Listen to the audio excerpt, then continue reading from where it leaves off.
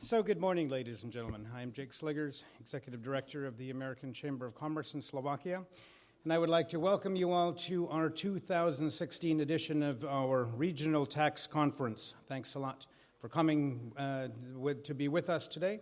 It is indeed the 11th year of cooperation of the AmChams in the Visegrad groups. And this is an ongoing conference, as I mentioned, the 11th year cooperation between AmCham Poland, AmCham Hungary, and AmCham Czech Republic as well. This conference is a bit historic in the fact that it precedes the EU Council presidency of the Slovak Republic, and it was actually at the request of the Slovak Ministry of Finance that we have had this conference at this time preceding the EU presidency. I'm also happy to say that the working groups and committees of AmCham are active on tax issues, of course. Our tax committee is comprised of many tax experts and specialists that serve as a platform for dialogue with our relevant stakeholders and with the Slovak government. And we have had, in fact, over many, many years, quite a lot of impact on behalf of our members with Slovak tax legislation. This year's conference has two main themes, and that would be the effectiveness of tax systems in the respective V4 countries and the fight against tax avoidance. In fact, some years ago, this particular conference was held on that particular issue of tax avoidance at the request directly of the Prime Minister to our Board of Directors some months before, and we accommodated that request and indeed held our regional tax conference on that particular issue a few years ago. You may know that we run FDI surveys and SME surveys within the American Chamber of Commerce, and the tax issues also receive a lot of responses and a lot of attention from the respondents of these surveys. And of course, it's highlighted that tax issues and tax positioning of a particular country plays a big role in the attractiveness for potential investors, which we play a big part in as well. Today we're going to look at particular examples in tax policies that we can learn from each other in the V4, from our V4 neighbors, and perhaps implement in our respective countries as we have done in the past. Slovakia has played a leading role in those areas in the past. In the afternoon part, we will look at some hot issues, particularly the Panama Papers, which everyone is talking about these days, particularly in terms of tax evasion, but many other issues as well. We will look at the OECD initiative and the EU Anti-Tax Avoidance Directive, which is currently being discussed, as well as measures that are applied in several EU states and are being implemented throughout the region as well. We'll also learn more about the Slovak presidency, as I mentioned, of the EU Council and its priorities in the tax area, which we will be addressing also in many meetings preceding the presidency as well.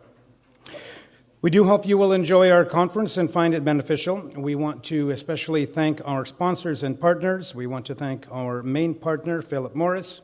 We want to thank our golden sponsors, Procter & Gamble, GE, and IBM. And we also want to thank our bronze sponsors, KPMG and U.S. Steel Košice. We do appreciate their support very much. Also, thanks to the Slovak Ministry of Finance for their cooperation. And I would like to especially thank Mr. Tomáš Balco, who will also be one of our speakers today as well. Thank you for being with us today. With that, I would like to turn to our keynote speech. We are very pleased to have with us this morning Dana Miger, who is the State Secretary of the Ministry of Finance, who is a real friend of the Chamber as well. And we would like to welcome Dana Miger now to address our audience. Please come forward with your keynote speech, Dana. Thank you for being here. Thank you. Many of you know that I really don't like this, but I do my best to show that I have learned something over the past days. Thank you very much. Good morning, distinguished colleagues, ladies and gentlemen. Let me please at the very beginning express on behalf of the Ministry of Finance of the Slovak Republic my honor and pleasure to be given this opportunity to present a keynote speech at this AmCham regional conference. In the first place, I want to all assure you that I will simply keep on strengthening our mutual cooperation in the future, which has proven over the years that only professional approach and contributions to all we do is the main pillar for building stable and prosperous society. The program and content of this conference invites and provokes us to dedicate our thoughts and at the same time gives rise to questions on how to find the right balance between tax system attractiveness and elimination of the tax fraud. Certainly a very complex and overwhelming area that brings significant challenges at a global and also at a national level. Currently, in the context of international anti-tax avoidance initiatives, so-called BEPS, and EU Action Plan on Aggressive Tax Planning, we have seen how much effort is dedicated to find the right balance and to answer a question on what is acceptable or moral and what is not from the point of view of harmless tax systems. Maybe less effort has been put into ideas on how to fairly promote and improve business environment where, for sure, not all stakers are wrongdoers and misusing all they can. The truth is that the tax fraud and tax evasion inherently negatively affect all areas of social and economic lives. Striking impact of tax fraud is reflected in loss of state revenues, resulting in a failure of states to perform tasks in the field of the security, social protection, social security, education, research and science, among others. In the context of the above mentioned, it is necessary for the Slovak government to keep in mind the obligation to comply with the commitments, which is to continuously reduce the deficit of public finance and to continue to make the further consolidation efforts. I look at Christiana and she doesn't really like what I'm saying now because it also means that we need to implement certain measures that are not really beneficial to you, but at the end, in the future, I very much hope that the benefit we all will feel in the society. At the same time, we prepare, Jeg and Christiana, measures which are going to be beneficial to you as well. Consolidation efforts through effective measures to combat tax fraud are ultimately not seen only through better state budget revenues, but they can, by large, contribute to increasing the country's credibility at the international level. Some of the macroeconomic figures, based on the macroeconomic outlook, it is expected the Slovak economy to reach a solid growth rate of 3.2% in 2016, despite the worsening outlook of the external environment, while the structure of growth will be balanced and the acceleration of growth of real wages and strong job creation will support the personal consumption. By the end of the medium-term horizon, the economic growth will accelerate towards 4.6% thanks to the new production capacities in the industry, the automotive and electronic industry in particular. We quite often talk about these two sectors in the industry.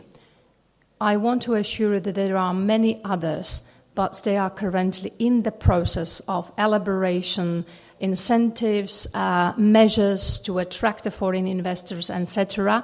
So it would be too early to talk about other sectors the Slovak government is focused on to attract the investors and to help the environment to be competitive. Getting back to the tax system attractiveness and elimination of the tax fraud, I have to say that not all countries, even in a smaller alliance such as Visegrad 4, have the same starting position in sound competition at the market, which is usually compensated by the system of incentives, state aid or other subsidies. Incentives provided should be not vulnerable to be misused as the artificial structures and activities or mismatches between systems for tax optimization. I have to say it loud that The distortions of the economic environment are the result of unfair competitive advantages for some taxpayers received from the tax fraud and leading to encouraging actors with good fiscal discipline to use fraudulent activity based on the experience from the business environment. It is a strong momentum, and therefore it is more and more important to seek for well-targeted, calibrated and balanced tax solutions. Moreover, in order to divert possible negative impact of recently observed trends in a way of decrease of foreign direct investments, we should focus on thinking with a goal to keep the sound incentives within the territory of countries and providing them for a transformation to activities with higher added value when and where the potential of activities allows us to do so, and at the same time to reduce possible inefficiencies contributing to higher costs. Ongoing interest and objective of the Slovak Republic is promoting sound and competitive business environment, employment and economic growth. Measures are reflected, as you may know, in the new government manifesto, adopted by the government and the parliament just lately. I personally had participated in elaborating the manifesto, and I hope using my professional experience and always keeping in my mind the balance is the key. Many of the principles you ask for are reflected in it. For example, we intend to reduce the corporate income tax down to 21%. We intend to cancel the tax license instrument. We are about to again talk and implement the tax liability index, which we hope will improve the business environment. Help me please how to say in English super zaisťovací príkaz. Ha! I don't know myself, sorry for those who don't speak Slovak, but definitely there will be some who will be able to translate. Also the prolongation of the tax return submission date for April is the key issue, respectively 4 months after the end of the fiscal year. And also the new legislative procedure had been already implemented in our law, which massively stretches the legislative period, where public is given more power for legislative contributions. All right, no questions so far. With respect to the taxation, the fight against the tax fraud and tax evasion is an ongoing priority of the Slovak government and also priority of the Slovak Republic during upcoming presidency of the Council of the European Union. I have to say that Slovakia pays particular attention to fair corporate taxation, and we are in favor of close coordination and information sharing among tax administrations in order to prevent aggressive tax planning and tax avoidance of the companies. Slovakia has been gradually introducing significant changes in the domestic tax law as well as administrative practices to ensure that our country doesn't facilitate the base erosion and profit shifting practices. We need to build an assurance that our system builds up proper defenses and our tax administration is suitably trained to carry out effective tax audit, addressing transfer pricing and cross-border tax avoidance behavior. I see the OECD BEPS initiative, some components of which are going to be discussed also today, are really comprehensive and influential measure for the wide scale of EU or domestic tax issues. When speaking about OECD BEPS and possible EU action in this field, Slovakia supports a swift and EU-compliant implementation of BEPS recommendations, so-called minimum standards in the EU, under currently discussed anti-tax avoidance directive, so-called ATAD, which should aim to ensure a uniform transposition of OECD BEPS recommendations and prevent their unilateral implementation by each country, meaning member state of the EU. This approach could ensure that the rules would function in a more feasible way within the EU without undesirable duplicacies. In the light of recent events referred to Panama Papers, there is a strong call for further improving of transparency in the field of beneficiary ownership, which could create a disincentive for jurisdictions involved. Countries will be blacklisted, and transparent countries should benefit from the situation. In the same context, I believe that at a level of the European Union Council, external dimension of BEPS deserves to be examined more closely, and we have to also intensify dialogue with the third countries, namely third countries, where necessary, and to strengthen the exchange of information in the taxation area. The Slovak Republic is largely involved in all forms of administrative cooperation for tax purposes as well. The Slovak Republic plays also an active role in exchange of information for tax purposes and has a well-developed treaty network for exchange of information for these purposes, as you may know. Creating a system for comprehensive exchange of information between countries is therefore very important. In 2013, just to let you know, the Slovak Republic signed the OECD Multilateral Convention on Mutual Administrative Assistance in Tax Matters. In October 2014, Slovakia was one of 51 countries that have signed the OECD Multilateral Competent Authority Agreement on the implementation of the global standard for the automatic exchange of fiscal account information. And the number of the countries which are joining the club is rising. And together with the EU initiative in the same field, which is the directive DAC, that's 2, automatic exchange of information on the tax rulings and country-by-country reporting, the is robustly internationally recognized, and it is a network that is being created. Well, this is, I think, all what I wanted to tell you at this place. Finally, I would like to wish you all the best, certainly during this day. And I hope very much that you are going to, at a panel one with my colleagues from the Ministry of Finance, to discuss these measures in further details.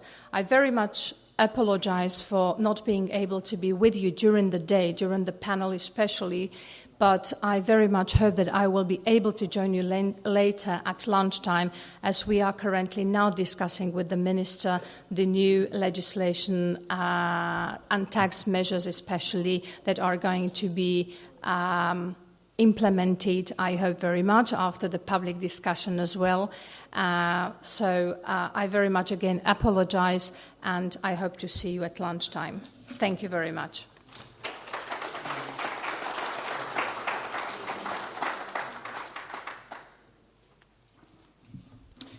Thank you, Donna, for that very open, engaging, and honest speech to us this morning. We really, really do appreciate that, and we thank you very much for the measures that you have already, those that you outlined, that you have already taken within the ministry, and we do promise to hold you to those that we are still, that you have addressed as well, and we will.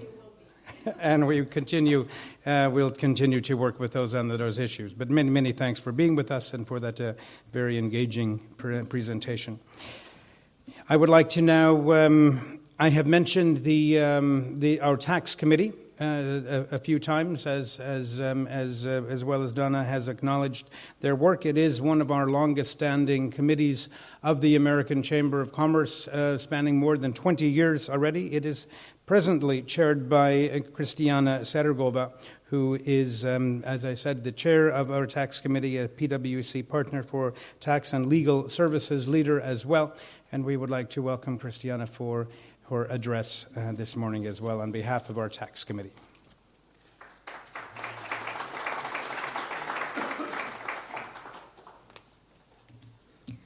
Good morning and welcome once again to the conference. Let me give you just a brief overview of what we've been doing in the tax committee and what is currently on our table. Taxes are having a major impact on businesses, those already operating in the country, but also those intending to invest here. Therefore, AmCham, as Jake already mentioned, created some years ago a special committee serving as platform for members to exchange views on taxation and provide feedback and proposals for improvements to the legislators. I'm proud to say that over those years, the AmCham Tax Committee has become a respected body and, more importantly, the partner for discussion with the legislators as well as the tax authorities. Now I'm checking my counterparts from the Ministry of Finance, whether they are nodding. Okay, fine, thank you. Our conference today is, I believe, another step in bringing the businesses closer to the policymakers. And let me briefly mention just a couple of cases from the past where we initiated changes of legislation based on mutual discussions between businesses and legislators, whether it was substantial change of accounting penalties, which has been introduced already some years ago, followed by change of the overall concept of tax penalties, which just started now by introducing some new amendments into the legislation this year, and there is much more to come, hopefully. We also helped to introduce concepts which have been proven to work well in more developed jurisdictions. The great example is introduction of binding rulings, which we have since late 2014, after the years and efforts and work in putting together analysis of different systems used in different countries and our discussions with the Ministry of Finance, what would work best for Slovakia. Currently, the AmCham Tax Committee is focused on two main issues relating to taxation, which we believe are critical for improvement of the business environment in Slovakia. The first one is increasing legal certainty and mutual trust between businesses and tax authorities in general, which means, if we look at detail, besides other things, having a regular plan of changes in tax and accounting legislation specifically, prepared and communicated to businesses well in advance, introducing motivating tax penalties, which we have already started to work on, and I hope very much that it will continue at a great speed, including the business community in the process of creation, the legislation, which is, of course, already happening to a certain extent, but we are hoping to get more. The other priority is making Slovakia an attractive place for businesses with higher added value. You know, Slovakia is many times presented as the manufacturing field of Central and Eastern Europe, but I believe Slovakia is already extremely well positioned for being really attractive place for businesses with higher added value, taking into account the presence of the big shared service centers here. And therefore, we believe that the introduction of holding legislation would help to make our country a place from where the businesses want to be headquartered. However, there are still small legislative changes required, and, for example, capital gains exemption, which would implement the advantageous dividend taxation, which is already in place in the Slovak legislation, would be of great help to achieve this. In addition, considering the focus of the government, as Dana mentioned, on R&D and startups, we are proposing the introduction of patent box, the special tax benefits for companies engaged in R&D. However, rapidly changing landscape of international tax system because of BEPS needs to be taken into account when discussing any of these changes. And I'm sure today in this room we will hear a lot of times the word BEPS. Our conference will, I'm sure, be of great help for businesses to voice their concerns relating to actions of governments, whether coordinated or unilaterally designed by individual countries, as well as, on the other hand, will help legislators to understand better the needs of businesses and the practical impact of proposed changes. Enjoy the conference.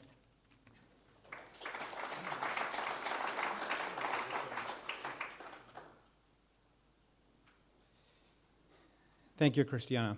And we do appreciate very much all of your hard work on behalf of AmCham with the Tax Committee as well. Thank you so much for that. As Christiana was speaking, I was thinking of a tax committee meeting way back in 1999, probably, that we had in one of our rooms at then Hotel Danube. I think it was 3 people around a tiny table, and how far we have come since that time. And I do remember that well, even remember the people who were around the table. So thank you so much for creating such a vibrant and productive working group within the AmCham.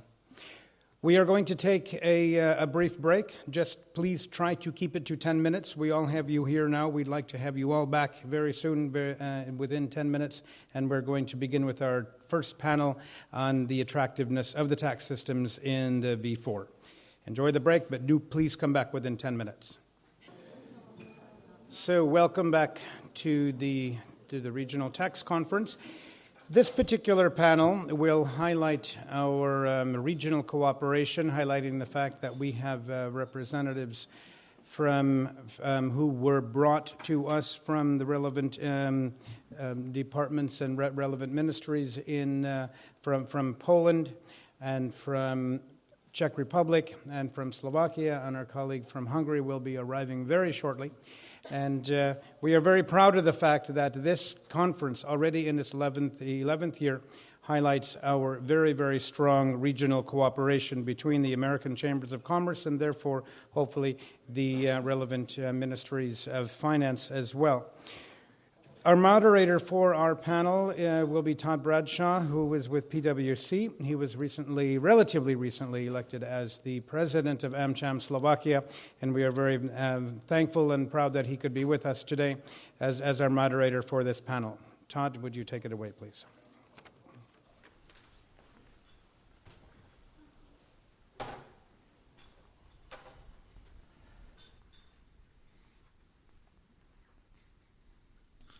Thank you very much, Jake. And on behalf of AmCham, as the president, I would like to welcome everyone and say it's fantastic that we have such a great lineup of guests here today, and how critical it is in the year when Slovakia will hold the EU presidency in the second half of the year.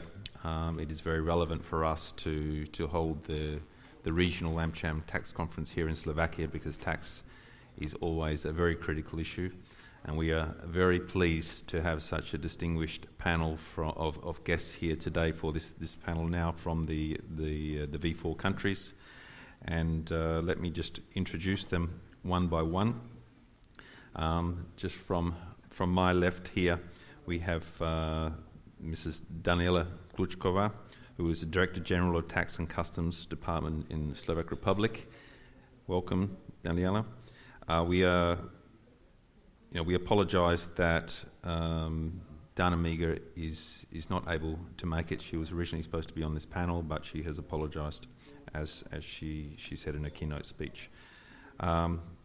Second from my left, we have Mrs. Alena Šilerova, who is the Deputy Finance Minister for the Ministry of Finance in Czech Republic. Welcome. Thank you very much for joining us. And then on the far left, last but not least, is Mr. Cezary Krysiak, who's the Director of Tax Policy Department, Ministry of Finance in Poland. Welcome. Thank you very much for joining us.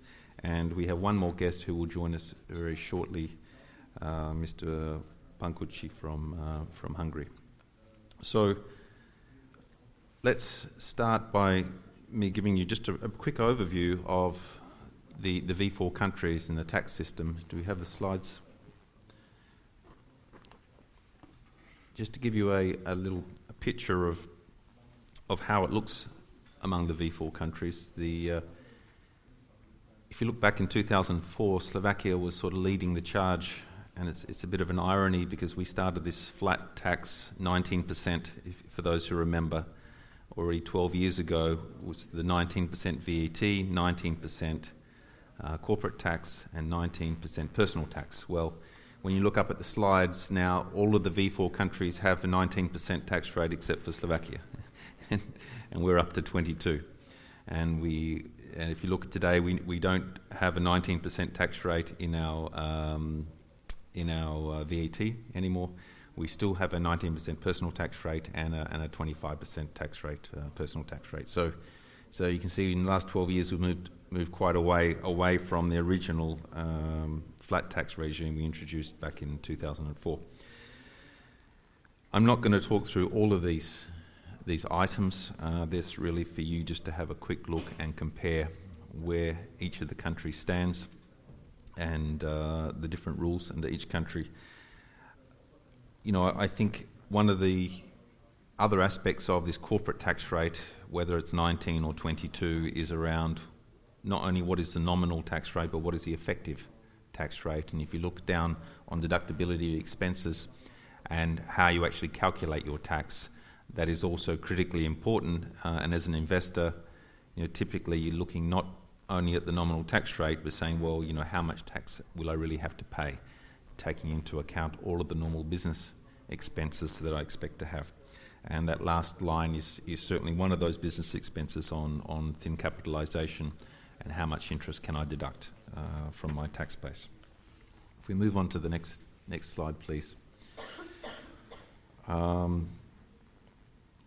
Summary of some of the other tax attributes. I think it's interesting to note that only Czech Republic and Slovakia still have no CFC rules, which we call, you know, controlled foreign corporation rules, which really are focused on stopping domestic companies moving profits to tax havens, to low tax jurisdictions. And when we have the discussion later in the day about Panama, about tax evasion, I think it's just a question of how long can we continue without having CFC rules in Slovakia and Czech Republic, because I think it's not a question of if, it is only a question of when we have these tax rules to tax domestic companies and businesses which are moving profits to low tax jurisdictions.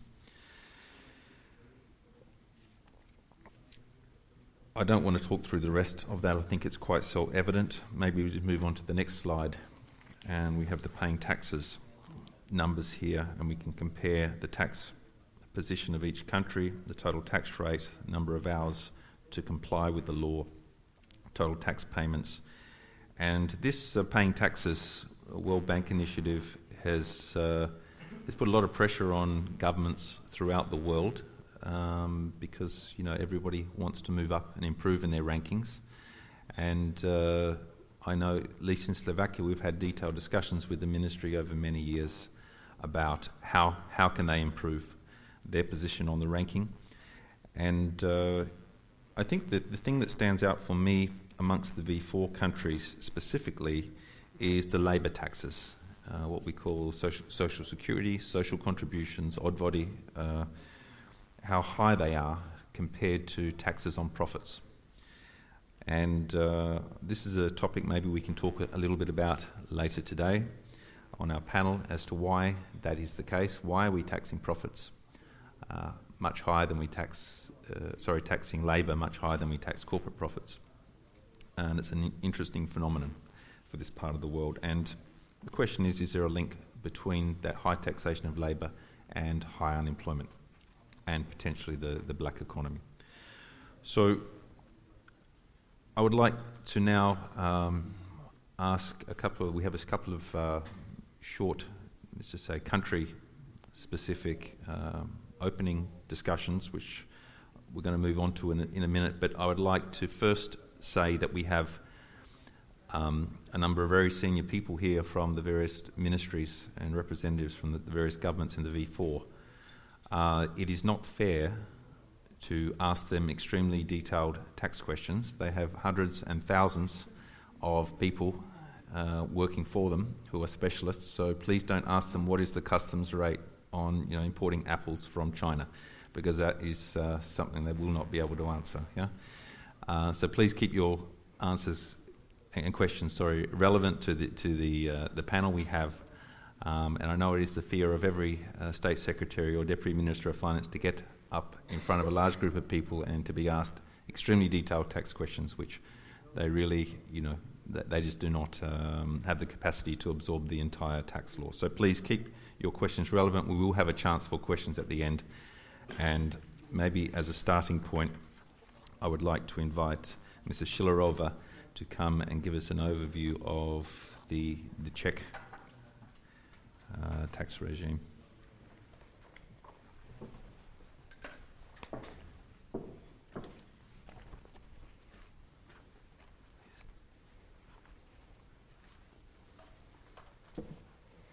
Dobrý den, dámy a pánové, já s dovolením budu hovořit česky, prezentaci mám připravenou v angličtině.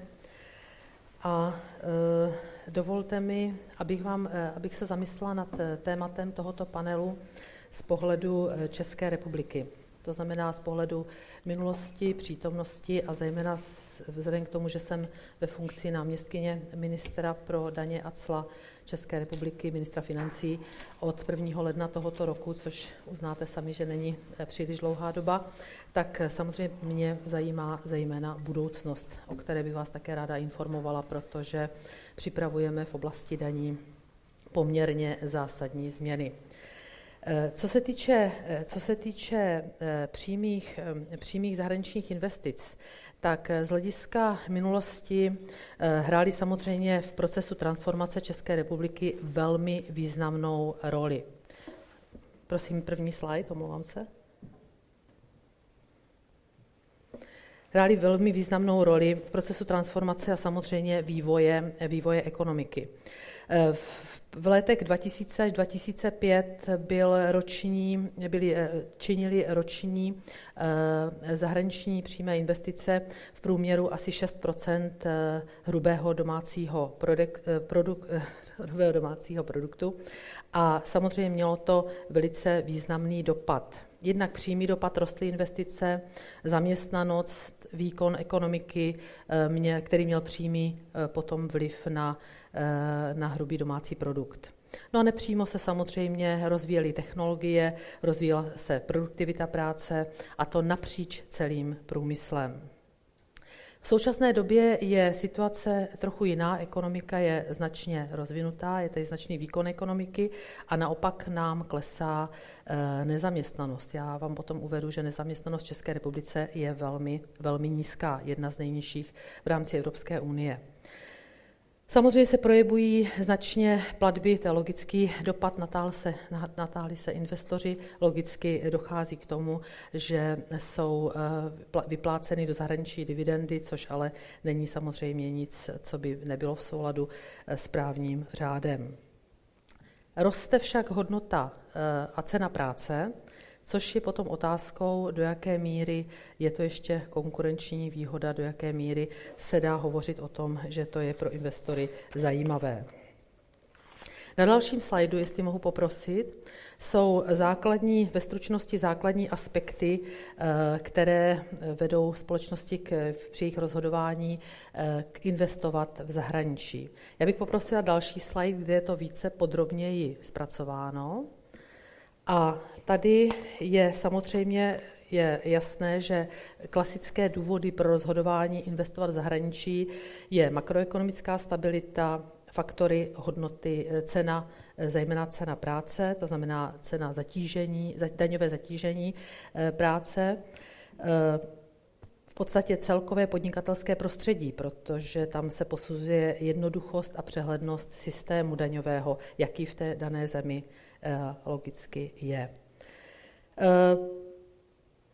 Určité bariéry, které jsou v zemi kladeny obchodu, jsou také důležité. Tady je nutné posoudit zejména různá opatření v oblasti cel. No a samozřejmě důležité jsou také různé státní investiční pobídky, které v České republice jsou, jak budu za chvíli demonstrovat, a potom také odpočty, zejména výzkum a vývoj. No a celková daňová zátěž, případně další státní zásahy, které v dané zemi jsou. Prosím další slide. Co se týče daňového systému České republiky, Tak tady bych chtěla říct, že poměrně Česká republika má sazbu korporátní daně 19%, což se domnívám, že je nízká sazba z pohledu, když se podíváte na jednotlivé sazby zemí, tak jiných zemí členských Evropské unie, tak tato sazba rozhodně není vysoká. V České republice není žádný politický tlak na zvýšení této sazby. Sice máme tady nějaký dílčí návrh komunistické strany na zvýšení této sazby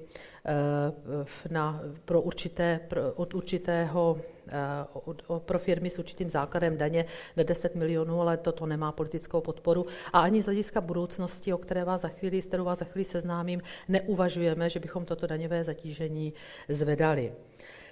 Co samozřejmě je otázkou, na kterou se velmi zamýšlíme, tak je zjednodušení daňového systému, zejména v oblasti přímých daní. To je věc, která je velmi zásadní a která je teď předmětem mnoha diskuzí, protože daňový systém obsahuje celou řadu v oblasti přímých daní celou řadu výjimek, které ho poměrně znepřehledňují, a to bude otázka do budoucna a to bude hlavní nástroj atraktivity českého daňového systému, to znamená jeho zjednodušení. Co se týče zdanění dividend, tak v České republice jsou zdaňovány dividendy standardně srážkovou daní ve výši 15%. Osvobozeny jsou dividendy vyplácené dceřinou společností mateřské společnosti podle směrnice o společném systému zdanění mateřských a dceřiných společností.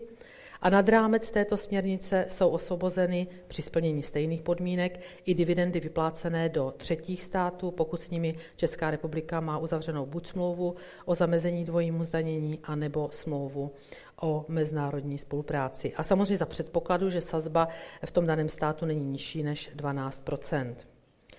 Naopak platby dividend do třetích států, se kterými Česká republika nemá uzavřenou žádnou z těchto smluv, o kterých jsem hovořila, nebo dohod o výměně informací, tak podléhají srážkové dani 35%. Co se týče zdanění kapitálových zisků, tak kapitálové zisky se u právnických osob zdaňují běžnou sazbou daně z příjmu. Výjimkou jsou potom kapitálové zisky mateřské společnosti z převodu podílu na dceřiné společnosti, které jsou od daně osvobozeny. A důvodem je samozřejmě to, že kapitálové zisky v tomto případě velice úzce souvisí s výší vyplacené dividendy, která je osvobozená. Ten rozdílný režim by mohl vést ke snaze vyplácet co nejvyšší dividendy bez ohledu na potřeby společnosti. U fyzických osob existuje časový test 3 roky při prodeji cenných papírů, pokud fyzická osoba vlastní podíl na společnosti déle než 3 roky. Je zisk z prodeje od daně osvobozené. Do konce roku 2013 tento časový test činil pouze 6 měsíců. U právnických osob nejsou žádné problémy v této oblasti, u fyzických tento časový test správu poměrně komplikuje. To znamená, že si klademe otázku, zda je lepší časový test zrušit a zdaňovat kapitálové zisky u fyzických osob, anebo tyto kapitálové zisky osvobodit. To jsou všechno dotazy, které si klademe v souvislosti s budoucí právní úpravou, o které vám řeknu za chvíli. Co se týče odečitatelnosti úroků, takzvaných pravidel nízké kapitalizace, tak tady v současné době platí pravidlo nízké kapitalizace takové, že daňově neuznatelné jsou úroky, které souvisí s částkou, o kterou objem úvěru převyšuje 4násobek vlastního kapitálu. U bank je to 6násobek. Platí pouze však pro úvěry od spojených osob, s tím, že podle zákona o daních příjmu České republiky se za spojenou osobu považují i osoby, které vytvořily právní vztah za účelem snížení daňové povinnosti. Samozřejmě podle dostupných dat, které pravidelně sledujeme, většina firem tyto podmínky splňuje. Vedou si diskuze o tom, zda nebylo by vhodné tento poměr snížit. Případně máme poznatky o tom, že to pravidlo efektivně nezabraňuje daňovým optimalizacím. Další debaty, které se vedou o tom, zda by se nemělo přejít na poměr úroky podle EBITDA. A omlouvám se. A tam samozřejmě máme analyzováno, že v tomto případě pokud by se tam uplatnil limit ve výši 30%, tak asi 15% by toto pravidlo nově nesplňovalo. Co se týče, v České republice máme v zákoně o dani z příjmu uzákoněn odpočet na výzkum a vývoj, poměrně štědrý, protože ta podpora se tedy děje prostřednictvím daní a je ve výši 100% výdajů na výzkum a vývoj odpočitatelných od základu daně a dalších 10% z rozdílu mezi výdaji na výzkum a vývoj v běžném roce a v předchozím roce, což je poměrně, se domnívám, velmi vysoká podpora. A i díky tomu jsou potom výdaje na výzkum a vývoj v České republice nejvyšší, činí to asi 2% hrubého domácího produktu. Nicméně na druhou stranu musím přiznat, že přetrvávají problémy, které se řeší v rámci České republiky, přetrvávají problémy s posuzováním, co vlastně výzkum a vývoj je a co už není, čili to se nám dostalo do oblasti prokazování a dokazování.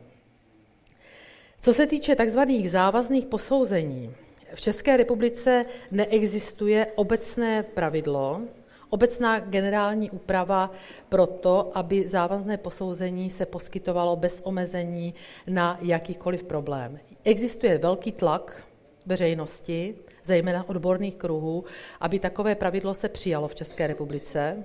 Nicméně Finanční správa není připravena.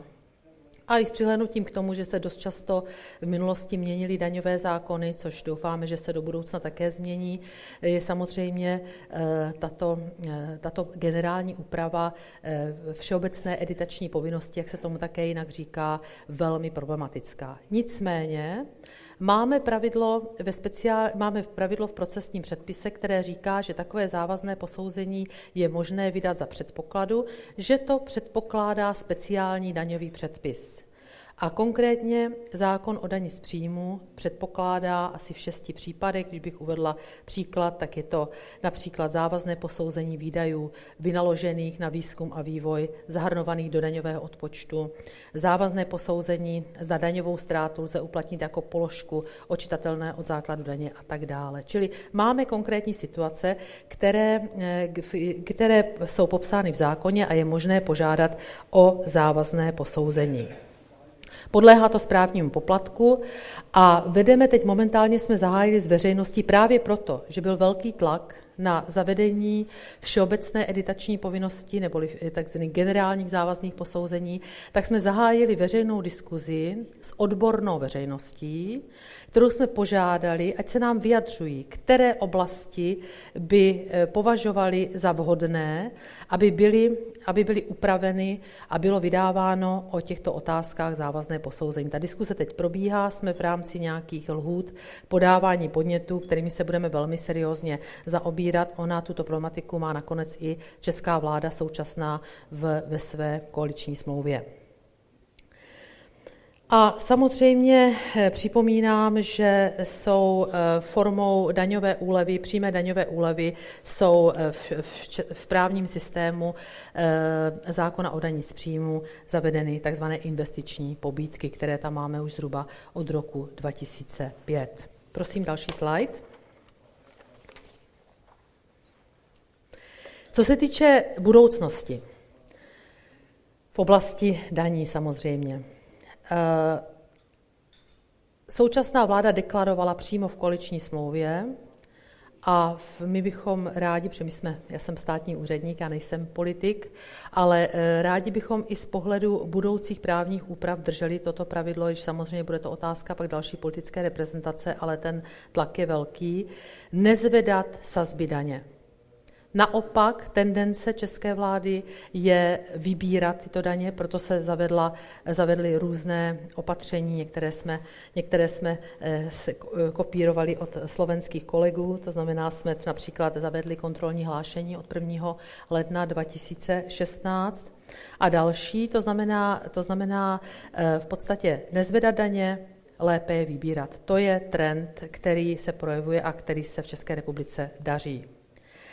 Samozřejmě, co nás spojuje, všechny kolegy zde sedící a další členské státy, je boj s daňovými úniky, které opravdu byly velmi vysoké, které se čísla určitě znáte, ta jsou běžně prezentována za jednotlivé země v médiích.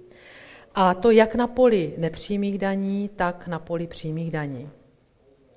A přestože jak si podporujeme veškeré aktivity, ať už je to ATAT, o kterém bude řeč, ať už jsou to opatření BEPS navrhovaná, tak prioritou české vlády a českého ministra financí je zejména boj na poli nebo zapojit se do aktivit proti daňovým únikům na poli nepřímých daní.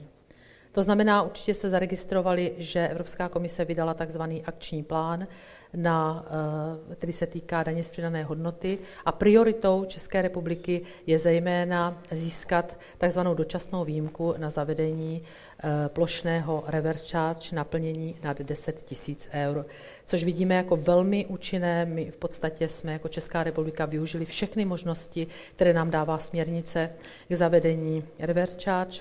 V tuto chvíli máme, pokud nemáme ta opatření účinná, tak je máme už v legislativním procesu, to znamená, všechny možné byly využity a skutečně v tom vidíme naprosto naši prioritu. Kromě samozřejmě dalších podporu, další bod na tomto slajdu je podpora férového podnikání, to znamená narovnání podnikatelského prostředí, které dlouhodobě bylo právě těmito daňovými úniky pokřiveno. A zavnímali jsme nejen negativní hlasy, které média samozřejmě přebírají v souvislosti se zavedením ať už kontrolního hlášení, anebo nedávno schváleného zákona o elektronické evidenci tržeb, který vstoupí, má takovou předsunutou dělenou účinnost a vstoupí pro první fázi v účinnost 1. prosince tohoto roku pro restaurace a hotely, ale zavnímali jsme řadu hlasů, kdy podnikatelé volali po těchto opatřeních a říkali, my nejsme schopni konkurovat těm, kteří daně neplatí. Takže priorita nezvyšovat daně a dobře je vybírat a narovnávat, zajistit férové podnikatelské prostředí. Samozřejmě bychom rádi se pokusili o eliminaci různých daňových výjimek a speciálních daňových režimů, zejména v oblasti přímých daní. To znamená, že projekty, které stojí před námi a na kterých v podstatě jsme už zahájili práce, ale které zcela určitě logicky přesáhnou volební období této vlády.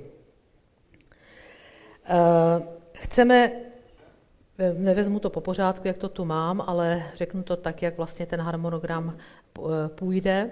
Zahájili jsme práce na novém zákonu o dani z příjmů. V podstatě zákon o dani z příjmů České republiky je účinný od 1. ledna 1993.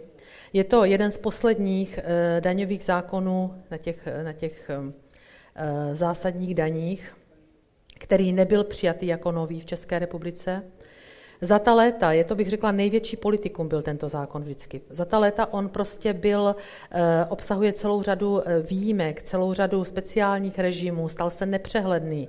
Nebyl už v tom roce 1993 postaven na dobrých teoretických základech a v podstatě není rok, aby nebyl novelizován a nejenom z dílny Ministerstva financí. Ministerstvo financí například teď novelizuje tento zákon po 2 letech, ale tím, že se přijímají různé režimy v jiných zákonech, v jiných rezortech, tak nepřímo dochází k novelizaci tohoto zákona. A ten zákon je skutečně už dnes uživatelsky velmi, velmi nepřívětivý, velmi nepřehledný, velmi se v něm těžko orientuje.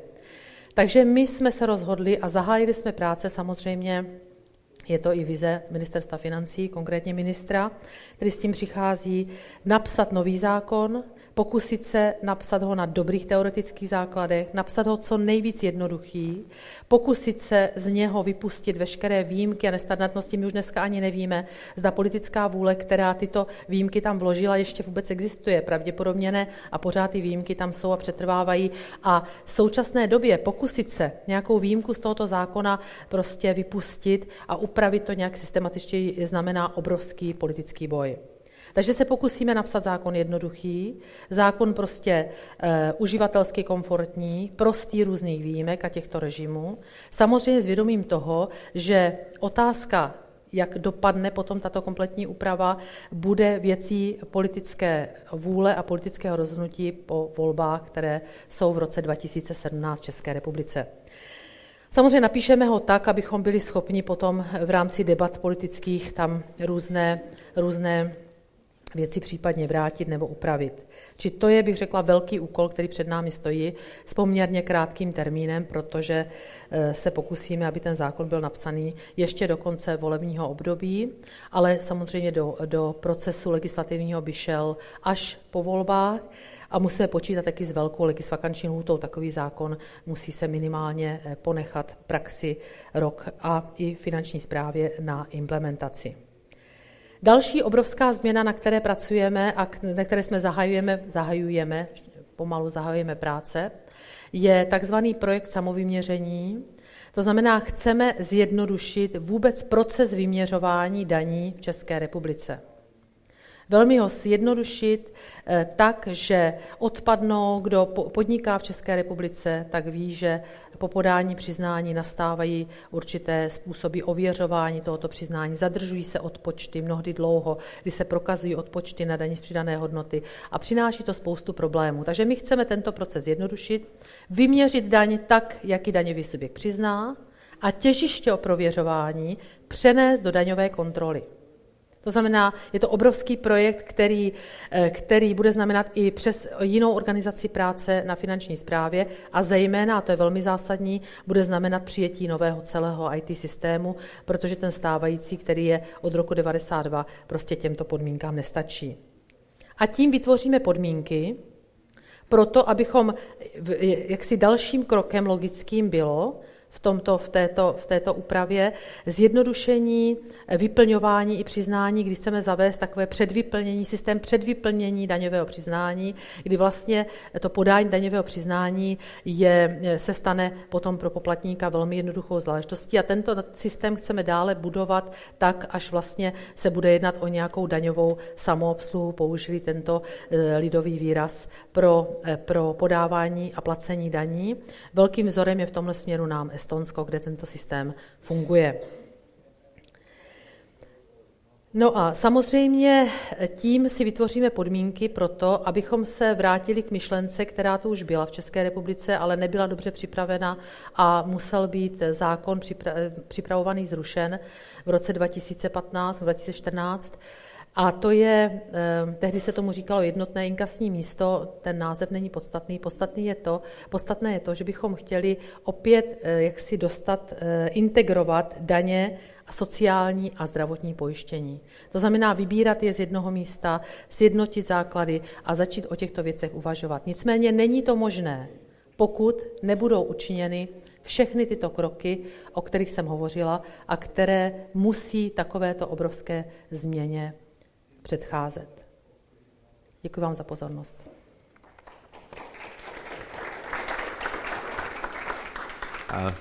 Thank you, Deputy Finance Minister Mrs. Schillerova. Děkujeme moc. I'd just like to, it's very interesting to see that the reforms in the Czech Republic have not finished, but they have a lot more to come in simplifying the tax processes, so it's very good news, I think, for taxpayers and for investors. So I would like to welcome the Deputy State Secretary for Taxation for the Ministry of National Economy, Hungary, Mr. Zoltán Pankucci. Welcome both to the Regional Tax Conference and welcome to Slovakia. And I'd just like to maybe give you the chance now, if you have a few words to introduce make a few messages about the Hungarian tax system. Thank you very much. Please. I make my presentation, if you don't mind. You see, the Hungarian government really applies the best practice from the industry, because I arrived just in time, or at least almost just in time. Sorry for being late. Yes, my short message would be that in our view, the Hungarian tax system is an investor-friendly tax system. At the end of the presentation, you will see why I dared to say that. But until that, I will try to explain briefly why I believe this statement is true. The first slide shows the reform, the structural reform which we carried out in the Hungarian tax system.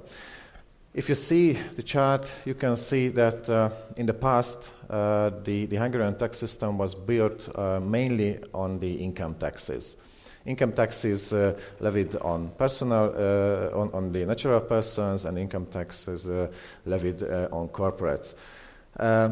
On the other hand, the consumption and the turnover taxes revenues were relatively low in the central budget. This was, I think, very, very clear in 2008, where you can see this big gap between the turnover taxes and the income taxes in the tax structure in the Hungarian budget. Now, what we are working on from 2010 is to change this kind of structure of the Hungarian tax system in terms of the revenues. What does it mean? Actually, we tried and we started to increase the revenues from the turnover type of taxes and consumption type of taxes. And we gradually reduces the revenues from the income taxes. You see at the end of the chart that now approximately we can generate budget revenues at the same amount from the turnover taxes and from the income taxes, which is a significant movement from the past. What does it mean with simple words for you? This tax system doesn't punish you just because you're doing well your business. It doesn't punish if you have profit with your business. It doesn't punish if you are a natural person and you have a good salary, for example. It actually, it's a burden actually on the consumption, which I think if it is possible to say, which is the fairest taxation way. Yes, it's true, even if for some moments it disappeared. On the second slide, you can see, I think it even more apparently. On the right-hand side of the slide, I presented how the total budget revenues are coming and allocated for the different type of taxes. You see, and I separated the corporate income tax revenue and the local business tax revenue. You see that these two separated revenues represents the smallest part of the whole pie chart. What does it mean? Actually, we, as the government, received the smallest amount of tax revenue from your profits. And on the other hand, the local municipalities have the smallest amount of your revenues as well. So I think this represents greatly that the tax burden on the companies, on the corporate profits are really not significant in Hungary, and this is the way which we want to go on in the future as well. If you take the left-hand side of the slide, you can see the corporate profit tax in Hungary between and among the OECD countries, and you can see that in the rank Hungary is the second one, which means that actually it's almost among the OECD countries we collect the lowest amount of corporate profit tax, which is, I think, should be attractive for a foreign investor. At least I hope it's attractive. On the second slide, I would tell you some words about the personal income tax reform, which we just carried out right from 2010. and it's on the way, so it's not finished yet. You can see that before 2010, actually we had a highly progressive personal income tax system in Hungary. It has a very high nominal and very high marginal tax rates, which causes different problems in tax collections, and it creates lots of hiding of the real revenues at the level of the natural persons. But after 2010, we introduced a flat rate for the personal income taxation in Hungary. It was then 16% and nothing else for the taxation. For the tax burden, and now from this year, from January the 1st of 2016, we reduced even the 16 percentage rate to 15, and in our plans we are thinking about a one-digit rate for personal income tax in the foreseeable future, so not so far away. Above that, and on the top of that, we have a great family allowance in the personal income tax system, which means that once you have a much higher net income at the level of the natural persons, it can be even higher if you have children, and due to this, we can see. And all the natural persons in Hungary can see and feel that their net incomes got much higher than it was in the past. It is of course very good for the natural persons. It's very good for the workers, if you like. But on the other hand, it has another effect again. Actually, if you don't pay even 1 forint more for the gross salaries, if you don't increase the gross salaries in Hungary, the net income of your workers will still increase. I would say it will still increase year by year. So it means actually a kind of salary increasement in a way that actually you, as the employers, shouldn't spend even 1 forint for that. So I think it has a double effect. It's very good for your employees, and I think it's very good for the employers. Actually, who paid for this? It was the government, and it was our, I would say, a grant for the economy, for the investors, and for the natural persons. But of course, it's if we are talking about the burdens of the labor force, it's not enough to talk about only the personal income taxes, because there is a different kind of burden on that, which is paid by the employers, and I think this is what directly impacts you. This is namely the social security contributions. I think it's traditionally said to be high in Hungary, and I would say that yes, it's traditionally. I mean, the extent of the social security contributions are traditionally linked strongly to the Hungarian social security system. We have a very strong pension system. We have a very strong healthcare system, and of course, this kind of relatively high social security contribution system has to finance it. So once we can change or move from the present social security system in Hungary, of course we can reduce in a higher amount these social security contributions. But until that, we already made some measures to make your life more comfortable. What's this measure? This is what we call as a job protection act or plan. This job protection plan has one big aim. I think the biggest achievement with this plan was to reduce the labor force the labor force costs for the employers.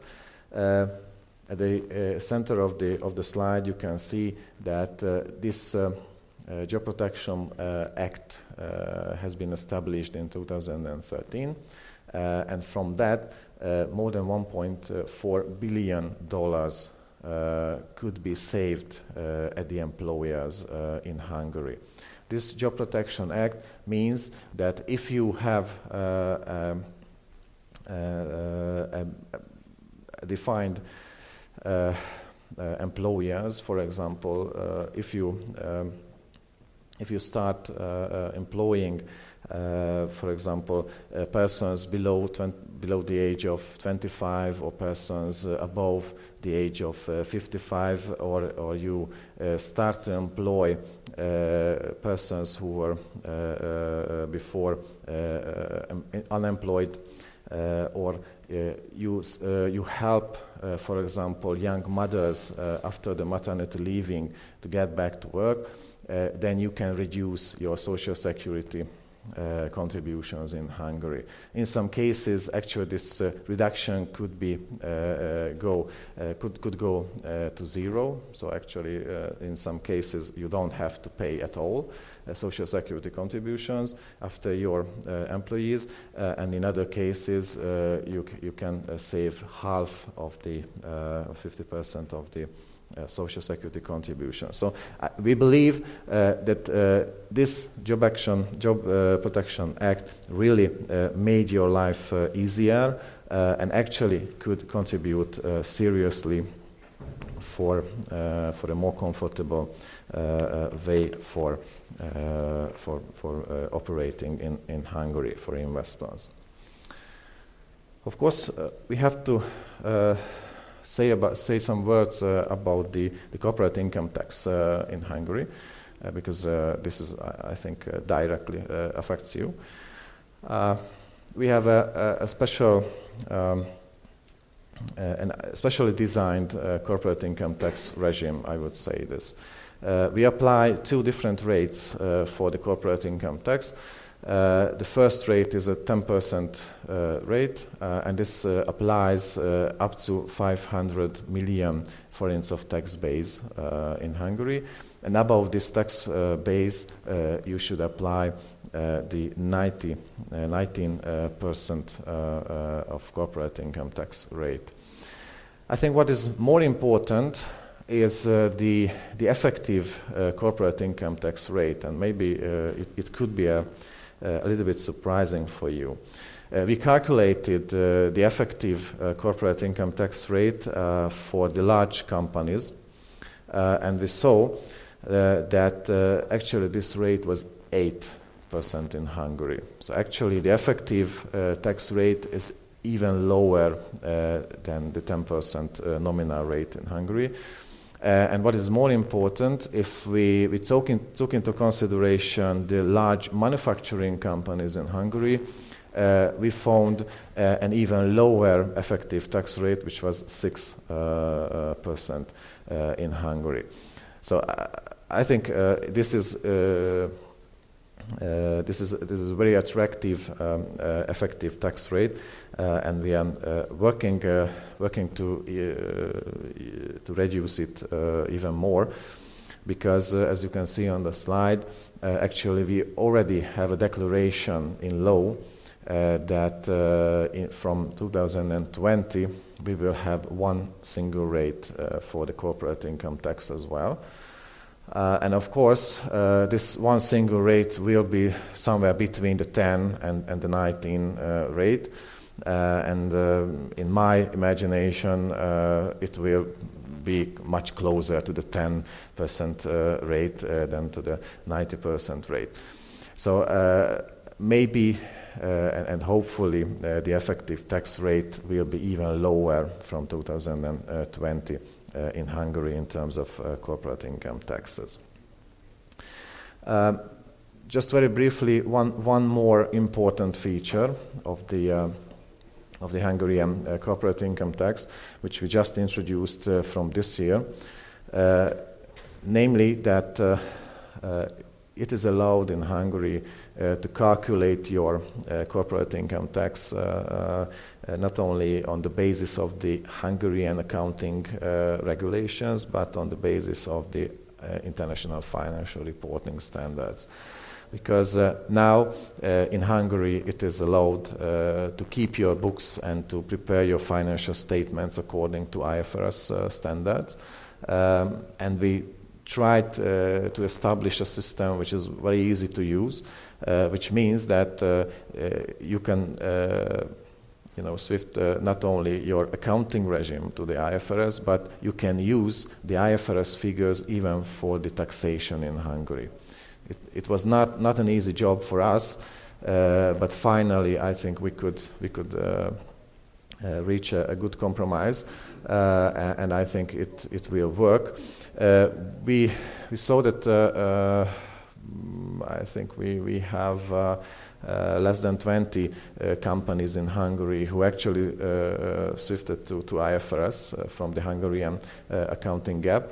But I'm sure that from this test year we will see significant increase in the number of the IFRS applicants in Hungary. So what is important, if you have, for example, at your foreign head office an IFRS-based reporting system, you can use it in Hungary, and you can tax in Hungary on the IFRS figures, and I think that this is really a good feature of the Hungarian tax system. Very briefly, some investor-friendly features of the corporate income tax in Hungary, and maybe it can explain why the effective rate is so low in Hungary. We don't use withholding taxes, so if you pay, for example, to your head office a dividend or interest or royalties, we don't apply withholding taxes. Actually, they are not taxable in this way in Hungary. If you have capital gains in Hungary, it's something which could be, again, very, very sensitive for these companies. Generally, they consist a part of the normal tax base in Hungary. So if you have a share, for example, an interest in a foreign company, and you have some gains or losses, normal cases, it will go to the normal corporate income tax base. But we have a so-called qualifying subsidiary definition, and if you have a share which can classify as a qualifying subsidiary, actually the capital gains are not taxed in Hungary. And it's very important that you have an exemption in this way in Hungary. You can utilize your tax losses, again, very sensitive issue, but very important. We have, I think, a quite liberal regulation for tax losses, because it is allowed to use your tax losses for 5 years. So you can carry forward your tax losses for 5 years. But yes, there is a limit for utilization, because we require the companies to pay tax after at least 50% of your profits. So actually, you can offset only half of your profits with your carried forward tax losses in corporate taxes.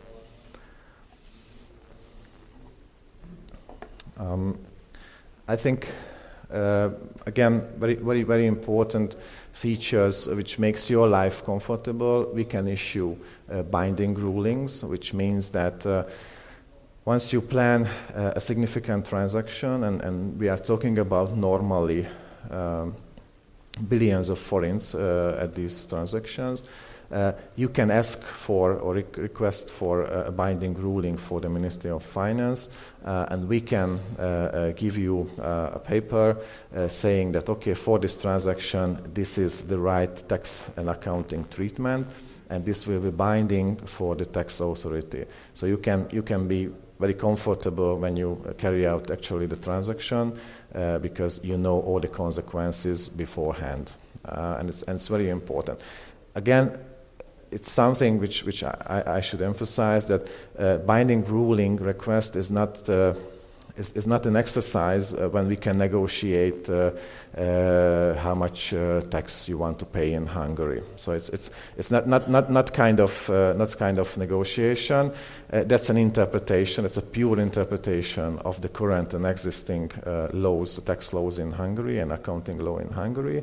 But still, in this way, I think it can provide you a great comfort, or at least we hope that it can give you a great comfort. We have a very generous R&D tax allowances. Again, we found an OECD chart showing that for the cases of profit-making companies, in the rank, Hungary is placed, I think, in the fourth place, which is very good, which means that we can offer you, if you carry out basic research or applied research or some experimental developments, we can offer you a very nice and great amount of R&D tax allowances from the corporate income tax. And the last one, why this is what I mentioned at the beginning of the presentation, why I believe that the Hungarian tax system is really considered investor-friendly tax system, because if you see that the FDI stock in Hungary, this is a snapshot made in 2014, we were the best in the Visegrad, among the Visegrad countries. So actually, we had a great FDI stock in Hungary. Thank God it's working. They are very good investments which we could attract in Hungary, not only in 2014 but in the previous years. So we have very good operating plants. We have very nice.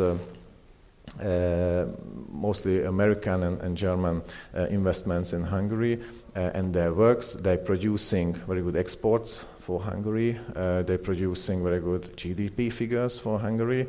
They could bring to Hungary very modern technology, which is, I think, vital for a good economy.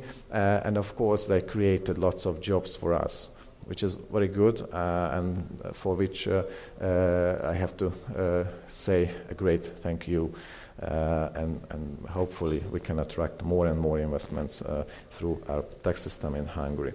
So, briefly, this is the Hungarian tax system. We believe it's good, but we are open for new suggestions. If you still feel that there's something which we can refine in the tax system, we are open for the discussion. So thank you very much for your attention. Thank you, Mr. Pancucci. Now, we do have limited time. We have about another half an hour left, and we want to leave a little bit of time for questions. But I'd just like to ask Mr. Krysiak whether you have a few comments about the Polish tax situation.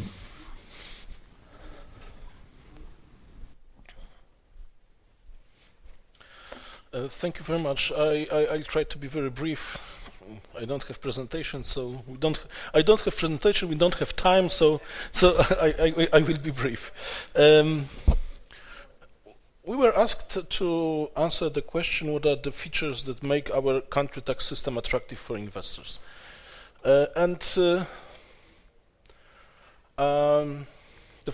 the first sight, I was very happy that we are discussing attractiveness of the tax system, not the competitiveness of the tax system, because in the era of the BEPS, competitiveness of the tax systems maybe are now not very good point for discussion, but attractiveness is another issue. I think that in Poland we try to have quite a holistic approach lately for the attractiveness of our system. From one point of view, the first, and I think that finally the most important issue is, of course, money. Money, which is a tax burden for the investors, and of course, from the other side, this is the revenue for the budget. And it must be balanced. I believe that we cannot go too far in any direction. Poland has now very comparable system to our close friends from south, from Visegrad Group. We have also statutory rate for the corporate income tax on the level of 19%.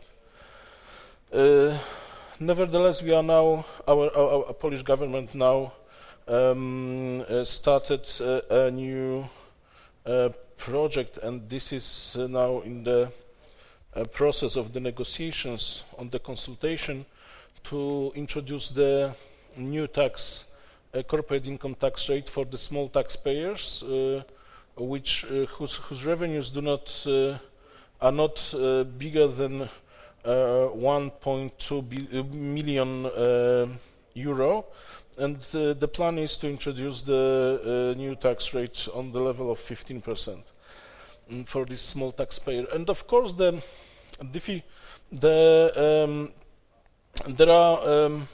discussion about the attractiveness of the tax system starts with the tax burden, starts with the tax incentives. Also with the tax incentives, tax expenditures of the country, and I would like only to remind you, probably you know, that in this area of the tax incentives, tax exemptions, our policy since many years within the tax field is connected to the special economic zones, when you can have tax holidays when the investor is settled in the economic zone, special economic zone.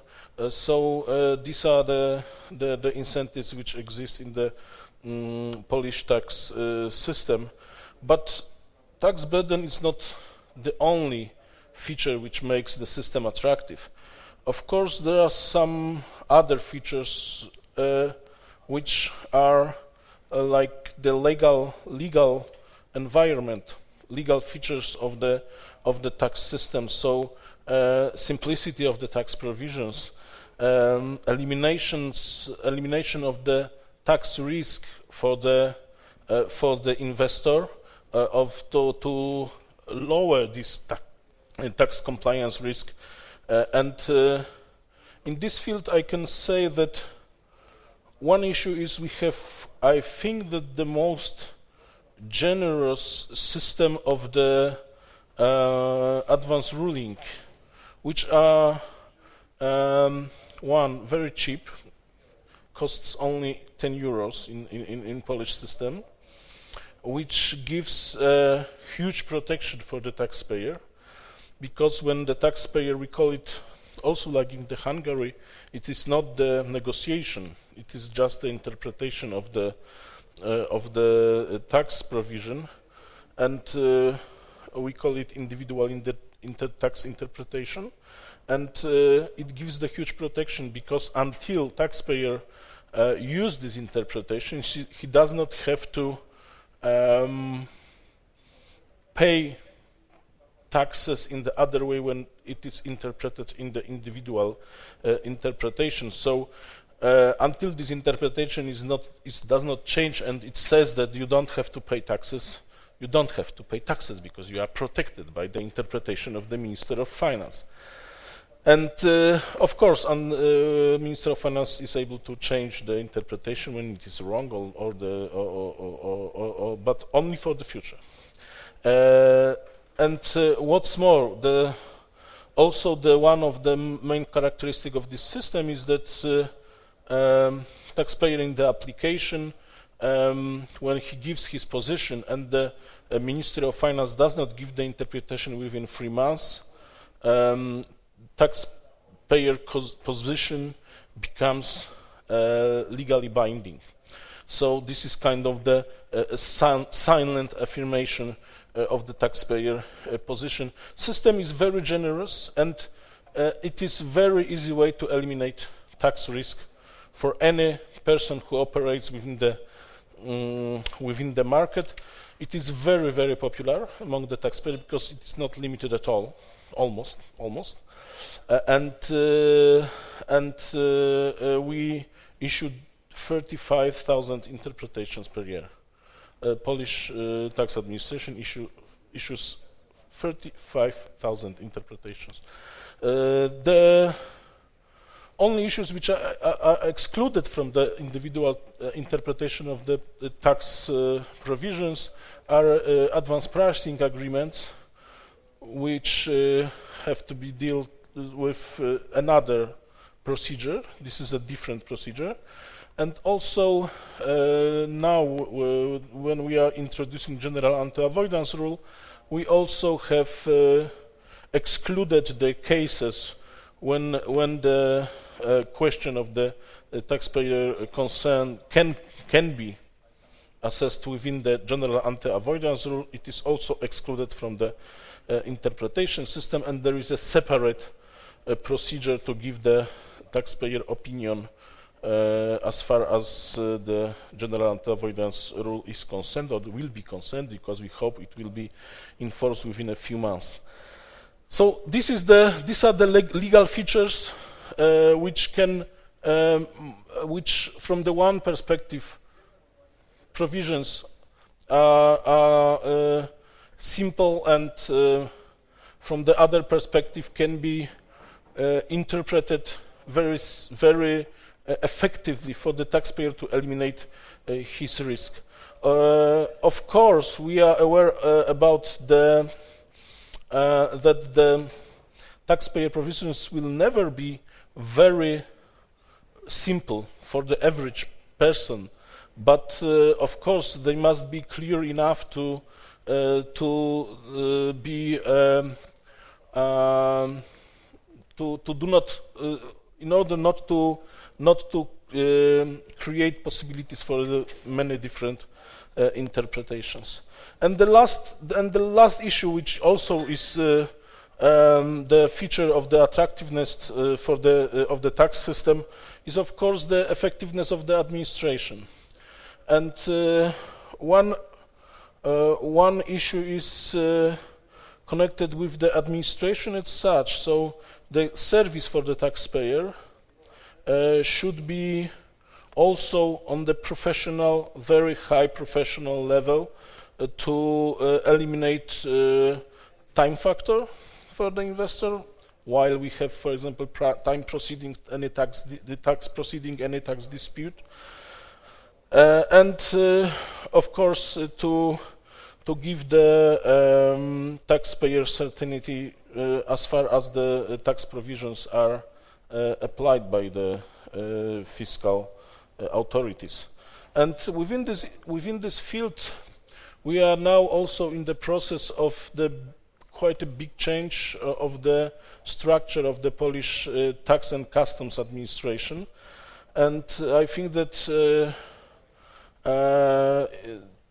the end of this year will be the moment when this new ideas as far as the structure of the administration and tax administration is concerned will be shown, and maybe within after that they will be able to come into force. The idea is generally to merge all the tax administrations, because we have actually 3: tax administration, tax audit administration, and customs and these are they will be probably merged, and there will be new structure for the whole administration in order to make them more effective. The other issue connected to the administration, these are we call it e-taxes. Yes, so a lot of services, electronic services for the taxpayers.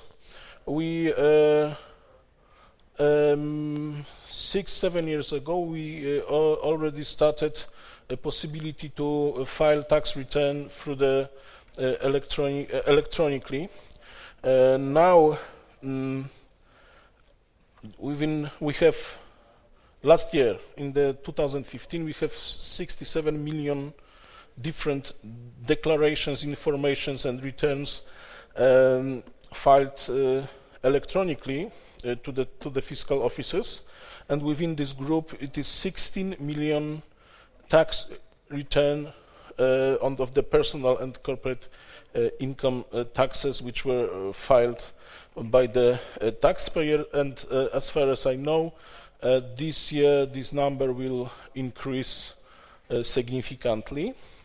And last year, in 2015, there was the first year when we were able in Poland to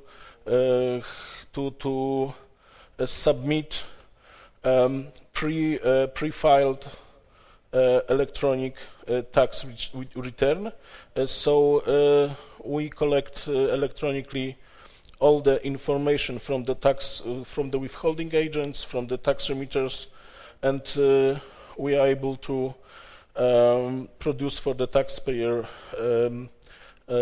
tax return, and the taxpayer should only authorize this tax return and send it electronically to the fiscal office. And this year was the second year for this system. So generally, I feel that the composition of these three main pillars of the attractiveness of the tax system gives opportunity, gives the investors a safe environment for their business activity, and environment which do not have a big tax risk connected to the investment. And I think that we should consider the attractiveness of the system in very, very wide and holistic way, in order, and it should be directed to the elimination of this tax risk for investors. Thank you very much. Thank you, Mr. Krysiak. I think the taxation of SMEs and small business is a extremely sensitive area, which, you know, I can say I've never seen one country get it perfectly right, and it's something we have experimented with in Slovakia, and I think still have a long way to go. You heard this morning that they plan to cancel the tax license here, which is the minimum tax, because, you know, during the election process we found out how politically sensitive any change in taxation on small business can be, but also, you know, trying to take the small business out of the black economy and bring them into the tax system is also a challenge. So I think the rest of the V4 countries will be closely watching your initiatives in Poland to see whether you can get a good model. Now, I think last but not least, we want to hear the Slovak situation, the Slovak system. So, pani Klučková, nech sa páči. Ďakujem veľmi pekne za slovo. Môžem povedať, že ja som mala právo využiť to, že som mohla vstúpiť do tejto diskusie ako posledná, a tým pádom naozaj môžem poďakovať všetkým mojim predrečníkom za to, ako krásne odprezentovali svoje krajiny, ich atraktívnosť a podobne. A môžem teda kľudne nadviazať na tie ich atraktívnosti, ktoré majú oni z pozície nás ako z pozície Slovenska. Pretože ak sme počúvali sadzby dane, aké sú v jednotlivých členských, alebo teda vyšegradských štátoch, tak je pravda možno jedna, že Slovenská republika má dosiaľ najvyššiu sadzbu dane, čo sa týka právnických osôb, ale viete, a jeden z dôvodov, prečo tu aj dneska naša pani štátna tajomnička nie je práve to, že sa pripravuje zámer a spracovanie programového vyhlásenia vlády, ktoré bude nadväzne pretavené do legislatívy. A práve v ňom sa hovorí o tom, že bude sa znižovať aj sadzba dane pre právnické osoby. Dokonca s dovedkom takým, že prehodnocovať každoročne túto výšku. Čiže je možno, že keď tu tak budeme sedieť o pár rokov a budeme hovoriť zase o atraktívnosti daňových systémov, tak naozaj tie sadzby dane budú nejakým spôsobom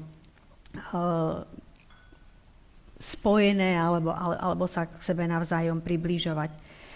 Hovorilo sa tu o zdaňovaní alebo nezdaňovaní dividend. Slovenská republika naozaj patrí k tým krajinám, ktorá nezdaňuje dividendy, či už je to na úrovni fyzických alebo na úrovni právnických osôb. Samozrejme, treba povedať ale jedno, bacha na vec, blíži sa tu ATAD, blížia sa tu opatrenia Európskej únie, ktoré budú aj našimi fajlami v rámci SK Press a my vieme, že objaví sa tam určitá úprava alebo určitá povinnosť dodanenia dividend pri uskutočnení určitej formy nejakého agresívneho daňového plánovania a podobne. Hovorili sme tu o tom, že existujú výnimky alebo zľavy na zdaňovanie výnosov z predaja cenných papierov. Je pravda, že Slovenská republika zaviedla túto možnosť od tohto roku. To znamená, že výnosy z predaja cenných papierov od takých, ktoré sú kotované alebo prechádzajú cez burzy cenných papierov, pri časovom teste 1 roka sú vlastne od dane oslobodené. Často počúvame aj to, že na Slovensku chýba inštitút oslobodenia ziskov z predaja podielov pre investorov. My si uvedomujeme, že možno táto časť alebo tento úsek záujmu tých podnikateľov nie je na 100% v daňovej legislatíve zakomponovaný, ale minimálne investori z Európskej únie túto možnosť oslobodenia alebo nezdanenia takýchto výnosov majú, pretože síce možno to v zákone nemáme povedané priamo ako oslobodenie alebo úľava, ale takýto druh príjmov u nás nie je zdrojom pre zdanenie a tým pádom nie je ani zdanený. Ďalšiu vec, ktorú sme pre investorov zaviedli v minulosti, je super odpočet na R&D. Znovu možno nejaká kritika na slovenskú stranu, že veľmi nízke, na nízkej úrovni v porovnaní s inými členskými štátmi, aj s okolitými, je ten rozsah podstatne vyšší. Na druhej strane, ak si zoberiete, že hlavnou tendenciou Ministerstva financií a finančnej správy bol boj proti daňovým únikom a daňovej optimalizácii, báli sme sa tohto inštitútu ísť hneď s nejakými vysokými ciframi. Aj na základe toho, že keď sme tú legislatívu pripravovali, my sme sa fakt radili či s kolegami z okolitých krajín, alebo aj, Estonci a podobne, ktorí zavádzali tieto opatrenia, hovorili nám, že pozor, sú tam určité problémy, také rizika, nevedeli sme, či to finančná správa zvládne alebo nezvládne. Tohto roku máme prvýkrát podané daňové priznania, ktoré ak spracujeme, zistíme, že ten inštitút bol využívaný, nebol zneužívaný, nikto sa nebráni tomu, že tie percentá z 25 na 50 a podobne sa vedia nastaviť. Takisto sme hovorili o záväzných stanoviskách. Aj Slovenská republika, ako spomínala Christiana, potom aj kolegovia, dlho odolávala tejto požiadavke biznisu, ale nakoniec sme sa na tento boj dali. Už sme v podstate v druhej etape, pretože prvý rok sme nastavili tie kritériá alebo tie záležitosti, kde sa tie záväzné stanoviska môžu dávať asi príliš prísne, potom sme ich trošičku rozšírili. Keď som sa včera rozprávala s našou pani štátnou tajomníčkou, má predstavu o tom, že tieto záväzné stanoviska ešte rozšírime, pôjde aj pre oblasť transferového oceňovania, pre určovanie domicilov a podobne. Takže naozaj akože snaha v tej atraktívnosti tých záväzných stanovisk tu naozaj je. Takisto je pre nás veľmi dôležité a zobral si to práve na paškal až dokonca sám minister financií, hodnotenie Slovenskej republiky v tzv. Rebríčku Doing Business a proste tá spolupráca s biznisom, s daňovo-poradenskými firmami naozaj pomohla Slovensku vo veľkej veci, pretože minimálne v oblasti medzinárodného obchodu Slovenská republika poskočila na prvé miesto a v rámci tých ostatných hodnotení, čiže vlastne tá situácia sa podstatne zlepšila až na nejaké, myslím si, že 29. alebo 30. miesto. Hovorilo sa tu takisto aj o elektronickej komunikácii, podávaní daňových priznaní a podobne. Musím povedať, že naozaj na Slovensku platí elektronické podávanie daňových priznaní, dokonca v prípade, ak sa jedná o platiteľa DPH alebo daňového poradcu alebo advokátov, je tá povinnosť podávania daňových priznaní priamo vynútená zákonom. V ostatných prípadoch sa subjekty, či sú to fyzické osoby, či sú to právnické osoby, pre takúto komunikáciu rozhodnúť môžu. Naviac od 1. januára tohto roku sme spustili obojstrannú komunikáciu pre platiteľov spotrebných daní, čiže vlastne to je taká naša počiatočná, alebo taká tá vlajková loď a za ňou sa budú napájať ďalšie a ďalšie dane. Je pravda, že v minulom roku boli uskutočnené nejaké výrazné zmeny aj v oblasti odpisovania. Niektoré lehoty sa predĺžili, ale čo sa týka výrobných aktivít, či už je to odpisovanie výrobných hál alebo odpisovanie technológií, tam v týchto prípadoch boli nastavené také benevolentnejšie lehoty práve z titulu toho, ako prilákať ten biznis do tejto našej časti. Ešte sa tu na začiatku hovorilo o patent boxoch. Áno, Slovenská republika vie, že nejakým spôsobom sme nenaskočili na ten prvý vlak, ktorý išiel v rámci takých krajín, ako je Cyprus, Írsko, Malta a podobne, ale máme aj my snahu už v rámci tohto modifikovaného spôsobu alebo programu patent boxu na to zareagovať. Tiež si myslím, že to bude priestor na verejnú diskusiu v tom, aby sme si povedali, akým spôsobom a podobne. Takže takisto si myslím, že možno nie tak obšírne, nie tak veľa, ale je tu dosť atraktívnosti pre slovenský trh z pohľadu daní. Ďakujem pekne. Thank you very much. Could we just put my original slides up again, please? And I just like, we don't have a lot of time left, and I do want to open the floor to questions, but just one question to the panel first is around a common theme among the V4 countries is the fact that we tax labour, social security contributions, odvody, we call it in Slovakia. If you look at the proportion of, and Hungary was the same, the proportion of tax on labour is much higher than we tax profits. And while the nominal tax rates might look low or effective tax rates look low, still investors, it's very important if they're going to create jobs in the countries, the tax on labour is a large contributing factor which they look at in making their investment decisions. Why do we, and this is not the same all over the rest of the world, we have a very high proportion of taxes on labour compared to other countries. And I've got up on the final page, please, you'll see there the percentage of taxes on labour for the V4 countries, and out of the total tax rate, so for example Slovakia, the total tax rate based on the paying taxes was 51.2%, and the labour tax element of that was 39.7%, so nearly 80% of the total tax take is a tax on labour. So we're talking between 70 to 80%. I think Poland is probably the lowest. So maybe Deputy Finance Minister Schillerova, prečo máme taký vysokú daň na práce, také vysoké odvody? Je to tak, jak říkáte.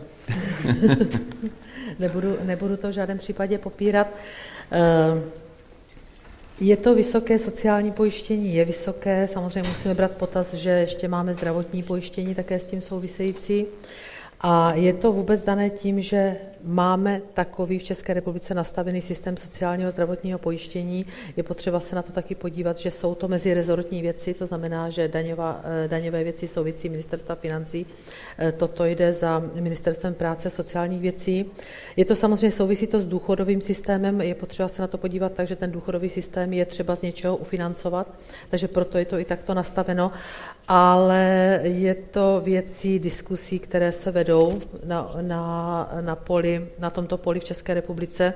Je to samozřejmě dlouhodobě velkým zdrojem kritiky, protože i zdanění těch zaměstnanců samozřejmě je velmi vysoké a když se porovnává se zdaněním OSVČ, tak jsou tam velké nepoměrné rozdíly, ty debaty se neustále eskalují.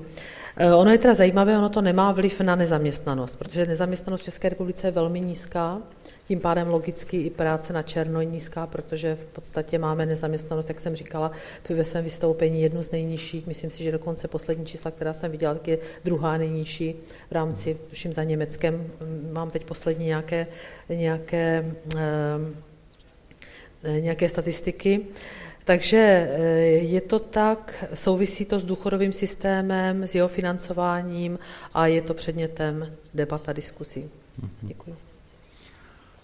A pani Klučková, je to istá situácia na Slovensku? Ja si myslím, že v podstate áno. Sme historicky najbližší a vychádzame z toho istého historického základu. Ak si zoberieme, tak možno prebehla nejaká reforma daňová, ale v oblasti sociálneho zabezpečenia ako nejaké extra nie. Je pravda jedno, že vlastne každý si to svoje zníženie, tak ako bolo povedané tým, že sú to medzirezorty, čiže zdravotníctvo, prácari, financí, rieši v podstate po svojom. Hej? Lebo my máme zdravotníci, aby chceli nejakým spôsobom podporiť niekoho, tak zaviedli odvodovú odpočítateľnú položku. Prácari chceli niečo vykompenzovať, tak zaviedli nejaké zvýhodnenia pre tých podnikateľov alebo aj pre tie osoby, ktoré vlastne vstúpili do pracovného procesu ako dlhodobo nezamestnaní. Ale my v podstate takisto vidíme možno záchranu z toho, alebo únik z realizovanie programu UNITAS. Ak sa podarí naplniť a spustiť a posunúť UNITAS do reálu, tak toto by mohlo odpadnúť. And Mr. Pankucci, in Hungary, I think the situation is very similar. And you mentioned, very low corporate tax, especially on manufacturing, which is typically a low cost, low risk operation, and you wouldn't expect to pay very high corporate tax there. But the labour, the tax on labour and the social security costs are quite high. And so, is there a particular reason for that, or in the structure? And the extent or the proportion of the tax take is highly weighted towards taxes on labour. Yes, I think all the V4 countries has the same heritage. We have the same social security system, same healthcare, the same pension system. it takes lots of time to make any reforms in that, because that's something which is very, very sensitive, both from political perspective, both from personal perspectives, because it affects not mainly the companies, but mainly it affects mainly the natural persons who will elect the next government in all the countries. So you should be very careful for such a reform. But on the other hand, we should declare that the Hungarian government made a generous tax reduction in the form of a Job Protection Act. As I mentioned in my presentation, we made $1.4 billion of savings in the form of social security contributions for the companies. So I think it was a big step forward and towards a cheaper labor force in Hungary, and we want to keep the job protection plan as it is. Second, if it is possible, we want to make it broader in the future. So at the end of the day, you will see that in Hungary, the payroll taxes or the social security taxes and contributions will get much lower. Mm-hmm. So I think the problems will be solved, but obviously it takes time. Mm-hmm. Okay. And Mr. Krysiak, in Poland, you have, amongst the V4, you have the lowest labour taxes as a proportion of total taxes, but it's still over 50% of your tax take is still in the form of taxes on labour. How do you see, from the Polish perspective? We are in equal situation, all the countries. I think that, of course, this is.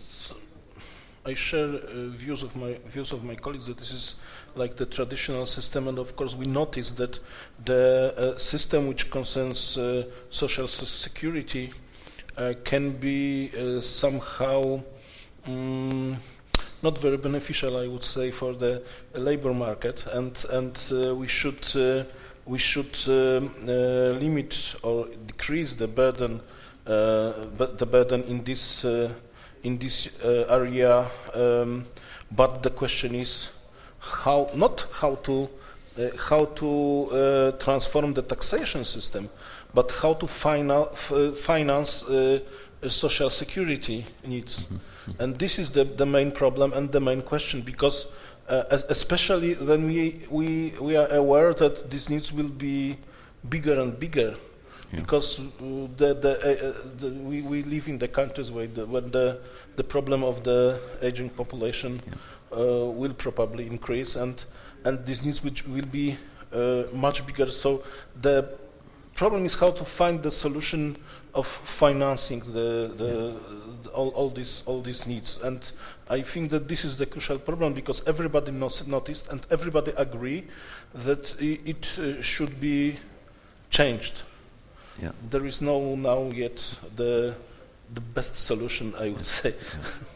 And I think it's not an entirely fair question for you only, because clearly the Ministry of Finance is only one part. We have the Ministry of Labour and Social Affairs, which has maybe a completely their own opinion, and it's obviously connected to the pension schemes as well, and the affordability. So, I know that we have new government since half a year, and there is a debate how to change the social security system. Maybe there is idea maybe to how to cover the financing of this of this system, maybe by the budget directly, but there is no solution proposed yet. Okay, maybe we're running out of time. Do we have some questions from the floor for our panelists?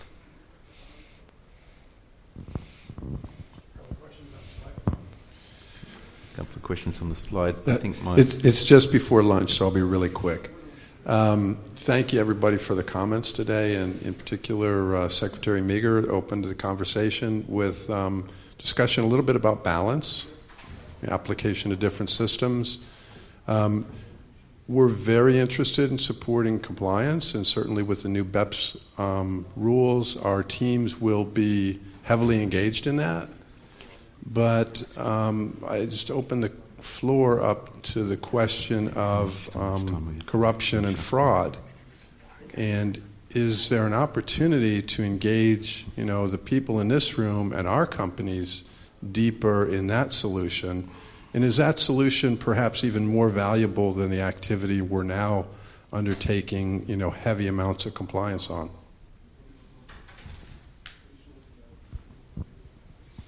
Would someone like to? Tak jestli mohu já? Vždycky je možnost.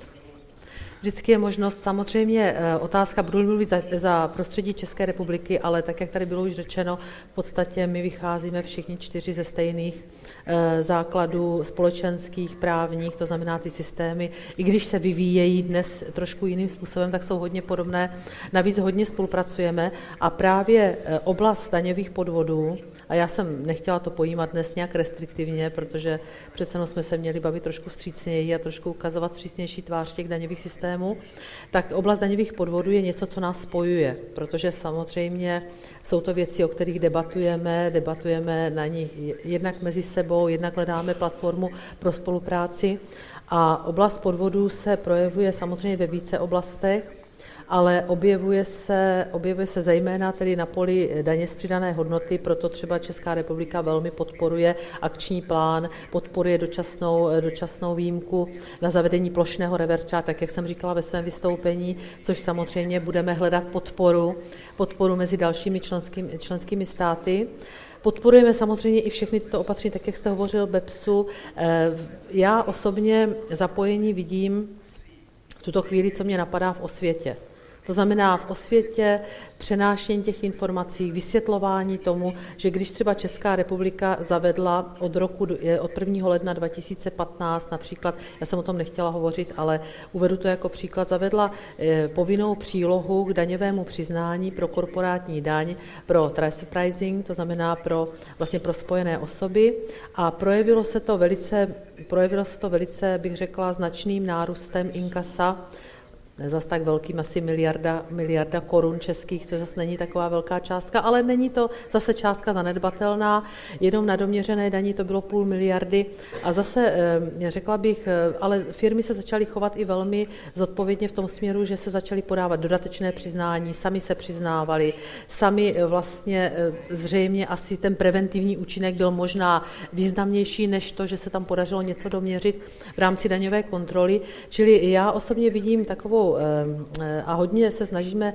v České republice to akcentovat, to znamená, jdeme-li na trh v uvozovkách s nějakou novou právní úpravou, s nějakou takovouto inovativní myšlenkou, která třeba souvisí s bojem, nebo zcela určitě souvisí s bojem s daňovými úniky, tak se to snažíme veřejnosti vysvětlovat. Snažíme se objíždět konference, objíždět různá roadshow, komunikovat se všemi významnými komorami, svazy, čili pomáhat třeba tady v této osvětě v tom směru, že to není restrikce, že to není shromažďování údajů, vytvářet nějakého Big Brother, jak bývá velice často napadá náš pan ministr třeba v České republice, ale je to narovnání a vytvoření férového podnikatelského prostředí. Takže v tom třeba já teď cítím, že by mohla podnikatelská veřejnost sehrát velmi významnou roli. V tom pochopení, vysvětlování a nějakému, když to řeknu, přenesem slova smyslu i souznění. Děkuji. I have a final question which we have up on the board here on the slide. So it may be for you, Mr. Pankuchi, just one final question, which is, investors don't like surprises. They like stability. They like certainty. And tax law is not a science. But from the side of the government, you can help in terms of how many changes we make, how quickly we make them, and how radical they are, and of course also transitional rules in terms of how you are fair in terms of the old system and the new system. is there a way that we can create more stability or better visibility and a fairer way for taxpayers so they're not being always caught out with changes in tax law which negatively impact their business? Yes, the changes and the pieces of the change is always a subject of criticism, and I would say that yes, this is a fair criticism. I know that the adoption costs to new regulations are always high. And it would be better to have the same stable tax system forever. Actually, what we are working on in Hungary could be divided into two terms. One term is that we are often changes our tax laws which affects the operation of the National Tax Authority. We just introduced lots of measures which could create a more effective tax authority in Hungary, and it requires lots of changes in the tax law. Not only the tax laws which constitute the tax authority itself, but even the tax procedure rules. On the other hand, yes, sometimes we are fine-tuning the tax rules. I mean the corporate income tax rules and the VAT and all the other rules. But I can tell you that we never change fundamentally the rules. So these are really fine-tunings in my mind. Yes, you're right that would be better to miss even the fine-tunings and to leave it as it is. But sometimes these fine-tunings are very, very important, and mostly for investors, because lots of the modifications are based on absolutely valid criticism from the investors, because they're saying that, okay, we are not comfortable with this kind of administrative rules or this kind of rule because it's too old, because it doesn't follow the modern business solutions and things like that. And most of our changes are based on these criticisms. So yes, this is a living system, I would say. So it will be never ready. I don't think that there will be a moment in time when we say that, okay, the tax system is ready, and we don't have more work with that, and I will go retired. No, I think we always have some work on that. We should refine it and get to the balance between the government's needs and the requirements of the business sector. But yes, you're right. We change too much. We try to slow down. Okay. Well, thank you very much to all of the panelists today. Thank you for sharing openly your thoughts and your plans for the future. It's incredibly important for investors to understand where we're going and to hear the perspective from the governments of the V4. And it's time for lunch now, so please, I think we have lunch out the back. And once more, thank you very much for joining us today. Mr. Will Morris, who is the tax chair of the Business and Industry Advisory Committee to OECD and the chair of the AmCham EU Tax Committee.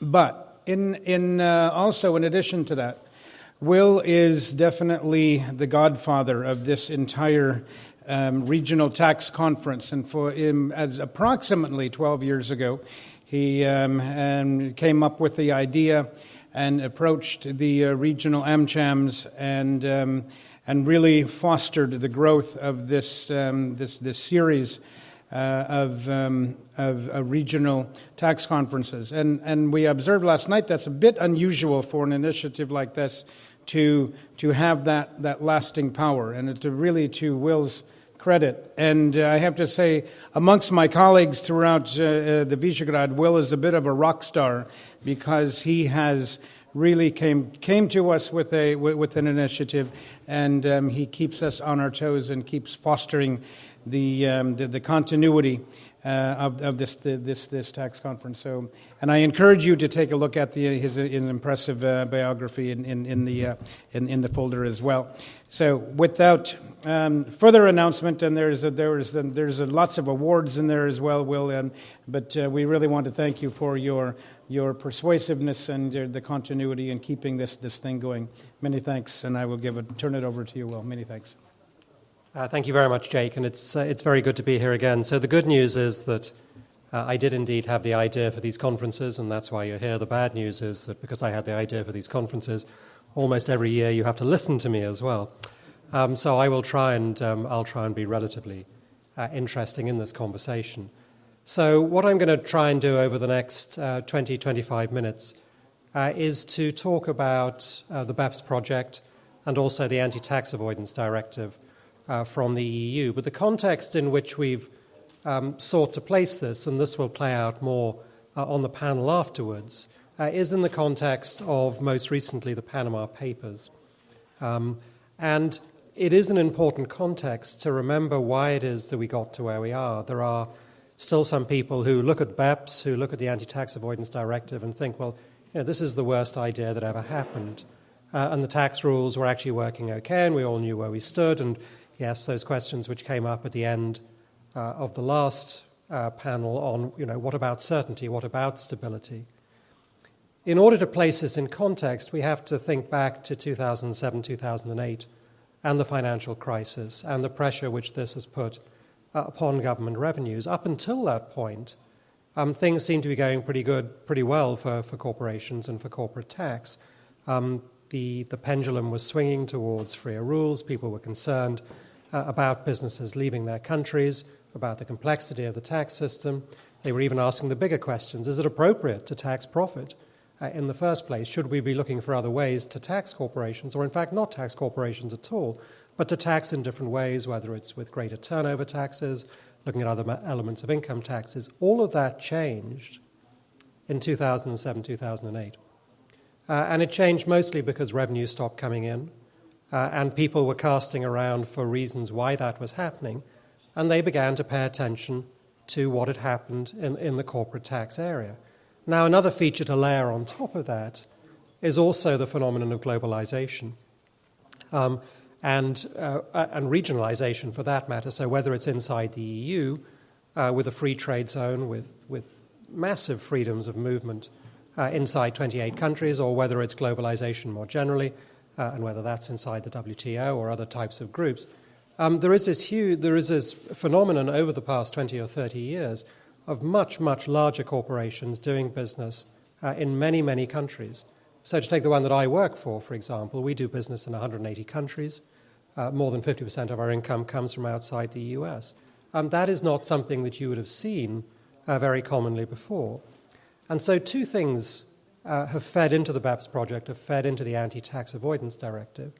The first is this lack of revenue that I've talked about, but the second is, accompanied by globalization, has been the need for large corporations to try and plan their tax affairs. That's using planning in a totally neutral sense. If you cross borders, you need to figure out how rules interact. Now, obviously, as you come into that as well, there are ways of making that more advantageous and less advantageous. And the perception which has arisen is that things had gotten out of hand by 2008. And all you have to do is put up one of those diagrams on a board, whether it's in a parliamentary hearing or wherever, which shows hundreds of entities and lines like spaghetti going all over the place, and interest flowing here and dividends flowing there and royalties going in the other direction. And it's very easy to convince people that something bad is going on. So the impetus for the BEPS project didn't come out of thin air. And one of the things that many of you will know even in countries like the Visegrad Four, which are relatively friendly towards business, which acknowledge the need for inward investment, is great concern about the fact that large corporations in particular seem to be getting away without paying their fair share of tax. Now, that's the only time that I'm going to use the word fair share in this conversation, because I don't think it's a particularly helpful term. Nevertheless, at the same time, it is absolutely critical to understand that for many people, and you see this in populist movements, not just in Europe, but in the US as well, many people have lost faith in most institutions. Now, part of that is government, but I can assure you part of it is also business. And part of the question that we need to answer as businesses, and indeed as governments as well, is how do we restore faith in those institutions? Now, part of the answer is going to be transparency, which we're, again, not going to talk about, at least directly now. But part of it is also about improving the perception that actually we do pay the taxes that are owing. And I think many of us feel that we do. And many of us feel that we are totally compliant and that we don't hide things and that we do share with tax authorities. And we do all the rest of these things. But BEPS and the Anti-Tax Avoidance Directive actually play a vital part for business in helping to restore that trust by making people believe that governments and international organizations are actually going after the things which need to be got. And the situation is, even slowly, improving. So that, for me, as a business person, as a person involved with a number of these international business organizations, is the key to what I'm doing. It's trying to help resolve that trust issue. It's trying to help build it up. It's trying to squeeze the excesses out of the system, while at the same time sticking absolutely to what I think is an incredibly valuable insight, which is that a cross-border trade and investment actually helps people across all countries, both in the home country and the country in which investment takes place, in a developing country and a developed country. And therefore, we need to help rebuild this trust. We need to work with BEPS to ensure that the most aggressive, the most abusive forms of tax planning are squeezed out of the system, while at the same time ensuring that tax does not get in the way of absolutely necessary cross-border trade, cross-border investment, which provides growth and provides jobs. Because as you see in many countries across Europe, and indeed in many countries across the world, growth is very slow, growth is anemic. We need to encourage that. So the question is, how do we get to this balance?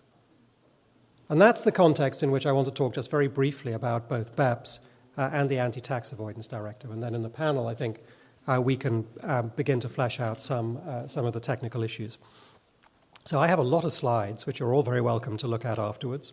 And if any of you have any questions, you can get my email address. I'm very happy to do that. But I'm going to actually go pretty quickly through most of these. So the first, which is actually my favorite, and you'll be delighted to hear the only one that moves, simply demonstrates what the BEPS project actually is. And it is, put very simply, an attempt to look at all of the important international tax rules and decide what needs to be changed in the context. As the spaghetti continues to flow across the plate, obviously the point that I'm trying to make there is that all of these things are interconnected.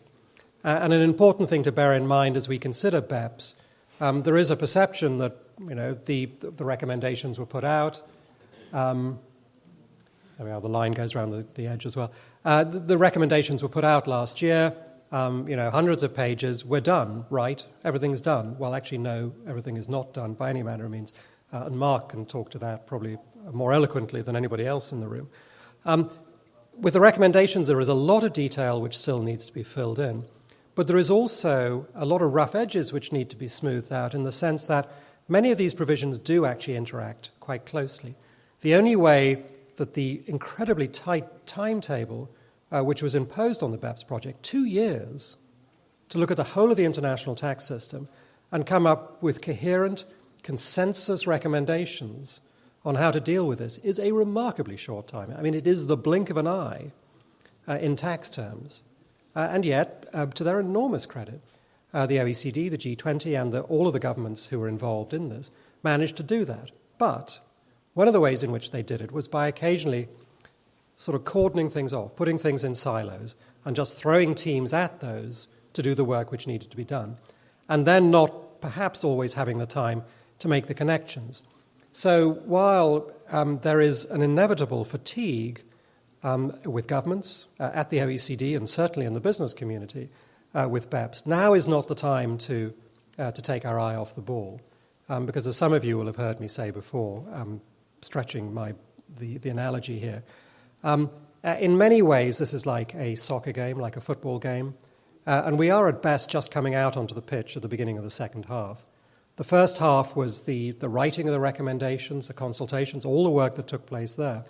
But the heavy lifting, the implementation, is actually what's taking place now. And that, again, to switch my metaphors, is when the rubber hits the road. Because that's when this actually begins to have an effect on us as businesses and on governments as well, in terms of what they have to do, what they have to process, what they can collect, the cases which begin to come forward, the questions that people ask. This actually is the crucial part of the game. So whatever the score was at half-time, and occasionally people say, what was the score at half-time? Whatever the score was at half-time, there's the second half of the game to play. And we need to be very careful that we don't lose sight of that and that we don't move on to the next project, whatever the next project may be. And just to sort of give you in advance what my position is on the Anti-Tax Avoidance Directive, I think that is precisely what we're doing there. We're moving beyond some of the issues which still need to be sorted out as a foundational matter with BEPS, and we're already trying to build on those, or the EU is already trying to build on those with the Anti-Tax Avoidance Directive, and I think that could be a mistake.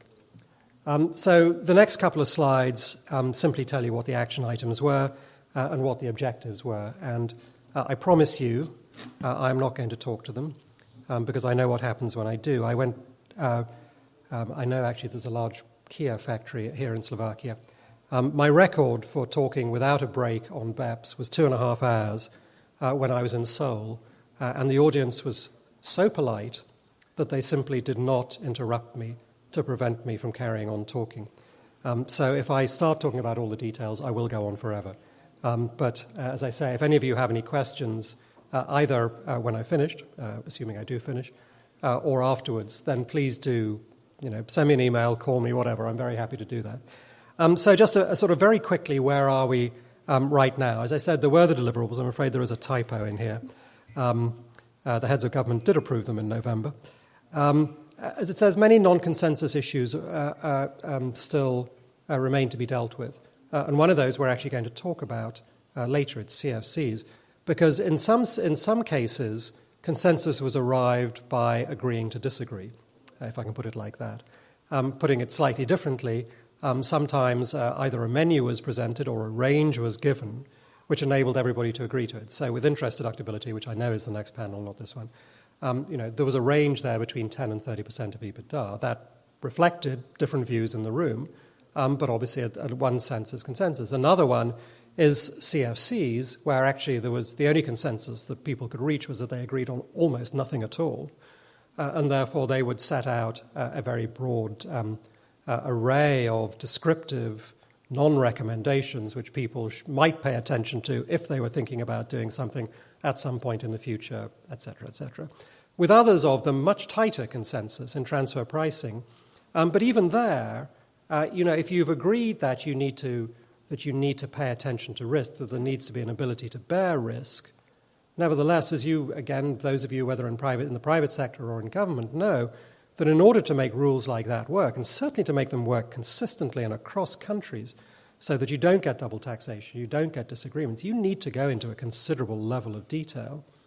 It is not totally by chance, by accident, that the tax codes, even in countries such as this, which have only been really at the income tax game for 25 years, that there are hundreds of pages, thousands of pages of laws and regulations, because that's what you need to make a tax system work. This is the headline news, if you will. Tax is not simple. However much we want to make it simple, it's not going to be. So with these BEPS projects, even though there is agreement and high-level agreement, and in some areas, sort of mid-level agreement as well, there's still work which needs to be done. There are also some issues which are still open. So the treaty issues, for example, some of the issues around permanent establishment, particularly the issues around the attribution of profit to permanent establishments, is something which was consciously left open. Some of the financial services stuff, which is very complicated, and where, at least right at the beginning of the process, there wasn't the knowledge base of the OECD to drill down to it at the same level of detail, has needed to be built up as well. So there are lots of things there which need to be done. So the next couple of pages, again, go back to what the sort of the action item titles were, but also what was required to be done. And again, in the interest of time, I'm simply not going to go through these, but Jake and the AmCham, I'm sure, will make these available should you wish to study them in more detail. So let me talk a little about CFCs, as this is what the panel is about, and I'll then move from here into the Anti-Tax Avoidance Directive. A very long time ago, 16 years ago, I worked for the US government. And the job that I had in the US government at the US Treasury was dealing, amongst other things, with controlled foreign companies. So this is a subject about which I feel quite deeply. But putting that aside, we had a very clear picture, at least at that time inside the US administration, as to what the purpose of CFC rules were. And to be sure, like many things, it's about preventing the erosion of your own base. But also, sort of moving beyond that philosophically, it was about a distinction between active income and passive income, and about shifting between various countries in order to get tax advantages. And you can get into the economics of this, which I'm not going to get into. But there was a very clear idea that there was a distinction between passive income and between active income, that if what you did offshore was essentially a value-adding activity, a productive activity, then you would be allowed to defer the taxation on that. Again, we're talking about a worldwide tax system here, not one which is a territorial regime, one where dividends are actually taxed when they come back to the US. So that if you had activity outside the US that was supporting the value chain of the corporation, then that was fine. You'd only get taxed on that income when it eventually came back to the US. But if essentially what you were doing was earning passive income offshore, whether it's putting money in a bank account or passively buying a piece of intellectual property and then just sort of seeking royalties from that, that would be taxed, because that essentially was money which could be easily shifted out of the US for no productive economic reason. Fast forward to the past couple of years and looking at this inside the OECD, it's relatively clear that widespread agreement on these principles had disappeared. So the US was the first to introduce CFC rules back in 1962. The UK introduced them in 1984. Other countries have introduced them since. But then countries have since refined them. The US is famous for having essentially hollowed out a good part of its CFC rules through the entity classification rules. So, am I a partnership? Am I a corporation? A choice between that. The so-called check-the-box rules. But other countries, including the UK, have looked again at their CFC rules and said, well, actually, what we're trying to do is prevent income being swept out of the UK by one means or another. But what goes on between foreign jurisdictions, we don't care, because that's outside the tax net. And indeed, they wouldn't put it like this, but I'm going to, that actually our own companies may be stronger if they have opportunities to take income out of high-tax countries and store it in low-tax countries. And therefore, in a sense, the CFC rules, or certainly some of the ideas behind them, get turned on their head. So we come to, as it says here, there are different policy considerations when designing CFC rules. Part of it is a deterrent effect. CFC rules are not intended to collect tax. They're intended to prevent you from doing certain things. There's a backup to transfer pricing.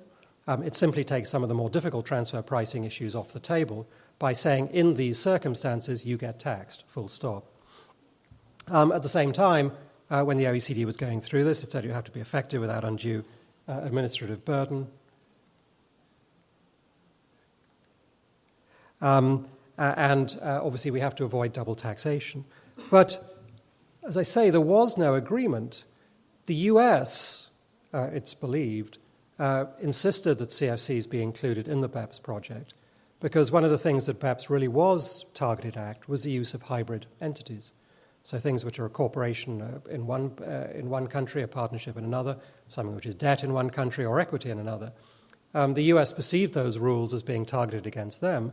So they said, well, if we do that, then our CFC rules come back into full force immediately. But if you guys don't have CFC rules, then with a territorial regime, so a dividend which isn't taxed when it comes home, you're going to have lots of advantages offshore. Anyway, end result, what you get is a paper which basically says, well, here are the things you might want to think about were there a CFC regime. It talks about these building blocks. But there are no recommendations in that. And in that sense, it doesn't move forward the CFC rules, which I think is a shame, personally, and I say this as a business person, I think is a shame, because what CFC rules do is they are pretty mechanical. They are aimed, at least in the classic sense, at truly passive income, and therefore they take some of the difficult questions off the table, and like other things, like withholding taxes, they make governments feel slightly more confident that they are at least getting some of the tax revenue that they feel they ought to be getting. But without CFC rules, you're back into transfer pricing rules. There's nothing wrong with transfer pricing rules, except, of course, they are inherently subjective. And there is going to be an argument almost every time about what there is that's going on. And once again, that feeds into the public perception issue that we talked about, because it always looks like corporations are arguing this, that, or the other.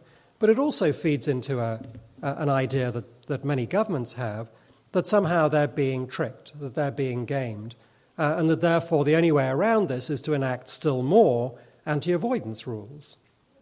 More and more anti-avoidance rules, more difficulty, complexity, and with general anti-avoidance rules, with GARs, uncertainty injected into the system as well.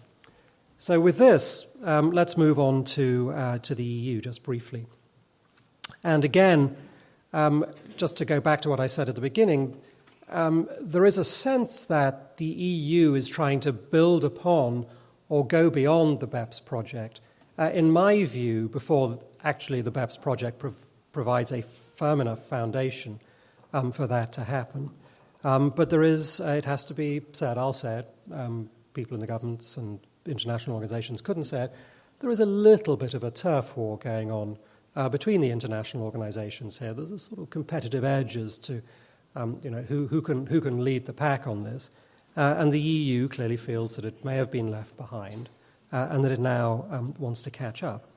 So in January of this year, the Commission came out with these 4 sets of proposals, some of which are relatively simple and some of which have a lot more complexity in them. So the recommendation on tax treaties does, to a certain extent, build on the BEPS proposals, the Actions 6 and 7, so a GAR, the permanent establishment definitions, those types of things. The communication on external strategy is yet another list of third countries that the EU needs to work with to promote good governance.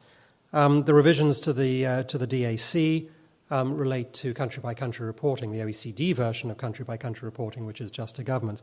But the big part of this is the Anti-Tax Avoidance Directive, and there are several pieces to that, and here they are. And I'm not going to deal with all of these. Otherwise, again, I would be here for a very long time.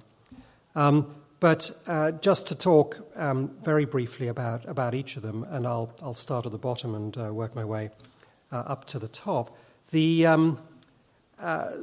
GAR, by its nature, what a general anti-avoidance rule does is create uncertainty. That's the whole purpose of a general anti-avoidance rule. It's because you don't have a mechanical rule. You have to think about the applicability of the law. You have to build in concepts, in much of Europe, relating to abuse of law and issues like that.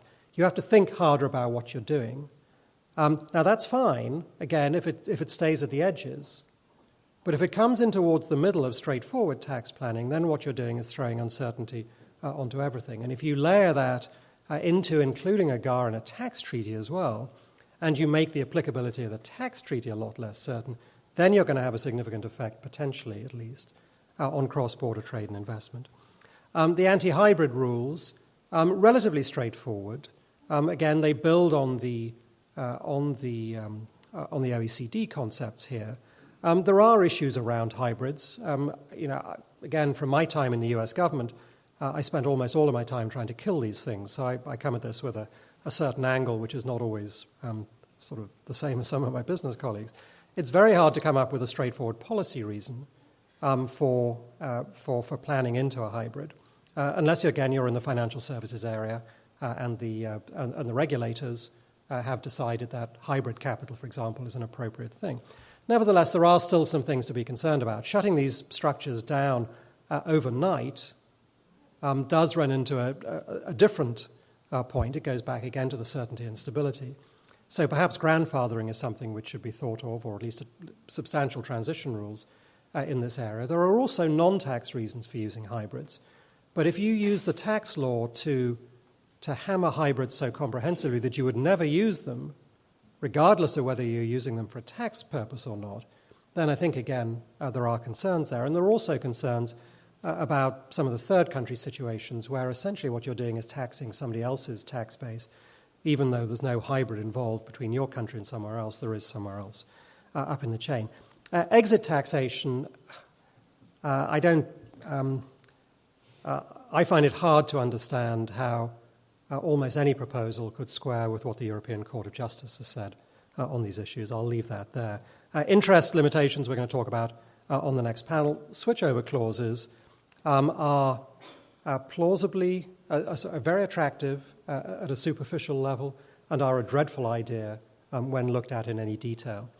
And a switchover clause is the idea that you would remove the participation exemption if tax falls below a certain level, and that you'd allow a foreign tax credit instead, the obvious point being that you haven't paid very much tax, so you'd tax it back in the home country when it comes back. I can tell you, as a US tax guy, that has only one effect, which is people bring very little money back. Because if there is a substantial tax difference between the jurisdiction that you earn the money in and the jurisdiction you pay it back to, you can almost always find a more productive use for that income outside your own jurisdiction if the tax rate is 10% than inside your own jurisdiction if the tax rate is 30%, because the math is very simple. You have 20 more to play with. So what switchover clauses do is they essentially mean that people don't repatriate income to their home countries. I think that'll come out in the wash eventually. And then there are the controlled foreign company rules. Now, I don't know how to put this politely, but I'm going to try to put it politely, which is that at least the early versions, because Brussels is a leaky place, so various versions of this directive keep leaking out. But certainly in the early versions of this proposal, there seemed to be a lack of understanding as to how CFC rules could work, should work, would work. And therefore, while, yes, you need to look at interest income, you need to look at royalty income, you also need, again, to consider those issues around activity. What do you do about dividends? What do you do about income which streams up through tiers of entities? What do you do about foreign tax credits? Very little attention paid to those things. And yet this is a directive which is moving full steam ahead, as we heard this morning, is moving full steam ahead. We need to spend more time looking at these. As I said, I think there are good reasons to have CFC rules, but there are no good reasons to have bad CFC rules. And that is potentially what we might get. So I'm going to skip over that slide, and I'm just going to talk very briefly about three examples, which I hope illustrate relatively clearly the point. So here the issue is about genuine economic activity, and that question of as active versus passive that I was talking about before. And because with the CFC rules, there is a rule which says essentially if the income is being taxed at less than half the effective tax rate in your own country, in another country, then you're within the CFC regime. So what you have here is Company B, which is actually doing all of the development which is necessary to create the intellectual property and is then receiving royalties from it. Well, apparently that's passive income, at least within the definition, because it's a royalty. And because in this case, country B has an effective tax rate of 10% and country A has an effective tax rate of 30%, you actually find that the country A, for no particularly good reason as far as I can see, actually gets to pick up an immediate tax on that 20 of income. So, again, there are reasons, as I said, if you're dumping money in a passive investment into a tax haven entity to buy intellectual property, to get royalties back into that low tax jurisdiction, in my view, that should be taxed. Whether it should be taxed under a CFC regime or transfer pricing, I'm somewhat indifferent. But I think that income should be taxed. If, on the other hand, I am actually doing the development in an entity, it's all active, I'm doing the costs, I'm managing it, I'm doing everything else that I need to do, and you're still going to tax me at the home country rate rather than the local rate, imposing, not just tax issues, but cash flow issues and all the rest, then it's dumb. It really is not very clever. Okay, the second. Again, even inside the EU, this can create problems because different countries have different tax rates. And even taking a relatively low rate, like Slovakia's at 22%, but a lower one, like Ireland's, at 12.5%, what it means is that under those circumstances, again, if the tax rate in where Company B and Company D are, again, is 10%, because let's say it's a patent box under these circumstances, in one case that's going to fall inside the CFC regime, Slovakia. In another case, it's not going to, Ireland. Again, that doesn't seem to make a great deal of sense. So, we need to think these things through. And one final example, and this looks a little more complicated, but I promise you it isn't. Again, goes to the characterization of the income, and something which is really CFC, as the Americans would say, 101. So in the first case, what you have is Company E and Company F, where Company F does all the development itself. There are no tax rate issues, forget the effective tax rate issues here. And the income that it receives through the sales probably is not going to be CFC income there. What you have here on the other side of the page, on the right-hand side of the page, is a company which, for good business reasons, has decided to split up its activities into two entities, so that one does the development and the other does, let's say, the marketing or something like that. And there is then there are payments between those entities. Those payments themselves could end up being CFC income. Yep. Now, so just to wrap it up very briefly, what you see there is economic units doing essentially the same activity, but in one case tax will be imposed, in another case tax won't be imposed, and you discourage, where it may be necessary, certain types of activity. That's even putting aside, most CFC rules would say if you do something inside the same country, then you're not going to get taxed. So I want to wrap it up there. I hope that's been a useful overview of where we stand on BEPS, where we stand on the Anti-Tax Avoidance Directive, but also putting it in this important context of public distrust, government concern about where we are, and the need for us to engage constructively to make sure that we get rules which make people feel more comfortable, which trust us more, which reassure governments, but which at the same time allow us to continue to do what it is that we do best, which is to invest across borders and to create jobs and to grow people's economies. Thank you very much.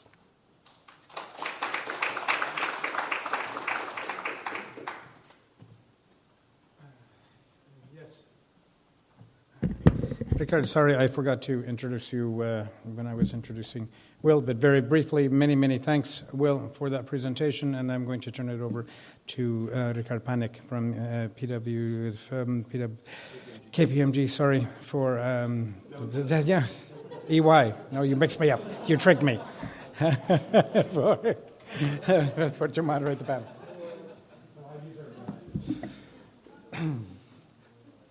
Thank you, Jake. And sorry about it. Okay, so I have an honor to chair this panel. Firstly, I would introduce our excellent panelist, Will. He's not here. He's getting the mic. You know him. Tibor from Hungary, a colleague of mine. He's actually the only advisor apart from me in this panel. All other people are either academics or business or state representatives. So the tax partner from Hungary focused on international taxation, and he can bring us experience with Hungarian CFCs later. Romero Tavares. Romero is researcher and lecturer at the Global Tax Policy Center in Vienna. So he is representing academic sector in this panel, but also you have a business insight as a part-time job, and also an advisory role before. Tomáš Balco, General State Counsel at the Slovak Ministry of Finance, will be representing the Slovak flag in this panel, and also speaking about the Slovak vision of CFC rules. Cezary Krysiak from Poland, you've been also on a previous panel, so Director of Tax Policy Department, also speaking about the Polish experience with the CFCs. Before we go to CFCs, I just wanted to briefly, use the experience that Will brought and have a philosophical discussion about BEPS. Will, let me ask you an nasty question. 2,000 pages of documents, another few thousand pages of commentaries, another 10,000 of implementation pages, all printed. This is a lot of trees. And, it could be a nice forest. Was it really necessary?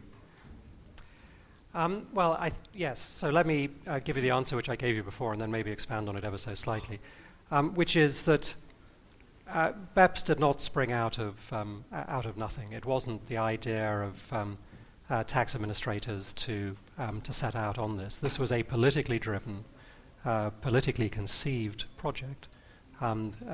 To cast your minds back to November of 2012, it was the finance ministers of Germany, France, and the UK who sent a letter to the G20 asking them to task the OECD to look into issues around tax avoidance. The reason why they did that was no political reason is ever totally pure. Part of it was because there was growing discontent in those countries, particularly in the UK, where you'll have seen the YouTube clips of Starbucks, Amazon, and Google being grilled by parliamentary committees, but not just in the UK. There was growing public discontent about multinational tax planning and about issues around surrounding tax avoidance. And we can say until we're blue in the face that, as we do with the Panama Papers, this has nothing to do with corporate taxation. Actually, the issues are somewhere else. That doesn't really matter at one level, because if the focus is on corporations and the trust has been lost in corporations and policymakers feel a need to react to that, then they're going to. So what BEPS was intended to do was essentially to channel this concern, this discontent, this frustration into a process with a group, with an organization, which was already well known for standard setting, for being able to stand back slightly and look at things and see how they fitted together, and to do that. And we can argue about the thousand, we can argue about all the trees which have been pulped to come up with all of this stuff. But I think we have to admit that it was a remarkable undertaking. It was a remarkable exercise, and to come out with something which is, for all that I can, pick holes in the details, has a coherence to it that I think very few people would have expected, I think is quite remarkable. But this is the final point I'll make on this. It's too easy to say, or it's far too early to say whether BEPS was necessary or not, because, again, go back to my football analogy for a moment. We're just entering into the second half of the game. It's only at the end of the game that we'll have any idea what the score was. Mm-hmm. And that's why we continue to need to be involved to work on the recommendations which came out and the work which is being done. But, again, the origins are clear. The reasons for doing that, I think, were appropriate. Otherwise, we could have had a populist blow-up a very long time ago. Mm-hmm. And we as business need to constructively engage to make sure that we do both what BEPS was intended to do, while at the same time ensuring that BEPS does not prevent us from doing the things that we need to do economically. Thank you, Will. Thank you. I was advised that I forgot to introduce Bob McCafferty. Sorry about Bob. You are representing business in this panel. So let me ask you another question. How does it feel to be in a BEPS world, especially if you are, in a big publicly listed company, looking all over the globe? And what are the tools, methods that you need to implement to find out, if you have an issue or not, and what would you do about it, to resolve it? Okay. Great question. It's after lunch, so I'll give you the answer, and then we'll go through the steps to get to the answer. But when you look at it, and you look into BEPS a little more deeply, and Will's insight is, I think, right on the money. You know what BEPS stands for? Does anyone know? The real definition, the real acronym? It's Best Ever Profit Split. Now that's a little bit of twisted tax humor, so apologize for that. But why do I say that? Here's the process you got to think. At least this is how a couple of companies and maybe some friends of ours are thinking about it. First thing you got to do is you got to go to your CFO, and you better get a C-by-C report prepared in as short as time possible. Try and estimate how long that's going to take to produce. That C-by-C report is going to tell you a lot. And it shouldn't be that difficult in today's world to print that material out, to gather that information and put it together. And part of that is going to tell you, do you have nowhere income? So that's really the first question you got to ask yourself. Do I have nowhere income? For whatever reason, is it double non-taxed? Is there a principal structure that's a non-resident? Whatever the reason may be. If you have that, you need to look at figuring out ways to solve that. And you don't want to have nowhere income in your structure. Following that is where you start to develop your profit splits. And we as humans, and I think this is human nature, we assume away a lot of economic risk. And if you really go through your structure and look at the risks and identify what risks you haven't really truly accounted for properly in the old world where only the activity at the country getting measured mattered for your transfer pricing. So look at those economic risks and start to quantify what that means. I mean, there's a big one that's out there for a lot of groups. Who goes to the market for liquidity? What's the value of that? If you're an operating subsidiary and you can't get liquidity, I'll tell you what the profit split looks like if you can't get liquidity. You've got zero. So your profit split answer, when you really start to factor in the value of the guy who in your group that goes out and arranges liquidity, can be quite different. So gather up those risks, take that economic approach, and study where you're at today without any changes. Looking at that, you can then determine, well, do I have to change or not? What do I have to change?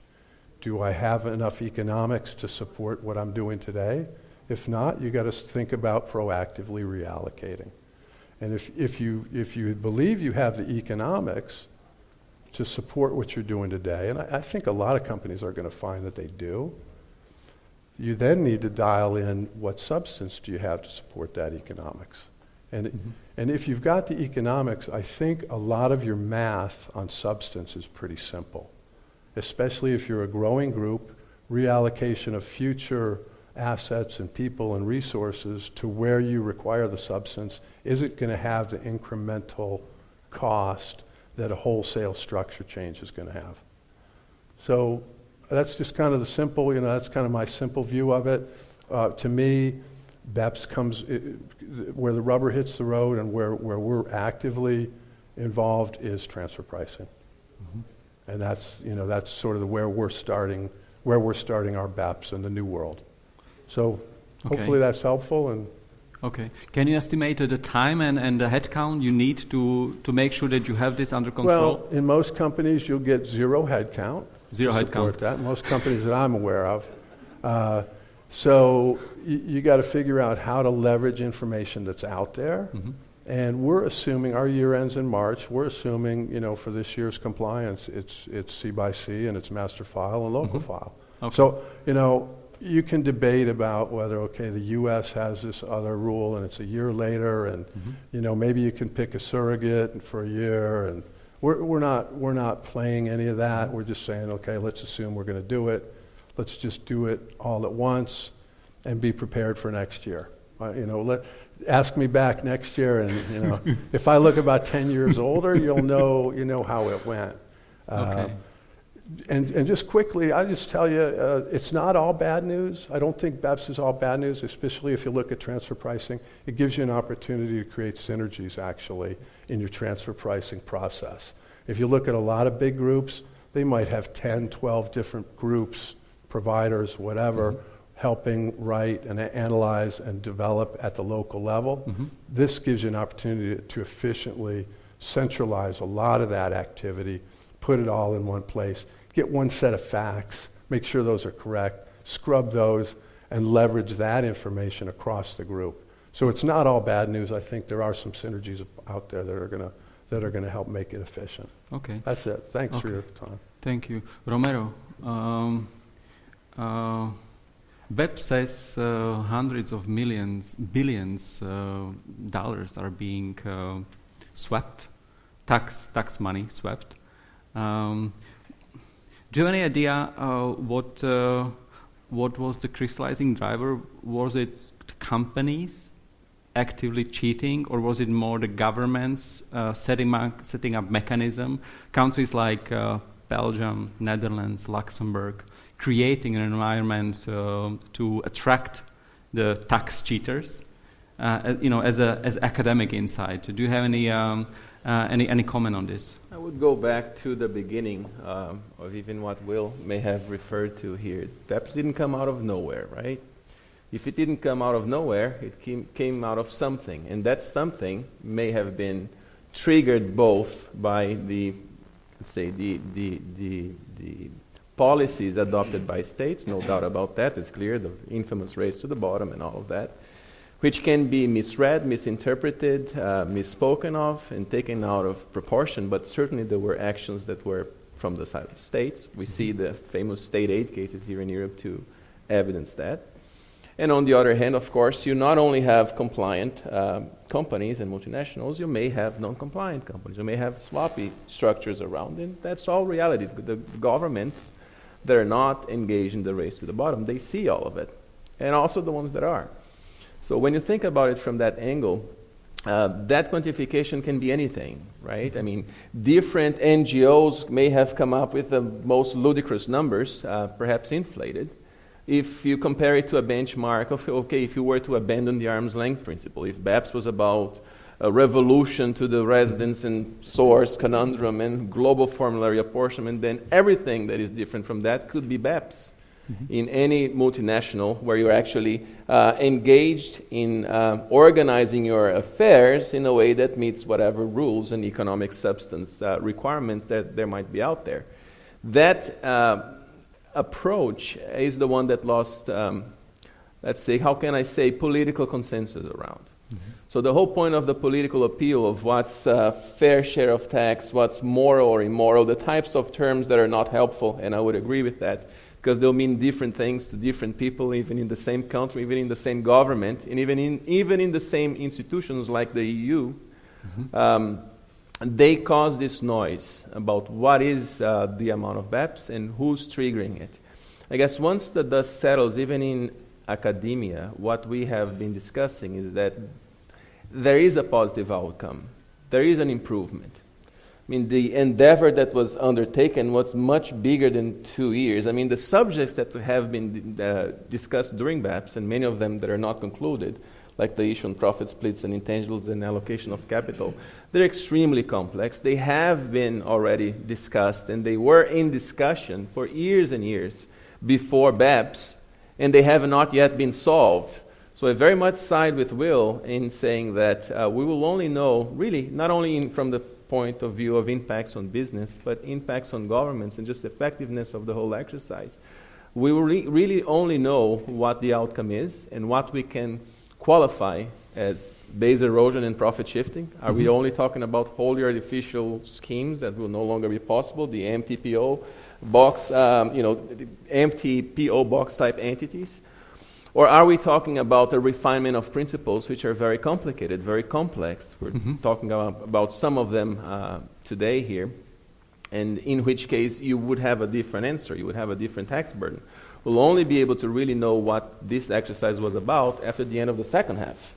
So if the second half is starting now, I may have joked this before with Will, if the first half was soccer, the second half might be rugby or mixed martial arts or something like that, because you actually still have now competition. Very much you do, it's just transparent.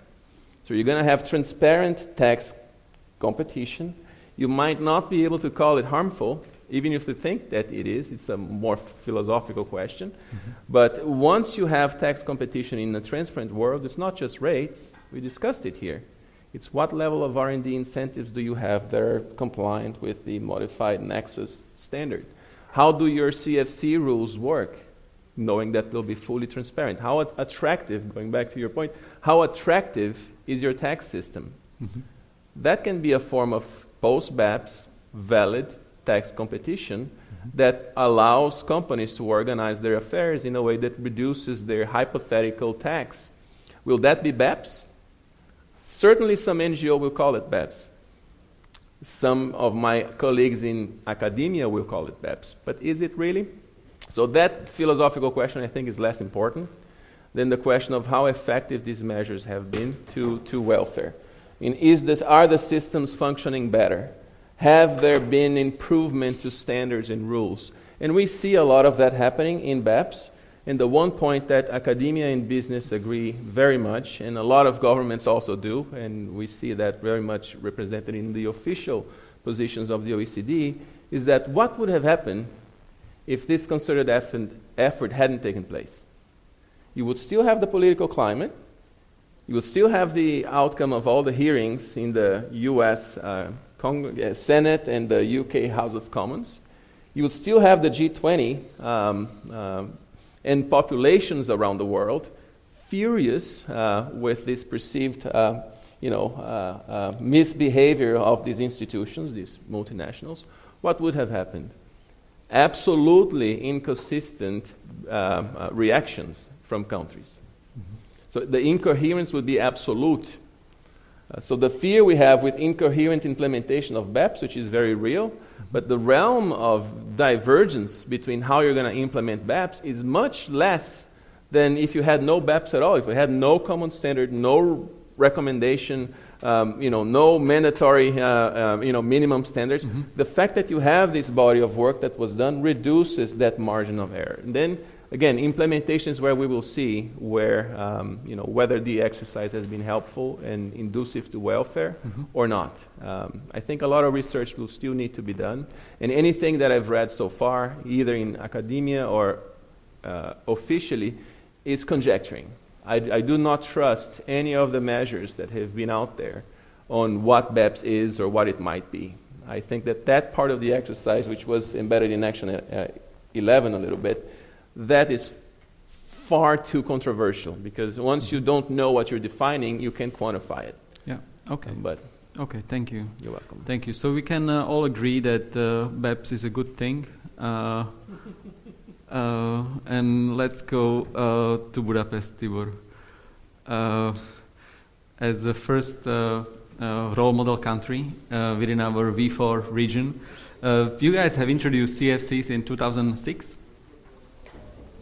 I would say we introduced CFCs quite long ago, but the way CFC is imagined currently in the tax academy and in the tax literature really has been introduced in 2010.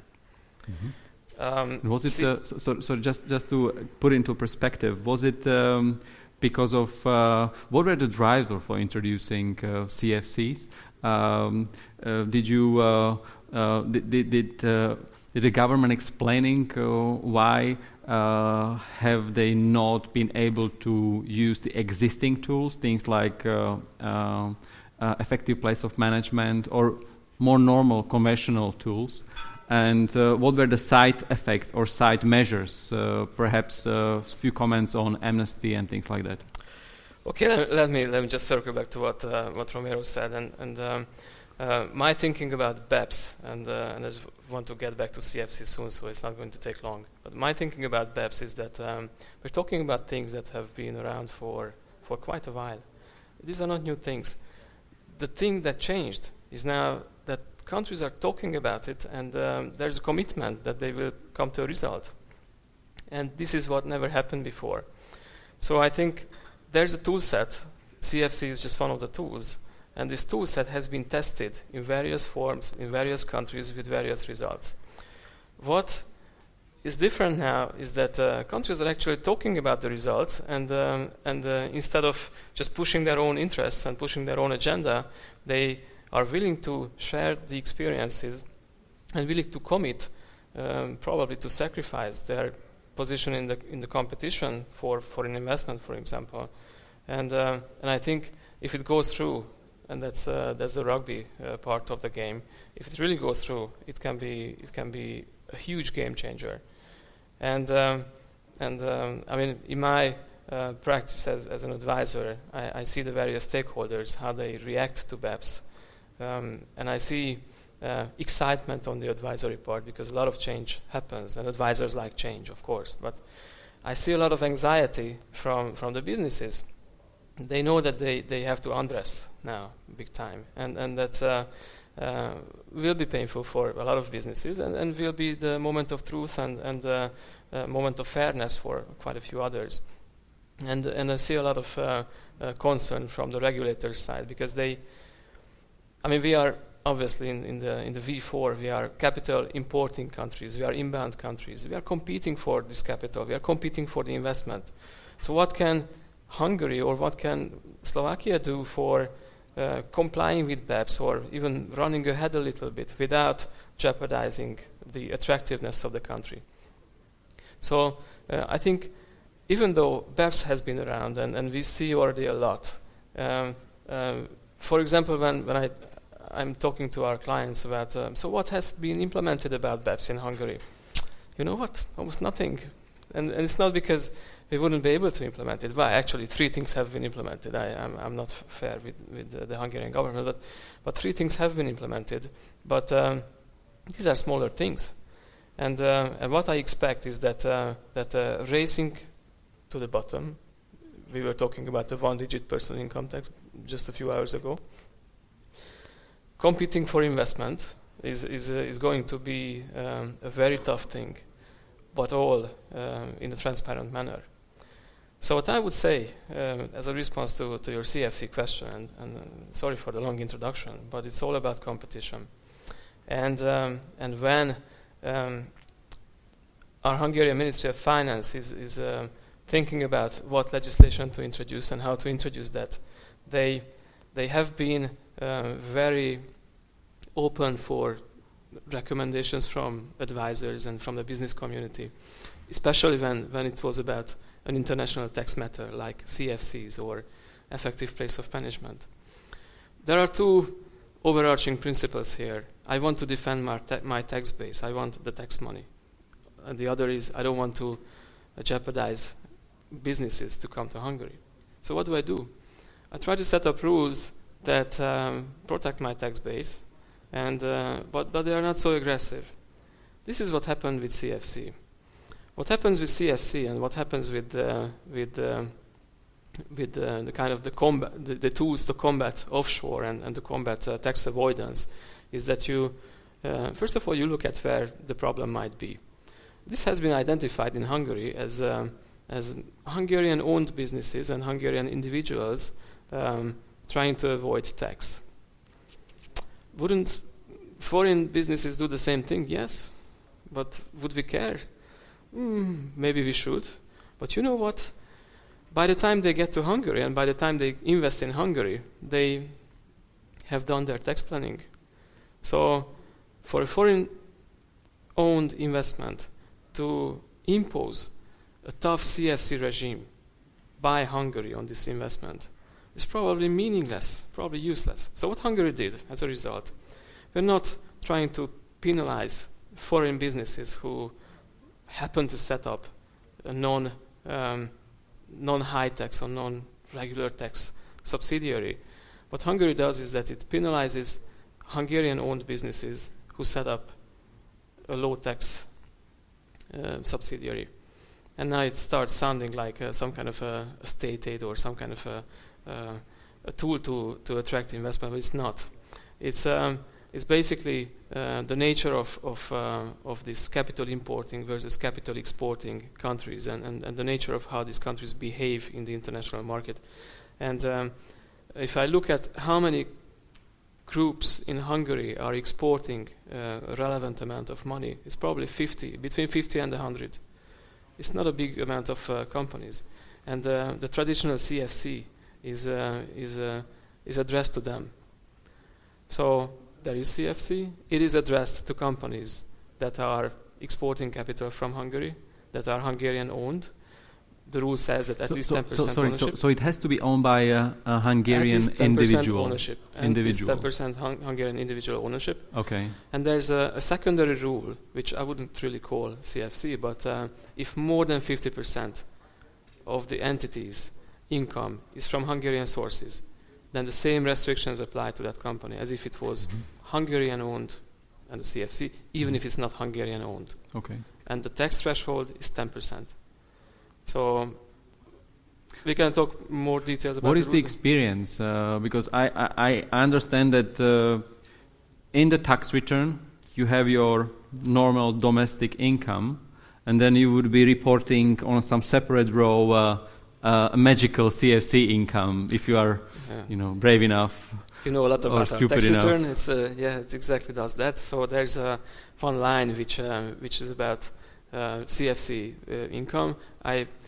When we talked about the invitation to this conference, I asked my colleagues, so get this figure for me from the tax authority. I could not. What I believe is that this figure is very low in Hungary at the moment. And the reason being is basically that if you know that your income will be picked up to the level of your Hungarian subsidiary, you will try to avoid that. And I think that's what happens. Or,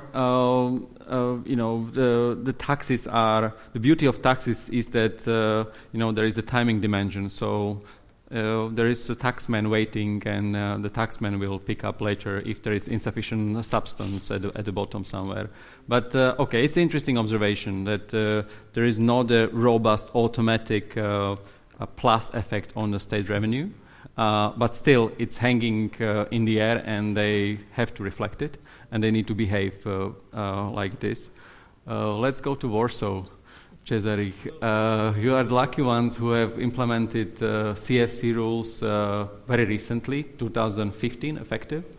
And I understand that it didn't have much to do with the BEPS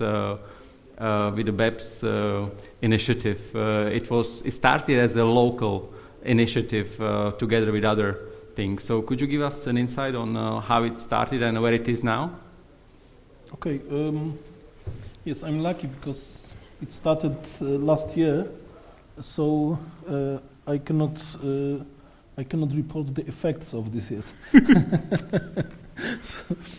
Because you are expecting the first filings to be... First filings are to be submitted at the end of September this year. Okay. So we now can see only some, let's say, attitudes of the taxpayers to these new provisions in the applications for the individual interpretation. We can see what kind of problems they can have with this. But as far as we see a little bit some questions that the structures are changed. Structures are being changed a little bit in the BEPS in the CFC context. So we can see here this preventive result that it happens somehow. But as far as the results fiscal budgetary results are concerned, we yet don't see it yet.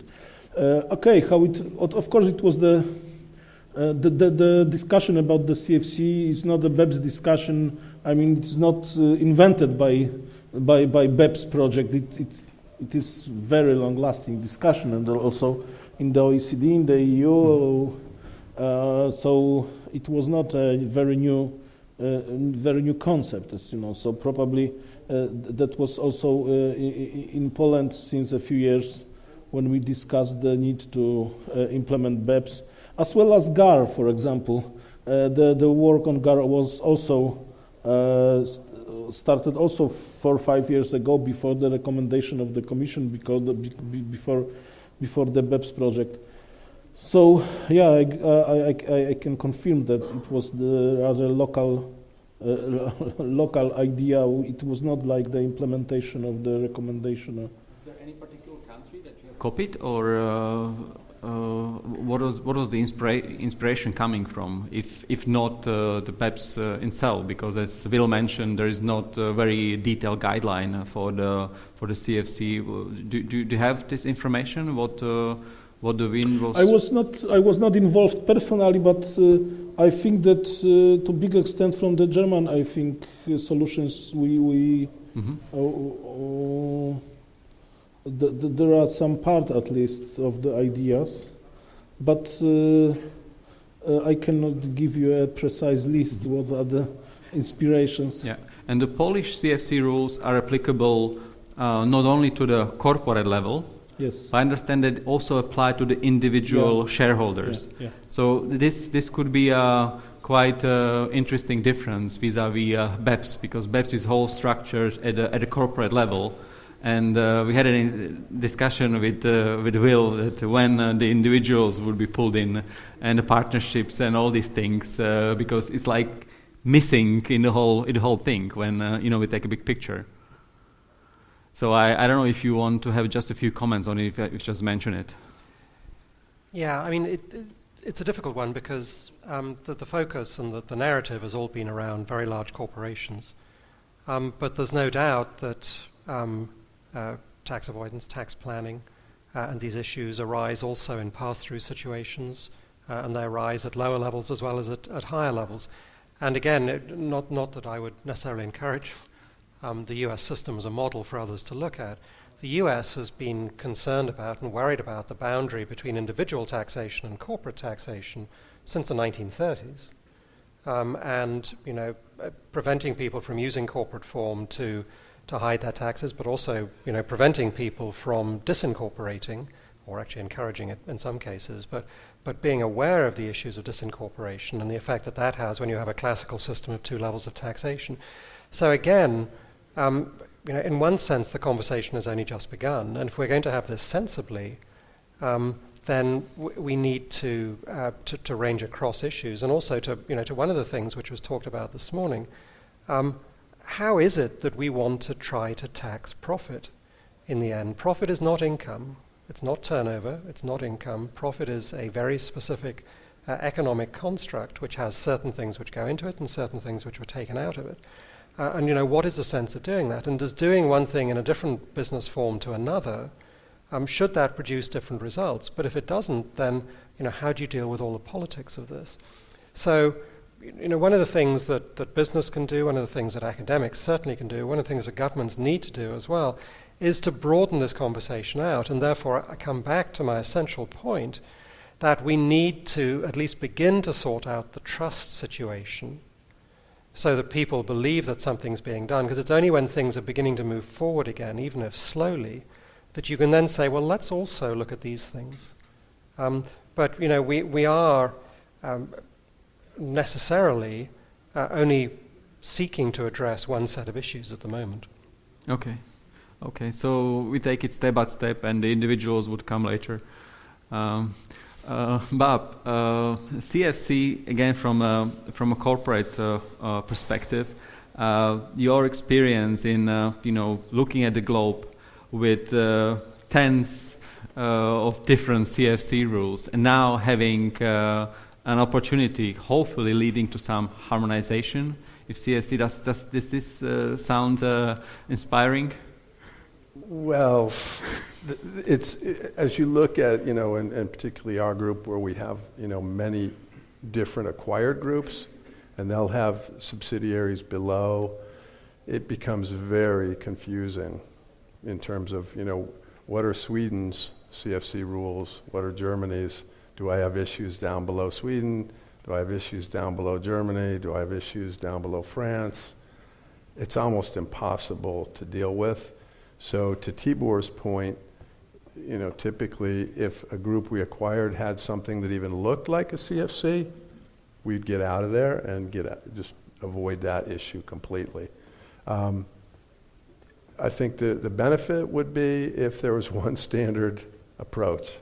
Now, Will talked about the U.S., and that's kind of the system I grew up in. It was pretty easy. Everything was a CFC, right? Unless you met a couple of exceptions. So, not, tax rate of 10%, another country tax rate of 14%. I mean, let's pick one system. I think, something could be managed if it's coherent and easier to follow. Okay, Romero, please. One point that I would like to suggest, because I see the discussion going into the direction of comparing, again, the CFC regimes, assuming the application of the CFC regimes in each of the different countries. But I think that the dynamics is a bit different. And I wanted to pick up on one very interesting point that Tibor has made, which is, if you take the investment that is already here, let's take the V4 countries that are here, take the investments that are already here, and assume away that the introduction of a CFC regime in each of these countries here would change that. Just take that assumption for a moment. What is going on in BEPS as a whole? What is the common theme that we see in the whole BEPS discussion, and certainly in CFC, some of the discussion in CFCs, even though it didn't come out in the form of a recommendation? The value creation standard, right? The substance test associated with activity, right? The activity test.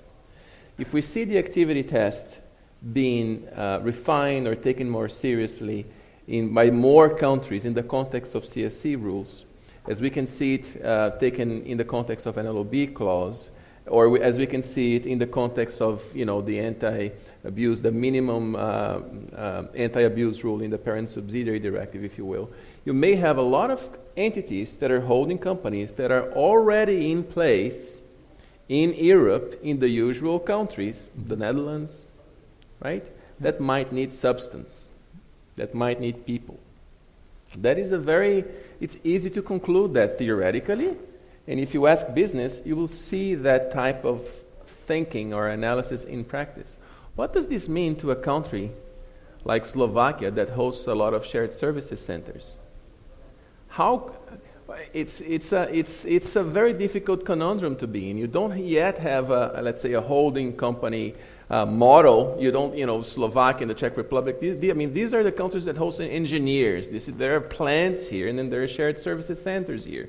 Poland also. There's a lot of people that will do a lot of activities serving a group throughout all of Europe. So if you put the two things together, changes to CFC rules, changes to substance requirements under value creation, and a lot of people sitting here, and a lot of revenue coming from labor taxes, does that equation work? Or are you exposed? Are these four countries exposed to having people being moved into those countries where you might be needing, some multinationals might be needing additional substance? So I think this is the real CFC issue that should be thought about in the context of these countries here. It's less about how competitive your CFC rules might be or how hard they might be, and more about how the others' CFC rules changing with BEPS might impact your systems. I think that dimension is missing here a little bit. Yeah, thank you, Romero. I appreciate you brought this up because we have a funny little differences between V4. Yeah. We have Czech Republic and Hungary who have a very nice participation exemption on capital gains. And we have Poland and Slovakia who are very drastically taxing any capital gains at a corporate level and individual level. So question to Tomáš. Now, you come as the right time.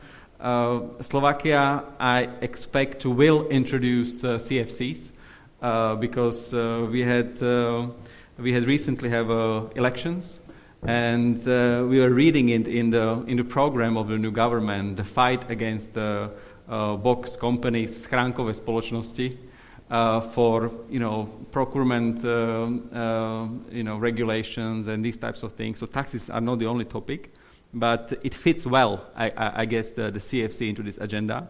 So my question is not if we are introducing or when, but while we are introducing CFCs in Slovakia, is the Ministry of Finance, or will the Ministry of Finance consider all these differences that we are speaking about within the region and the potential danger of Slovakia losing certain profitability and tax revenues as these are shifted to the countries that have better regime, and that could require for the substance equipment that would bring the payroll tax and the corporate tax on the margin on these substance activities.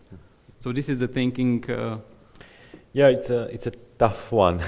The equation has multiple variables in it, and where we are today, we have the OECD recommendation on building effective or more effective CFC rules. Why more effective? Because when you look to the country where it all started with the CFC rules, those CFC rules don't work. Basically, there are enough loopholes to keep all the corporate profit out of the country. My question would be, who has effective CFC rules actually today, and what are their targets?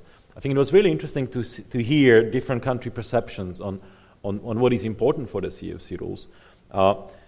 Today, I think Hungary is coming as a star from the event, because you could see that starting from the state secretary, it's about making a smart tax system, and it's both the vision and also the implementation of their CFC rules. So they looked at where is our risk, what is at stake, and there are certainly jobs at stake, and we don't want to lose those jobs which may come for the holding company regimes.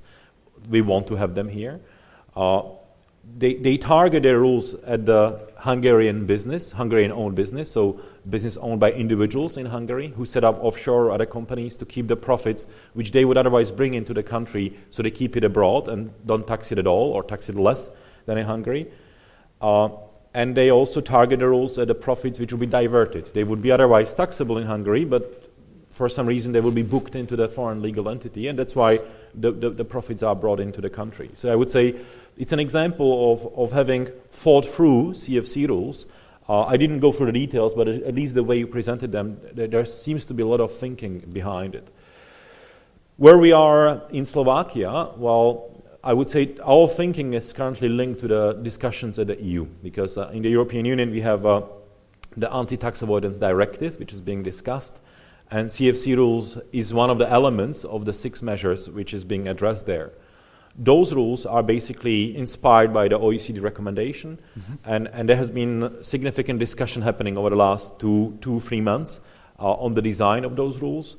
One very important feature of those rules, they only focus on corporates. So in other words, those rules are triggered if a legal entity owns another legal entity abroad.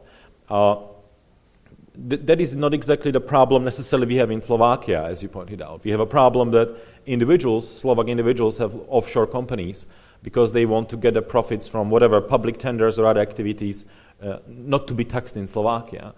So I would say we are looking at this complex equation that was outlined by the previous speakers, which is additional, I would say, another unknown variable, and that is actually what happens with the ATAT directive. Will that be adopted? Will the CFC rules stay in the directive?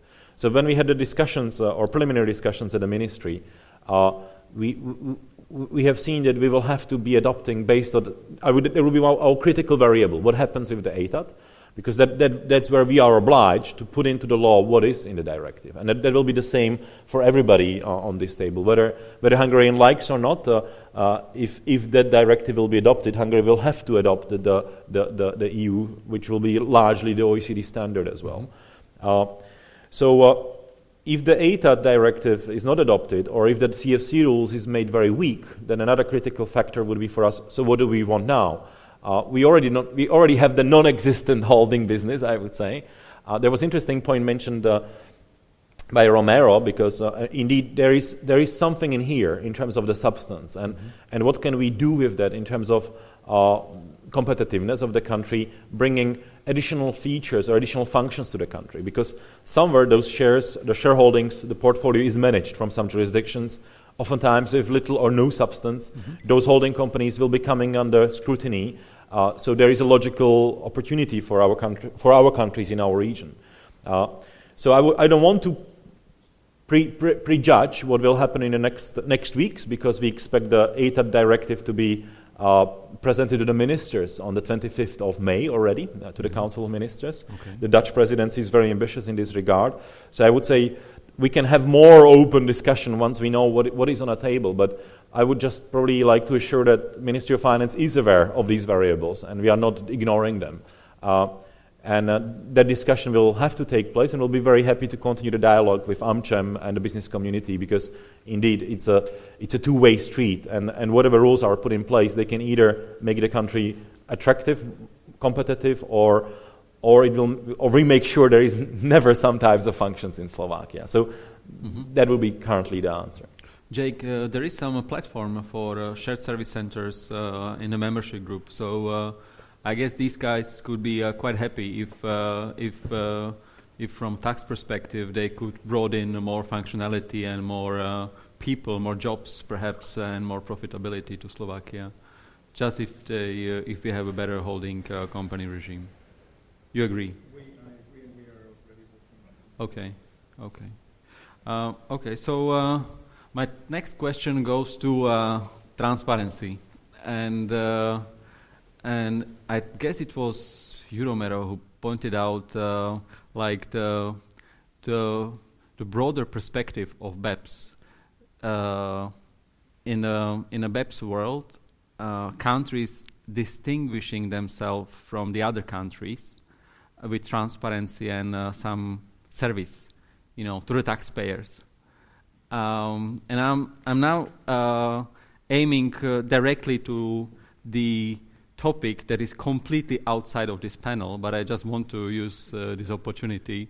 And it's one thing that we have been struggling for a long time. Christiana mentioned it earlier, the ruling mechanism, which is absolutely normal thing that we are experiencing when the foreign investors are coming.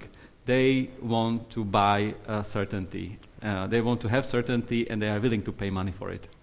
I know that in Hungary you have excellent ruling regime. You have a menu of several types of rulings and very expensive ones, but it seems there is a market appetite for these rulings, and investors like them. Absolutely, yeah. So I guess I don't want anything else, just the confirmation that this is a functioning system, and maybe you can a little bit more. It is a functioning system. It has basically two conditions, and if you fulfill the two conditions, then the ruling is binding. So the tax authority cannot overturn what the Ministry of Finance, who issued the ruling, said. The two conditions is that you have to outline the facts of your transactions in the ruling request, and then the law must remain the same. These are the two conditions. If you outlined it correctly and you implemented what you outlined, and the law hasn't changed, then the tax authority doesn't have a chance. They have to follow the ruling. Do you have, Tibor, any idea how many rulings are being processed per year? Rough estimate. I know how many our firm processes. It's above 100 now. 100. And I guess the number must be similar to other big four firms, and so it's so overall it's we an speak enormous about number. Yeah, we could speak about 1,000 plus rulings per year. Well, not sure if it's 1,000 plus, but definitely 500-600, something like that. And because most of the taxpayers who want to get a ruling still use big four or large advisory firms, because what happens is that the government also likes this the level of certainty that this can get, because it is obvious that investors love this institution. So new types of rulings have been implemented. We can get a ruling on whether something qualifies as research and development for the purposes of R&D benefits. We can get an APA on transfer pricing. We can get a ruling on whether the VAT apportionment methodology is correct. That's a separate type of ruling. We can get a ruling for future transaction and for current year transactions as well. So we can get an expedited ruling. An expedited ruling means instead of the normal period of getting the ruling, you can get it quicker. We used to be able to get a ruling that was valid for 3 years, regardless of any tax law change over the 3 years' time. So that's gone now. But the point is, yes, you're right. Investors want to buy certainty.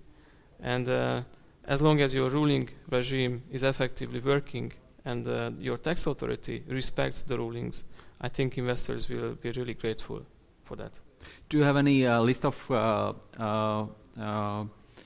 questions that cannot be asked to the tax authorities, or do you have any white list that can be asked, or is it just kept general? No, basically the ruling is a tax ruling, so tax and accounting questions can be asked. Any? Once you extend beyond this area, and sometimes actually you would need to, then that's a bit of a tougher thing. Okay. You cannot ask questions that require the interpretation of non-Hungarian law. And in terms of pricing, very briefly? 5 million forint, which is 17,000 euro. That's the basic price. 17,000. 17,000. Yes. 17,000 euro. So it's a fixed price? Yes, that's the basic price. And we have something for 8 million, which is like 26,000 euro. That's the government fee. Cesare, please. This is very interesting discussion about. This is very interesting discussion about the rulings, because as I see the discussion on the international level, every country has a totally different system and totally different cost for the taxpayer, totally different protection of the ruling, and the flexibility to give a ruling is also totally different in each country. So for example, in Poland, the ruling costs 10 euros. So the cost is totally. So one single question and answer costs 10 euro. Yes, this is a little bit different. The question about one interpretation, I would say, one factual case or the hypothetical case costs 10 euros. If you ask many questions, maybe that's how many questions can I ask? Not for the 1,700. Okay. do you have any? Frankly speaking, this is the huge advantage for the generally for the business and for the taxpayers, because it is not limited. It gives a huge protection, and Minister of Finance has only 3 months for the issuing the 3 months for the answer. For the answer, 3 months for the answer, and if the answer is not given after 3 months, the position of the taxpayer becomes legally binding. So if they are silent, really, they agree. This is really, I don't know any other system which is so beneficial for the taxpayer. Okay. As far as the rulings is concerned, that's why it is now the first step for the elimination of the tax risk. Actually, is asking about the ruling. Any idea about the number of rulings processed? Generally, because it is as far as whole taxes are every taxes are concerned, it's about 35,000. 35,000 per year. Rulings per year. Yeah. 35,000. There are special 5 offices in Poland established only to do the rulings. There are some from the point of view of administration, because for me it's undoubtful that this is a huge benefit for the taxpayer. From the point of view of administration, it is for us really huge burden because I don't know how it is now, but we try to measure the cost of the one ruling for the tax administration, and it was like 100 times bigger than the cost of the application. So it was like about 1,000 zloty. It is 1,000 euro. It is 10 euros. Yes. So, but of course, it is very difficult to be changed from the political point of view, from the political reasons. So you are not increasing prices of rulings. You keep them. We tried, but without success. Okay, that's interesting. So we have Poland. Romero, please. Just to emphasize one point that may have gone a bit subtle, but as Will mentioned earlier, of course, we were discussing CFC rules, but inevitably you end up discussing the interaction of CFC and transfer pricing. So in the context of what we're discussing here, substance CFC regimes, what these countries have and so forth, the topic of the ruling, the ruling process in general is very relevant, but in the context of CFC and transfer pricing, the APA practices, I think, are critical. You mentioned APAs in Hungary. What I would say, as a consequence of BEPS, given the ever-evolving debate on how transfer pricing should apply, and the interaction of transfer pricing with CFC, that might be the key, actually. So given this world of transparency, the country-by-country reports that Bob talked about, the master files being available and all of that, what I would say that the four countries could do is to cooperate more and do multilateral APAs here for the region, leverage on each other's best practices and resources, and then tackle the subject, at once. So at the same time, you're dealing with safety on CFC regimes when it's not the national firm, like, in the current rule, it's just the national firm 10% thing. But to the extent that you're dealing with multinationals, tackle that situation together, and then come up with this, ruling procedure where you leverage off of each other's not only information but resources, and then benefit the four countries. So I guess that could be a good takeaway, just to connect the point of rulings back to CFC a little bit. Yeah, thank you. I think it's a great idea, and we should definitely note it down and follow up with the ministry. Tomáš, question for you. We had very simple statistics. The rulings in Hungary, 600 per year. Poland, 35. Was it correct? 35,000. So what would be we have been having a ruling system in Slovakia for some time. Do you have any actual statistics? How many rulings have been processed? I got them this morning. I think it's about 36. 36 rulings. Okay. So these were unilateral APAs.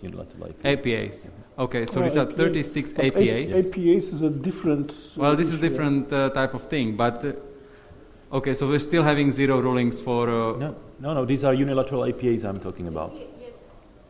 So I'm not sure exactly what. Sorry, I'm saying that this number that you have are APAs.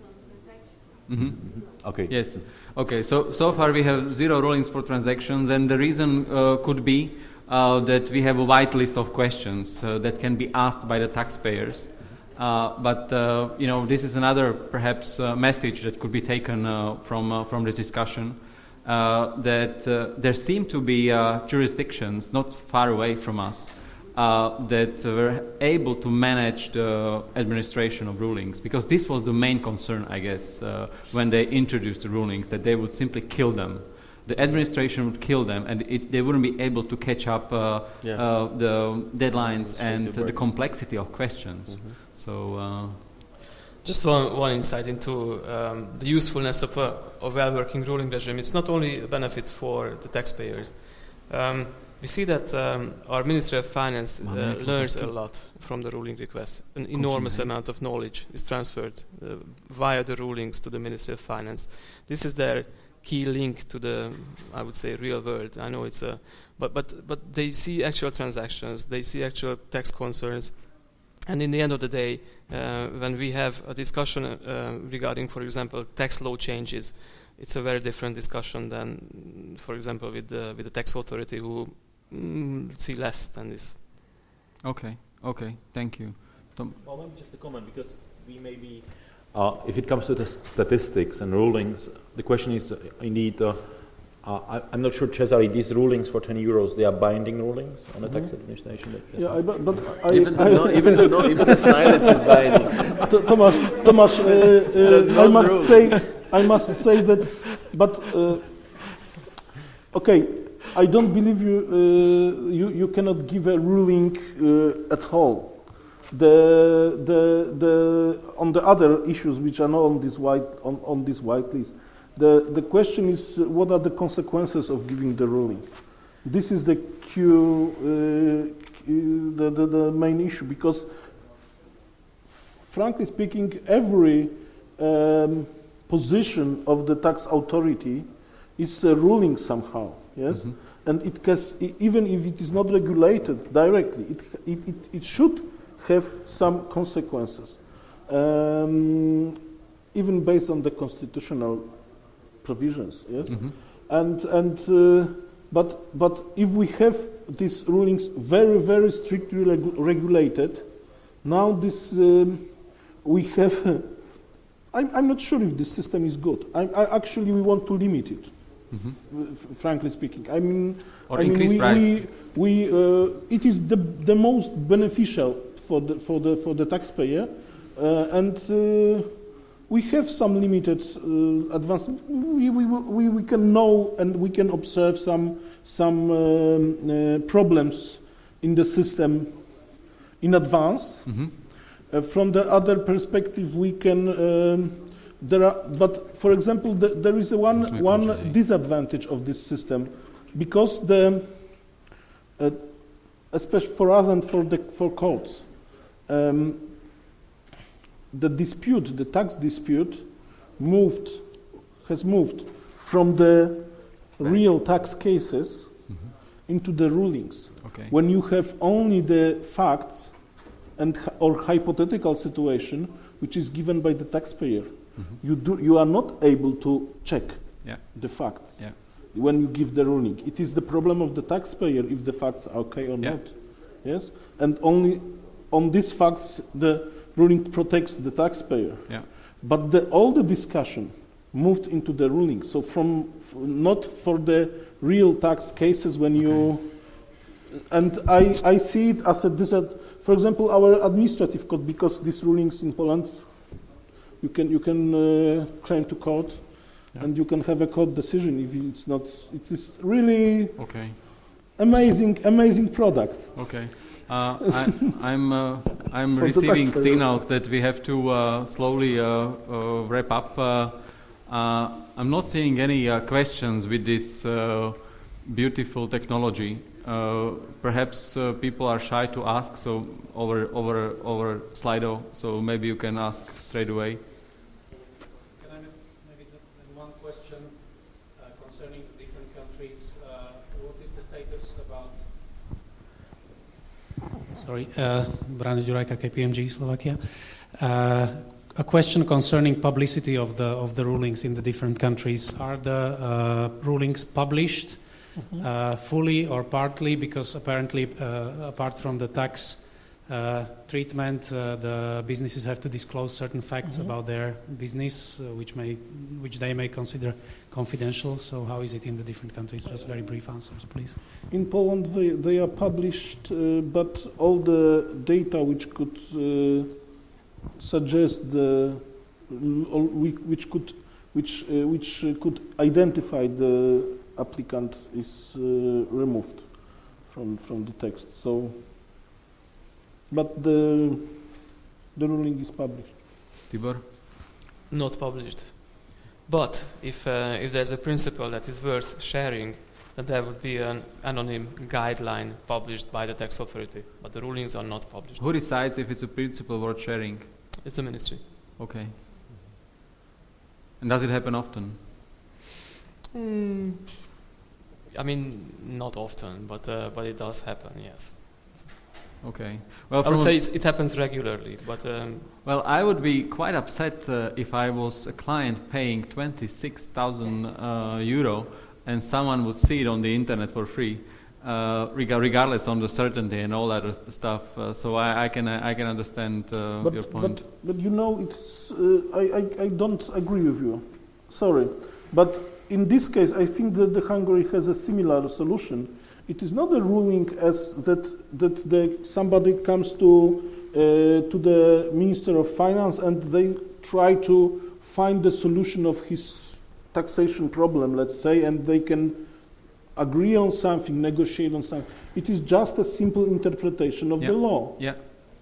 So it is not something which can have any harmful effect because somebody will read it. If somebody read it, somebody can ask and have a protection. In my opinion, taxpayer pays for the protection, not for the interpretation of the provision, because if you have 100 or 1,000 ruling on the same issue, it would be senseless if everybody would say. I understand your point, so Cesare. Taxpayer pays for the protection here, not for the. And I understand that it guarantees that there is a consistent interpretation of the law, and there is full access to all taxpayers. So the system is different, but there seems to be a logic behind it. Romero. No, the one concern there, just to be clear, I mean, you had me and then you lost me.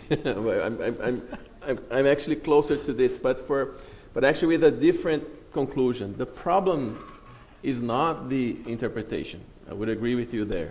But the problem of the disclosure of the ruling is the disclosure of the facts. So even if you take the company name out, you could still have sensitive facts in a ruling request that you would not want to be published. Yeah, that's why we try to remove all this kind of. So anything factual. One last point on ruling, since we're on it, irrespective of it being CFC or not, but is again from an academic perspective, what is the desired end game? The desired end game is one. There's a whole slippery slope conundrum. You don't want to be all the way out in the enforcement, squadron, right? So you don't want to be just the enforcer. You don't want to be the sweetheart who will negotiate any deal. Right? But there's a healthy point in between, and that healthy point is where you build trust. Mm-hmm. So having a good ruling system, a broad ruling system, actually builds trust in the institution of the tax authority, and that ends up enhancing cooperative compliance, which is a huge area which was overshadowed by the whole BEPS discussion. Mm-hmm. So we should think about rulings from that angle. I mean, if you have a system like the Polish system, for example, which is broad, accessible, it's ample, that level of service builds a different compliance behavior. So to the extent you can practice that in a way that is coherent, you actually have a better business environment. You're more attractive. That's the point we were discussing earlier. Mm-hmm. But you also increase revenues. Yeah. Because research already proves that compliance goes up. Yeah, I agree. Let's wrap it up here. I think we managed to keep within 75 minutes that are allocated for this panel. And I don't know if there are any questions from the audience. Please. Can't make it faster. Hi, Roman Ondrush, IBM. Maybe it's a non-issue, but I would like to know your opinion in terms of, we have heard items like transparency, companies need to address, fairness, and stuff like that. So maybe a question for Will. Is there a concern that companies will have to disclose information that ultimately may be harmful to them, or would they will lose competitive advantage? Something like that. Yeah, I mean, there's some concern about that. In relation to various forms of country-by-country reporting. There's some concern in relation actually to rulings as well, and the exchange of rulings and then those being disclosed. I think, at least for the moment, that what we're looking at in terms of country-by-country reporting to tax authorities, even were that to be made public, would probably not disclose information which is commercially sensitive, because you're talking about aggregate numbers for a country.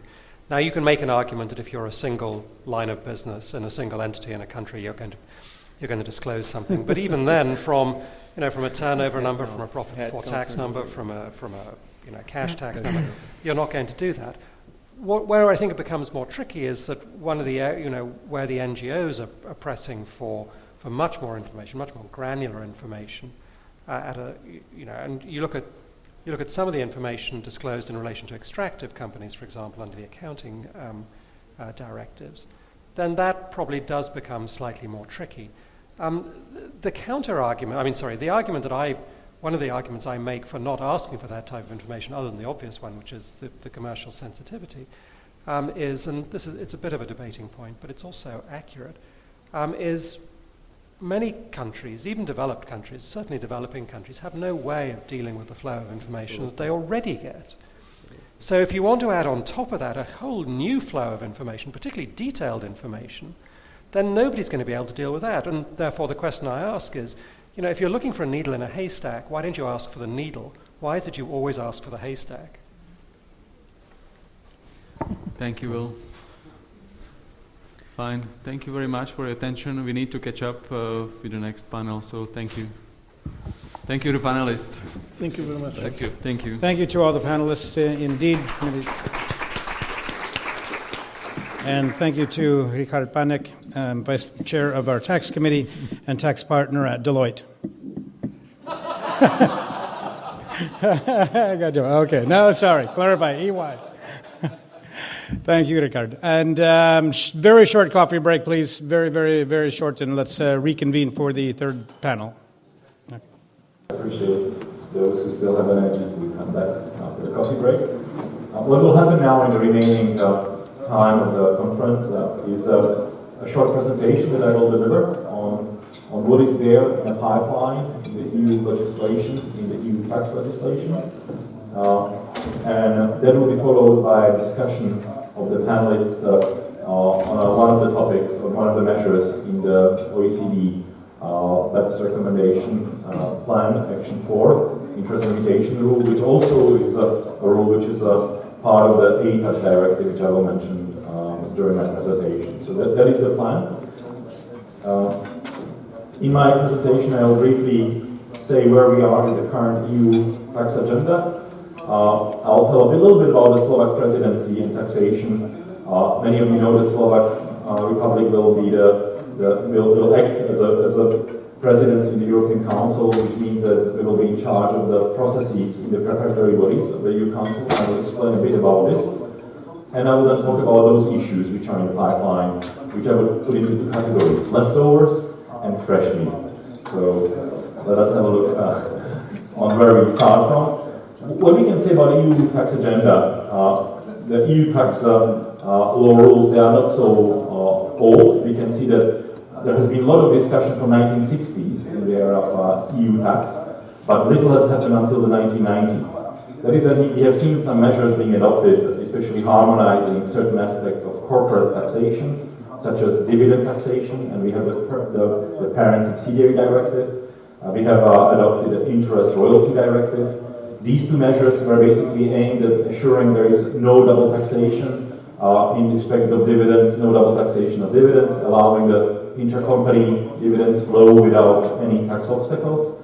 In respect of interest and royalty, it was supposed to achieve single taxation, so that there is one country which will not tax, and that is country of source. The country of residence will be taxing the interest and royalties. In other words, incorporating the principles of some of the model conventions, like the OECD model, into the EU framework. Because what happened in the 2000, when the EU has been enlarging and incorporated the 10 new members to the east, these 10 members have different tax policies. They have been countries which have been importing capital, and they have been reserving their taxing rights on both the interest and also royalties at source. The interest royalty directive has completely changed the game of the rule, and basically these directives says no taxation at source, exclusive taxing right of these two income streams in the country of residence.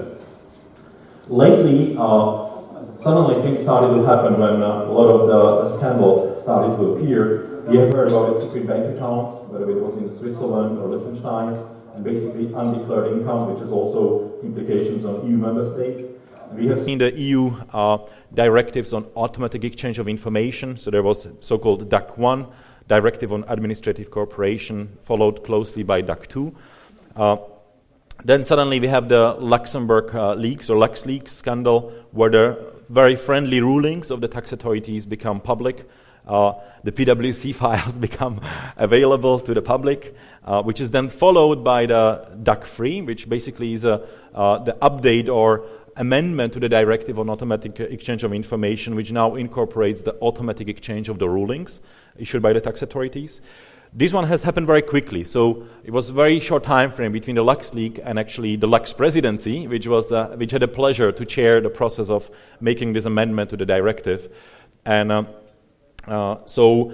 what we have seen very recently has been these scandals with multinational companies, where suddenly things which have been happening for years, that large corporates managed to organize their arrangements in a way that they paid little or no tax in different jurisdictions, became public through different media. And that has both led to the OECD recommendation on country-by-country reporting, which has again very quickly become part of the hard law of the EU, the so-called DAC 4 directive.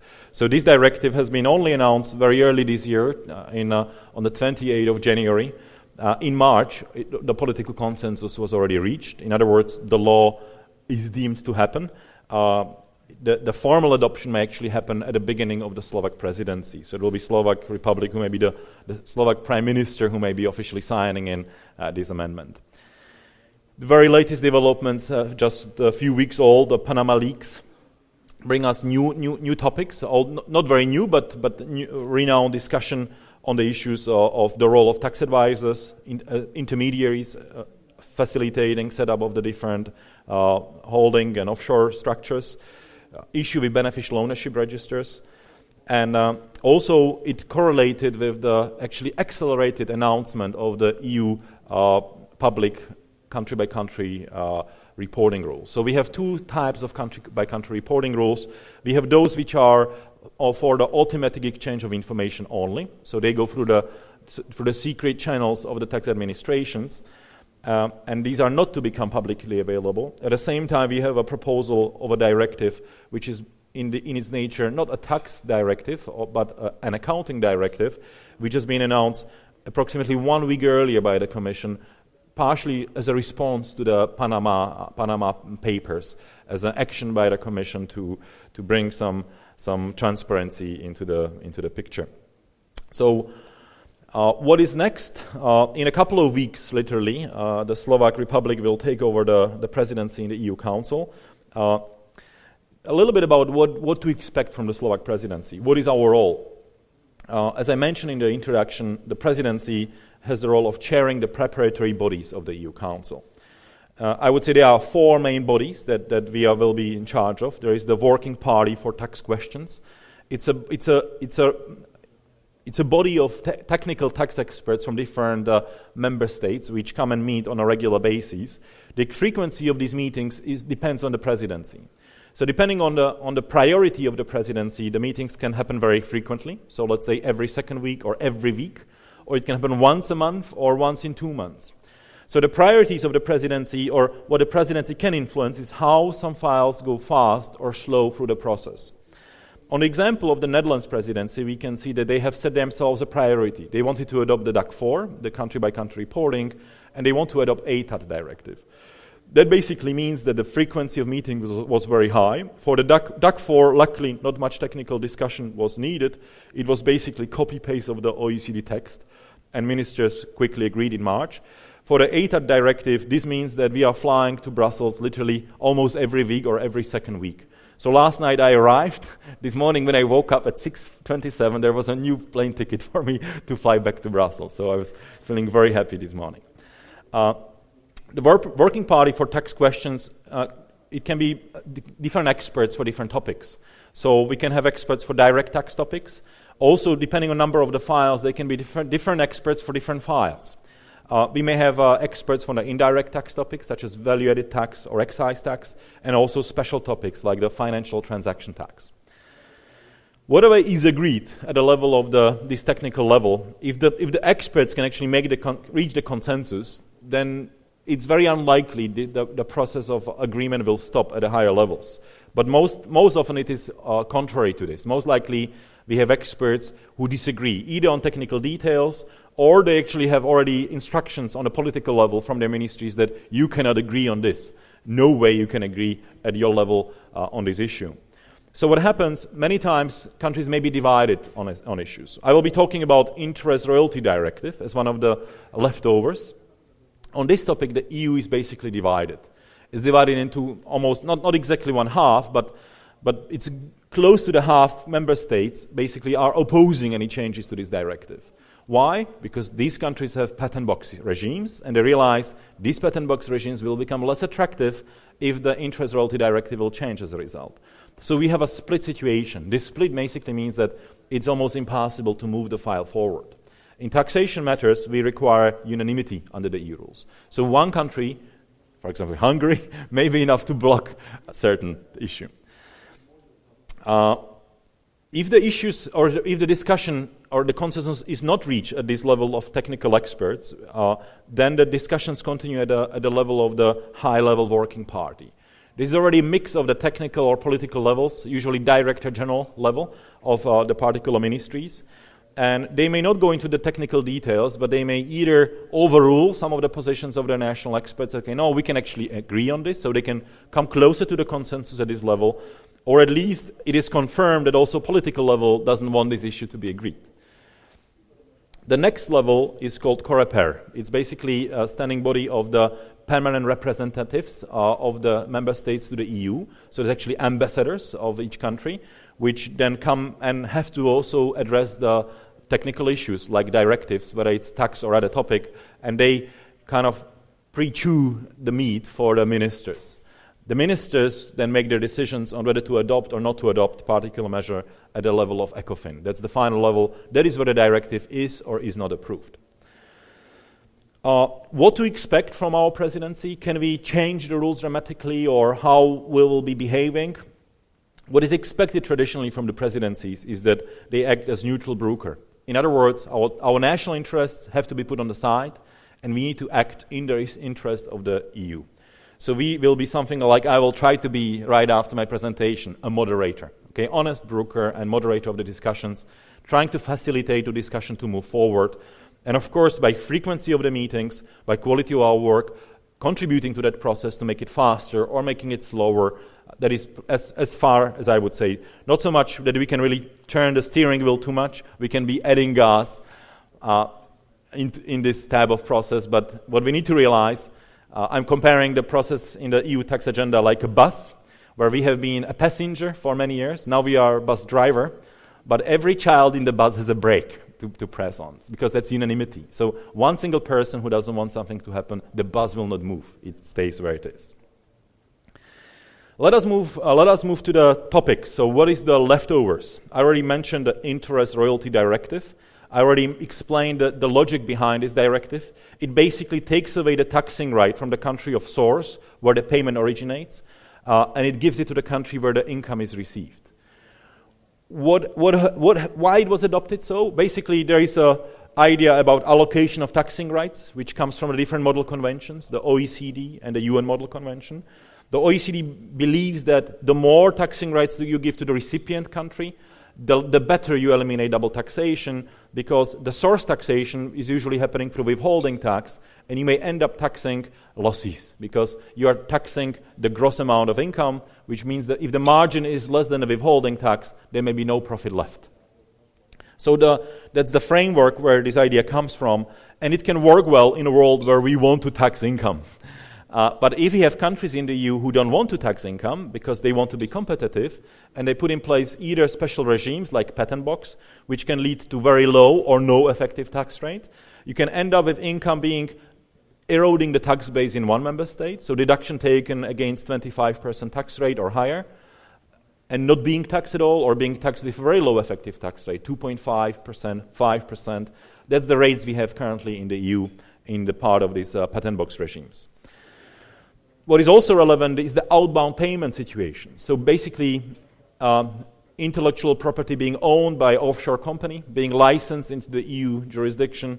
This EU jurisdiction will it will do sub-license to another country. It's still a license fee, exempt from tax at source in the state of source, arriving to the intermediary jurisdiction, so 100 comes and 100 goes, tax base is 0, no withholding tax. So basically, it's also the gateway for the income to move it out of the EU. These are the two critical issues which are underlying the debate around this directive. In other words, we still believe it's a good idea to have this directive, but it's not a good idea to have double non-taxation, which is a result either as a situation that we have no effective taxation or very too small effective taxation, because that creates, or we have the race to the bottom in the EU. It's a reality. We are competing for investments, for jobs. The question is, how low do we go in that effective tax rate? So the key discussion is, should we have a minimum effective tax rate? Shall we say the minimum tax rate for the royalties should be 5% or 10%? Shall there be some percentage? Can we agree on that or not? And as you can hear, we cannot agree so far. There are countries who are completely against the idea of having even such a discussion. The other aspect of the outbound payments has been even excluded from the discussions because it has been deemed too much controversy, too much intrusion into sovereignty of the member states. The other leftover topic is the Code of Conduct. Code of Conduct has been established like a special working group among the member states to try to stop this harmful tax competition. It has more than 20 years of history where the ministers realize, we all do it, and it's not good. Let's be like policemen to each other. Let's try to behave. Let's try to have some rules of the game, like gentleman rules, that we will try to follow, because otherwise we will ruin each other in the long term. It has not been exactly 20 years of success, I would say. So there is a debate of how do we reform this body? How do we make it more efficient, more effective? Because indeed, whatever we agreed, we don't follow. We agreed years ago automatic exchange of those rulings. Has it been happening? It has not been happening. Okay, so that's why now the gentleman rules didn't work out. So we now have a hard law. That was the DAC-free, the automatic exchange of rulings. So what is at stake in the discussions that is still expecting Slovak Republic? We will have to lead the process or facilitate the process in discussion of the mandate of the group. In other words, criteria for the harmful regimes. Does it include effective tax rate as a criterion? Or what else should be the criteria to consider harmful behavior of the governments or countries? And also governance. How this body should work to make it really efficient and accountable for its work. Because if you have 20 years of discussion and you have very little outcome, something is wrong in this body. And the part that has been already done and agreed on the Dutch presidency is the work program, at least for this year. We know what we want to be discussing, so what is the topics on the agenda. And finally, the current president is basically, there's a discussion of having a new president of the Code of Conduct. It is a standing president. He doesn't change with the presidency. It's a person who serves for a number of years. And the question is, who could be the suitable candidate to replace the current president, which is a gentleman from the Austrian Ministry of Finance. What we can call also leftover is the ATAP package, which is still it's not a rotten meat, but it's still leftover from January. And what is in it? Basically, we will have a quick look at the BEPS actions here, the 15 actions in the line here.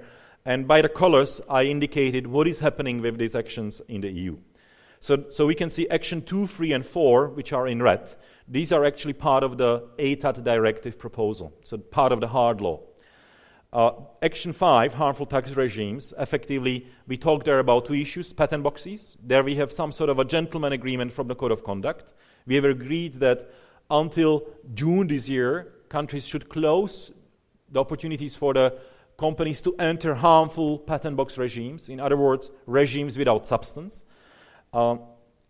But we also agreed on having 5 years of a transition period. So if somebody made it in time into the tax regime, he can keep this regime can be functional. So company can benefit from the low tax rates without having actually done much in that particular jurisdiction, except for moving the intangible into the patent box. In 2021, in 5 years from now, that should stop as well. So that is why when our Director General talked today in the morning, and she mentioned we are looking at introducing patent box, we are looking at introducing the patent box in line with the what is called modified nexus approach, basically aligning the substance with the creation of the intangible asset, with the location of that asset for the future exploitation and potential tax benefits. But that Action 5 is only soft law now, it's only gentleman agreement. Commission will be monitoring how well the countries comply with the principles. We will see what the outcomes will be, because again, no hard rules, and we have the precedent of disobeying countries, so we may then see that this can maybe turn later into hard law measure.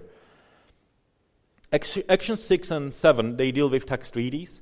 They have been only part of the recommendations of the Commission. So the Commission, in a very simplistic terms, actually said a few things and what the countries should consider doing in respect of eliminating abuse of tax treaties, which is, and from the options available, they only recommend a principal purpose test rather than the limitation of benefits clause. So they say, yes, consider using principal purpose test, because that could be compliant with the EU principles and fundamental freedoms. And in respect of the Action 7, avoidance of permanent establishment, what is basically said, try to follow the OECD Model Convention.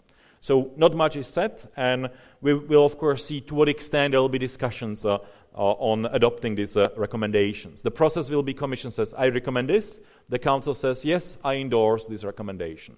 So not much is perhaps expected, although still it didn't happen. In the area of transfer pricing, Actions 8, 9, 10, actually very little is happening at the EU level of the EU Council. It doesn't really have the functioning group for discussing transfer pricing topics. This is mostly happening currently in a joint transfer pricing forum, which is a body by the European Commission. And there has been some technical discussions on these topics, but nothing to depart from the OECD recommendations. Action 11, statistics. It's about measuring the impact, as we know. We have here a number of recommendations without little impact assessment. The same is for the EU recommendation. So the ETA directive, there is no impact assessment for that, because it was said there was enough discussions on a technical level in the OECD. Did OECD do impact assessment? No, but they made a special action to measure what is the impact in the future. Action 12, that is interesting one because there was no plans for implementation or any EU action on this level, but the Panama Papers brought Action 12 into discussion. So we may see some proposal coming very quick, even during our presidency. Action 13, the country-by-country reporting as a part of transfer pricing documentation, already approved in principle between the ministers as a future EU law and obligatory measure. Action 14, dispute resolution. We expect this as a part of recommendation, or we expect some sort of a form of a proposal by the Commission. We don't know what form exactly, but it is coming in June, and Slovak presidency will have to work it as a current file in the Council. It can be just soft law recommendations. It could be some hard law measure. I will talk a bit more on it in a few seconds. Finally, Action 15, multilateral instrument that is left entirely for the OECD to work with as a multilateral tax convention. So there's a quick glimpse on the OECD project with the links to the EU agenda. And the main body of it was actually the anti-tax avoidance package. So this is historically the first time, I would say, when the EU Commission has put forward hard law proposals for anti-avoidance measures. Until now it was about harmonization, smoothing, eliminating the obstacles to the investments and business. Suddenly we have measure, tighten up your tax regimes. It was already mentioned by Will, we have 6 measures. Where do they come from? 3 come from the BEPS project, so that is the 3 actions I talked about already.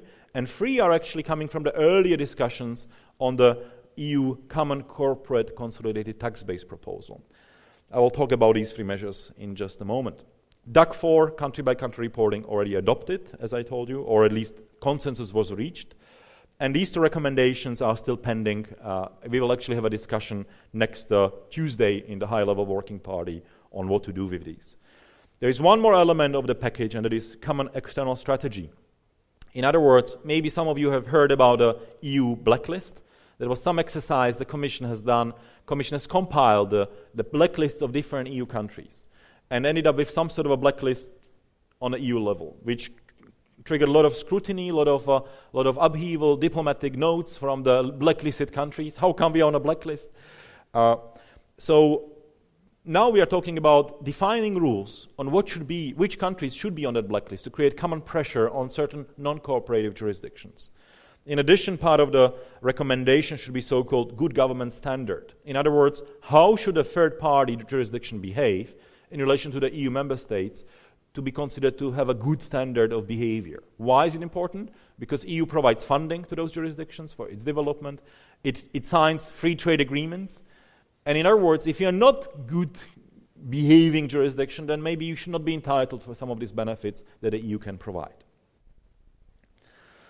The ATA directive, already enough was said, just there is a glimpse on those measures. Will actually touched on them. If you will have any questions and we have time left, I can then address it at the very end of the session.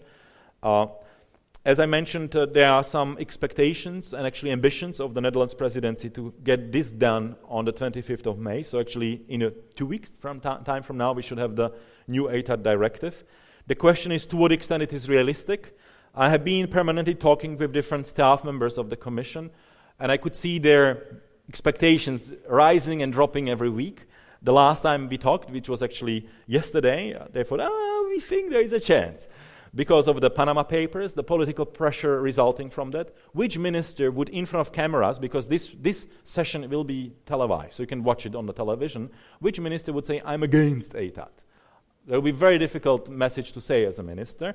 At the same time, maybe you know that the EU Parliament has introduced a new committee, which is actually inquiry powers. In the past, the taxe committees, they were sending invitations. Would you like to come to talk to us? And many multinationals would say, no, I don't want to come.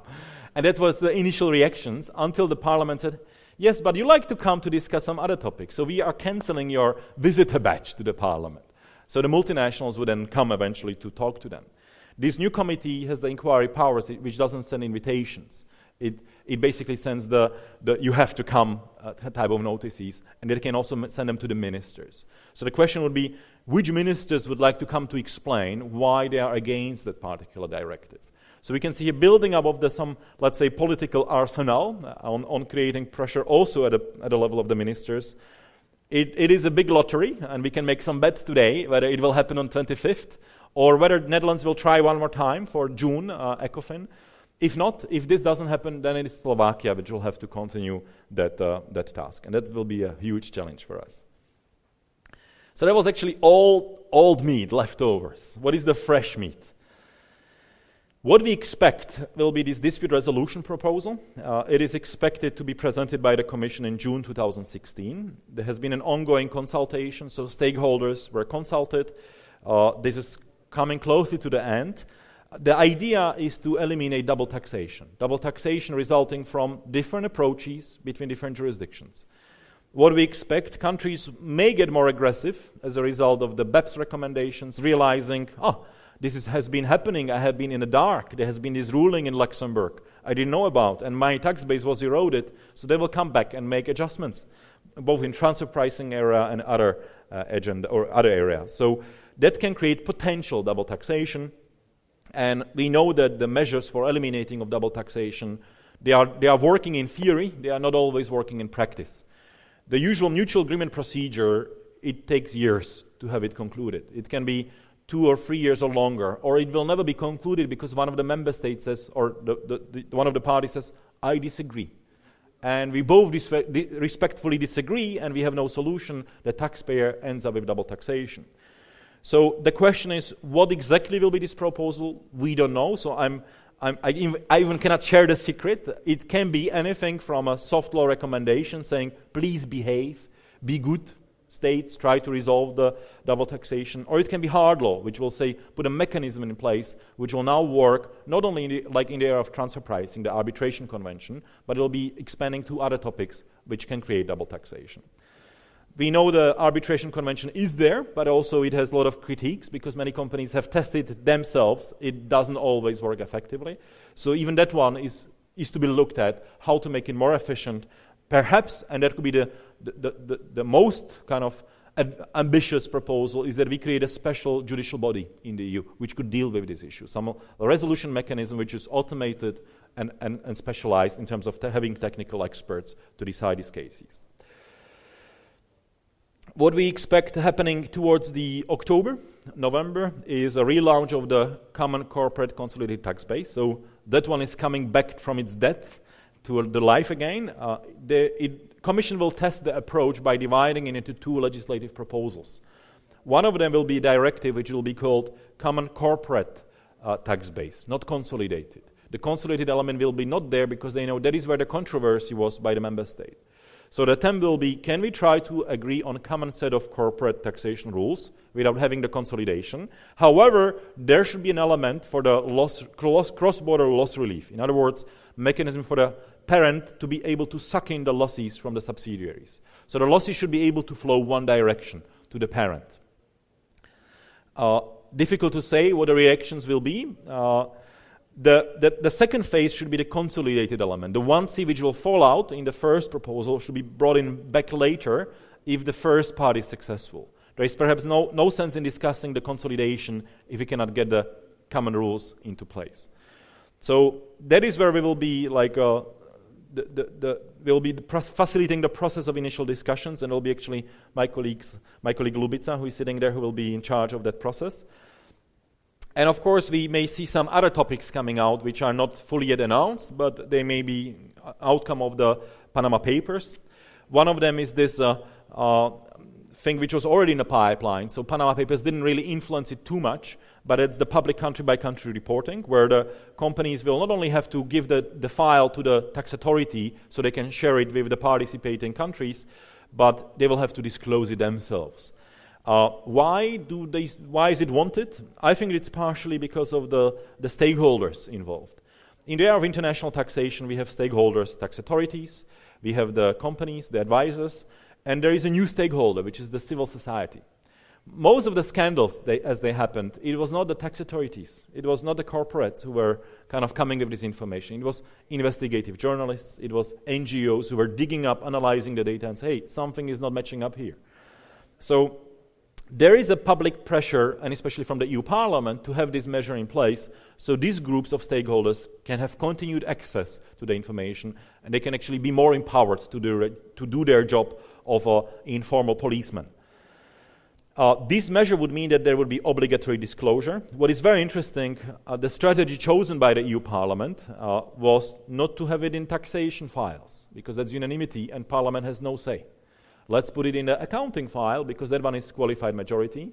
Even if 5 countries don't agree, well, it can still happen and can be obligatory for the whole EU. The EU Parliament actually did a test drive of the idea with the Shareholders' Rights Directive. Maybe you know that this has been happening last year. Shareholders' Rights Directive addresses the rights of the minority shareholders. They put in suddenly the country-by-country reporting last year. Like, we don't agree on this directive unless this is in. And the council and everybody was surprised. What is this? Where does it come from? It is basically the OECD country-by-country reporting, but making it public. And eventually compromise was made. Let's take it out. Let's have this Shareholders' Rights Directive move with its life. Commission will work and make its separate proposal. This proposal was published just a few weeks ago. There was one version which was leaked 1 week before the official version was announced. What we know that this disclosure will only currently apply in the current version on disclosing information on the EU member states. So how much tax you pay in the different EU member states. If you then have operations anywhere else in the world, one accumulated number. So actually you are not showing so much or too much of the numbers or secret information. The Panama Papers influenced this, because in between Panama Papers came in, suddenly Commission, the version which was published, suddenly operated with one more element. That was, yes, you disclose the information for the EU member state countries, and you also disclose numbers for jurisdictions which are, let's say, blacklisted. Okay, which will be those jurisdictions? And that is the link to the external strategy discussion we are having. So there is even idea that the Commission will be preparing that list of the countries which will be on the blacklist. Another new idea which is just floating, and we will see how it will materialize, is the idea of using the beneficial ownership registers. We know that for anti-money laundering purposes, banks and other institutions have to collect information on who is the ultimate owner. Because companies are fiction, legal fiction, piece of paper, right? So there's always a person at the end. Who is that person? That's what the banks have to find out already today, but the tax authorities don't always have that information available. So the idea is to have this information available for the purposes of tax administration as well. And also, what we hear resonating as a topic is the potential implications of these Panama Papers on the promoters and users of the tax shelter schemes. So we may see suddenly a new proposal for implementation of BEPS Action 12, and possibly also other additional administrative measures targeting those who put those taxpayers in those aggressive schemes. And that's it. So I will stop here. If any questions, I will prefer we do it at the very end because and I will actually explain why as I'm introducing our distinguished panel. I will start from the left. We are very pleased to have Mark Johnson. Mark is working for the OECD. He's a senior advisor. He's the person who was in charge of drafting the Action 4 recommendations. So he's been with the process from the very start until now, and hopefully longer. So he has the institutional memory. He understands why certain things are done in a certain way in that proposal. Mark will have to catch a plane. His taxi is leaving at 4:30. That is why I'm hesitant I will be taking no questions now, only if you have time at the end. So that's Mark. Mark, thank you for accepting the invitation. Mark has been working as a advisor, tax advisor, but also working in financial institutions and banks, selling the aggressive tax planning schemes until he decided to stop that practice. Next to him is sitting Lubica Adame. Lubica has many years of experience in international taxation as a tax advisor in the Big Four. She has also studied postgraduate program in international tax law at the University of Vienna, and she's heading the international tax department at the Ministry of Finance.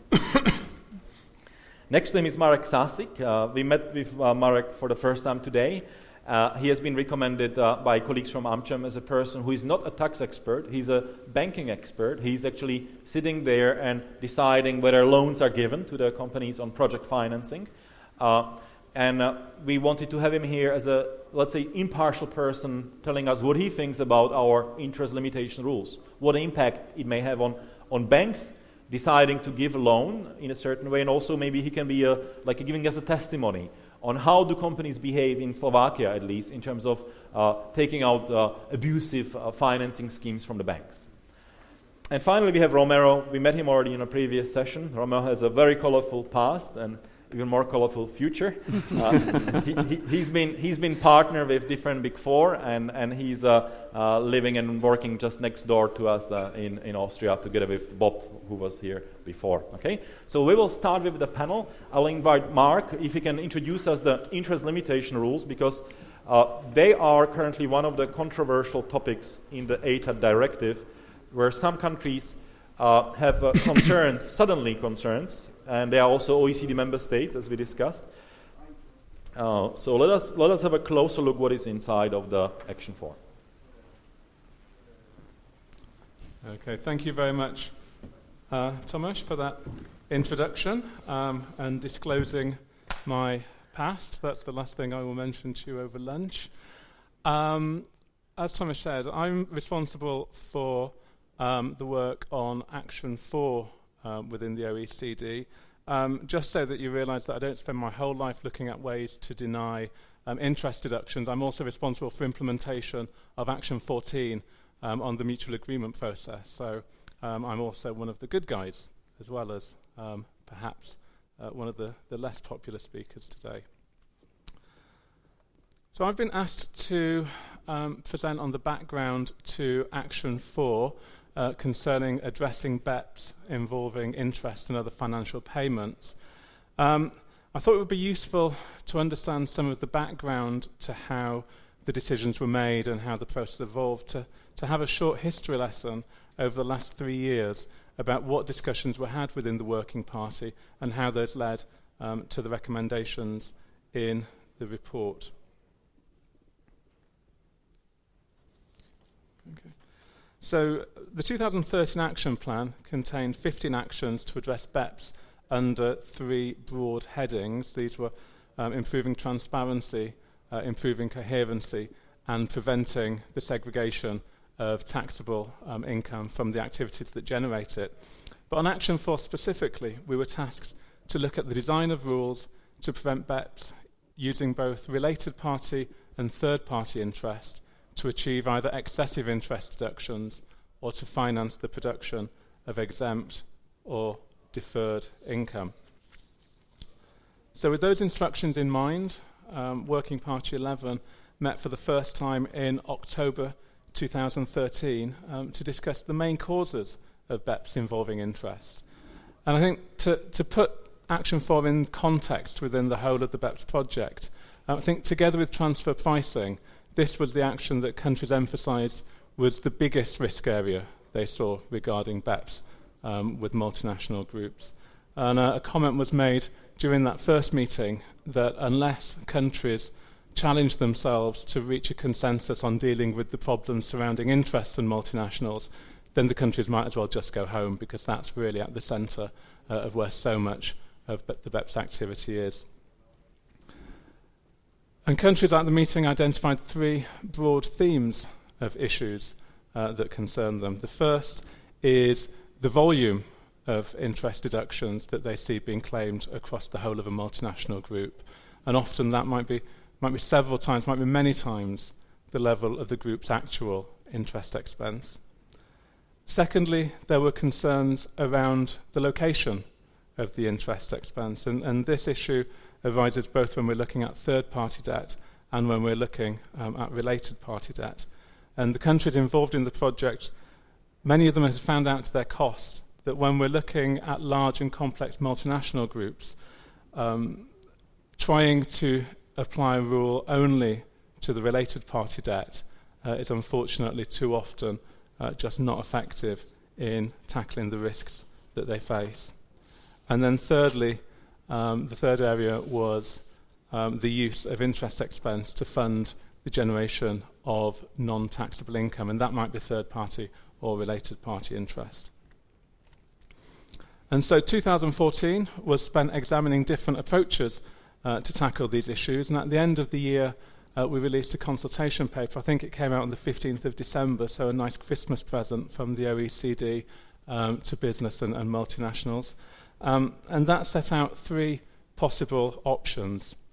The first was a group rule which allocated to each group company an amount of interest expense based on a share of the group's actual interest cost. And I think, looking back, this approach had theoretical merits, but it had some quite significant practical limitations. Perhaps most of all, it assumed that groups could move their debt and equity freely between group companies. And while to an extent that's the case, we recognise that in reality there are often practical limitations that make that difficult or even impossible. So the second approach that we looked at was the use of a fixed ratio formula, limiting interest expense to a percentage of either earnings or a company's assets. And the simplicity of that approach was commended during the consultation, but there was a concern that a single ratio would never work for all the different sectors, whereas countries were very clear that trying to set many different ratios taking into account different sectors was just not practical. And then the third option would be to find an approach that combined the best features of each of the first two and find that elusive balance between the needs of groups and the needs of companies.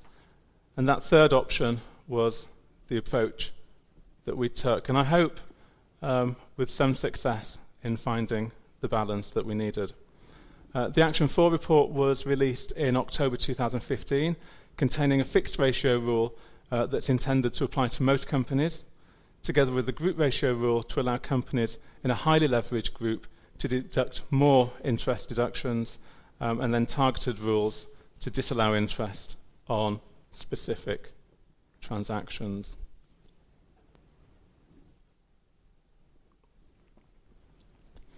And this slide sets out some of the key issues that the Working Party kept in mind in developing the fixed ratio rule, which is really at the heart of the common approach. And in the interest of time, I'll just pull out 3 or 4 of these points. I think the countries in the in the Working Party thought the most important, but I'm very happy to respond to questions on any of the other points. So starting at the top, it's intended that this rule will be applied by most companies, and so it was clear that the fixed ratio rule needs to be, to the greatest extent possible, simple to apply. Now, I think in order for a rule to be effective, there needs to be some level of complexity, but countries were clear that anything that would require either the tracing of funds from their ultimate source through to the ultimate destination, or that involved inquiries into a group's purpose in order to try and identify good loans and bad loans, simply would not work. As far as possible, they needed to have a rule that would be mechanical to apply and would apply to all debt equally. Oh, sorry, no. Stay on this slide. Next, a rule should apply to a company's net interest expense. And this is to ensure that groups are able to continue to manage their worldwide debt centrally. And so a treasury company that had lots of interest expense but also had lots of interest income would not be penalised. And countries were clear that a rule would need to apply equally to a company's third-party interest and to its intragroup interest. In their experience, if a rule only applies to intragroup debt, then it would be reasonably easy for a large group that is engaged in BEPS to move its third-party debt around in order to avoid a rule applying without actually changing the real economic position of any company. And I think the last point on the slide I'd just like to draw out is that the report allows countries to set their fixed ratio within a corridor of 10% to 30%. And data provided by PwC during the consultation process showed that at the top end of this corridor, around 90% of groups should in principle be able to deduct all of their net third-party interest expense, assuming that that cost is spread between the group, around the group. If you go above 30% and look to set a higher ratio, then actually the number of groups that can deduct all of their interest expense increases very slowly, whereas the groups that can begin to deduct multiples of their interest expense increases very quickly. And so countries felt that having 30% as an upper limit is a sensible balance between giving protection to the countries while giving relief to companies. So it's all about finding the balance.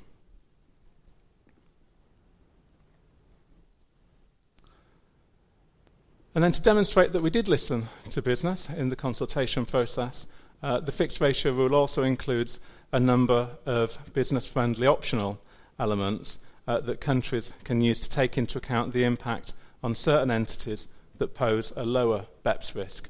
So, for example, exclusions can be applied for entities that are not part of a multinational group or that only have a low level of net interest expense. And on that second part, where we're looking at the low level of net interest expense, there were countries who felt that that still provided the opportunities for quite a lot of BEPS activity if a group should have actually had net interest income in a country, but it was stripping that income out, so it only had a low level of expense. But in order to achieve this balance between the needs of companies and countries, we agreed that those kind of risks should be looked at through targeted rules rather than trying to impose a stricter limit on groups that actually pose relatively, or in many cases, pose a low level of risk. There's also an option to exclude third-party interest funding infrastructure projects involving public benefit goods and utilities, subject to certain conditions. And there will also be cases where companies incur interest expense to fund investments that give rise to taxable earnings in the future. And in these cases, the interest expense can't be used in the current period, but countries can allow that the disallowed interest to either be carried forward or carried back to be used in other periods. And I think this issue, in some cases, might also be addressed by another feature that isn't on the slide, and that's that the fixed ratio rule can be applied at the aggregate level of all of the companies in a particular country. It doesn't need to be allowed, it's rather to be applied entity by entity. And this is to prevent a situation where a company incurs an interest disallowance, where actually there's another company in the same country that has profit and could have deducted that interest itself. We don't want groups to have to move around debt within a country that isn't really posing any BEPS risk, simply in order to comply with a rule. And then finally, where a group as a whole is highly leveraged, that's where a worldwide group as a whole is highly leveraged, we allow the use of a group ratio rule to allow a company to claim more interest deductions. And just a few words on this. The report included a description of a rule whereby if a worldwide group has a net interest to EBITDA ratio that's higher than the country's fixed ratio, then a company can elect to use the group ratio instead and so claim a higher level of deductions. Other options are also possible, and some of you may be familiar with the equity escape rule applied in Germany and in Finland, and this is based on an equity to assets ratio. And it would be interesting for me to hear from yourselves. We give countries the flexibility to use either of their approaches. It would be interesting to hear from business which of those is actually seen as the most beneficial to business in practice. The group ratio rule is specifically intended to help business, and so I'd like to hear what approach is seen as best for you. Coming up to date, on this slide, the top box shows that 5 countries, Germany, Greece, Italy, Portugal and Spain, currently apply rules that are largely in accordance with Action 4. Fortunately, I can't claim any credit for that because most of them had those rules before our work, but I'm very happy to include them on the slide. Norway, the UK and the US are 3 countries that currently have budget proposals or consultations either taking place or announced, including rules that specifically comply with Action 4. And then in addition, the proposed ATAD, as we've already heard, includes an article on interest limitation rules based on Action 4. And the OECD strongly supports the development and agreement of the directive in accordance with the action items. And I think one of the key benefits that we see of the ATAD is that it satisfies the need for a consistent implementation of Action 4 between countries, which I think has benefits for both groups and for the countries themselves. From the perspective of a group, a rule implemented consistently should give to more predictable results and ultimately reduce compliance costs compared to the situation that we have currently and we've had in the past, of very different rules being applied in every country. At the same time, countries can benefit from a coherent international system with fewer gaps and fewer opportunities for the types of arbitrage that led to the need for the BEPS programme in the first place.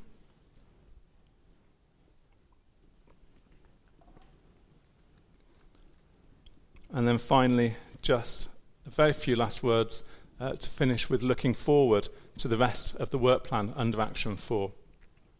First of all, there's current work undergoing around some of the detailed elements of the design and operation of the group ratio rule. This won't change anything which is in the published report, but it will add an additional level of detail to that. And also on approaches to tackle BEPS in the banking and insurance sectors. Banks and insurance companies, they're using interest in a fundamentally different way to other sectors, and so quite early on in Action 4 we determined that they need to be carved out from other groups and looked at separately, and that's what we've tasked ourselves to do in 2016. There's also ongoing work on the transfer pricing for related party financial transactions, and then also toolkits to assist the implementation of the BEPS actions, and in particular Action 4 is one of those, by developing countries, and that will be completed in 2017. And then finally, we haven't even finished the policy work, the bits we're outstanding for this year, and we're also already looking forward to a review of the common approach based on country experience, and that will be completed by the end of 2020.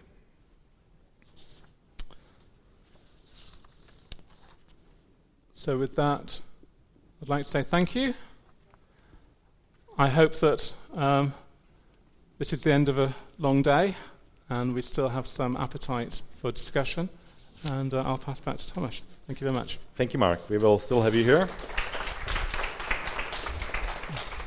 So before we have a full-fledged discussion on the measure, I would like to ask Lubica if she would be so kind and tell us a little bit about what we have done so far in Slovakia in respect of the interest limitation rule.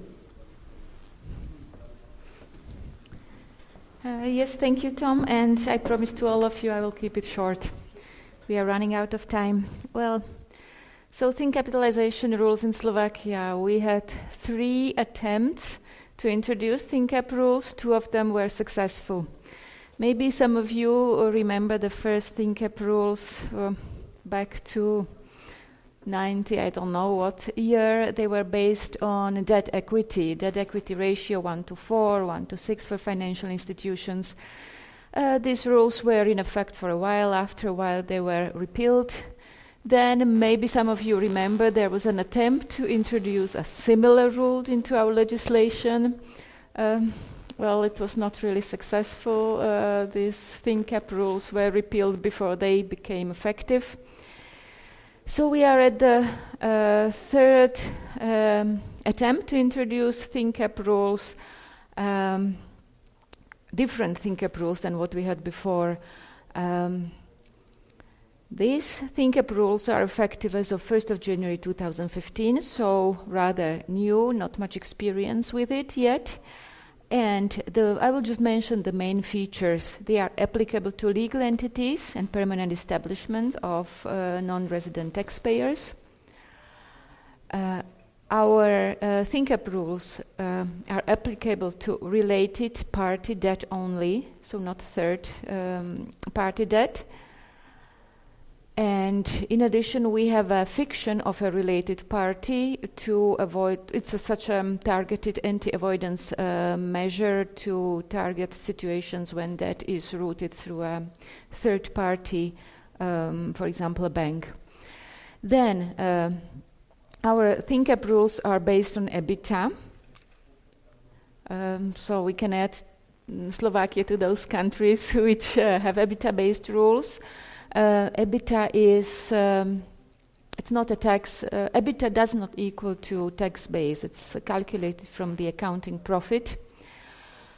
Then into calculation, we take gross interest expense, and financial institutions are excluded. Financial institutions, including leasing companies. So these are the main features of our rules.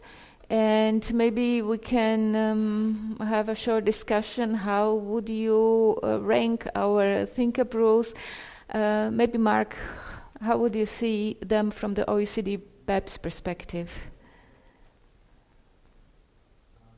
Thank you very much for summary of Slovakia's rule. I think my first comment would be to congratulate Slovakia on adopting an EBITDA-based measure. Thank you. I was afraid you would start criticizing, but thank you for... No, there are relatively few countries in the world that currently apply EBITDA-based thin capitalization rules, or earnings stripping rules, as we tend to think of them. And being the first in the region, I think I would certainly commend Slovakia on taking that step.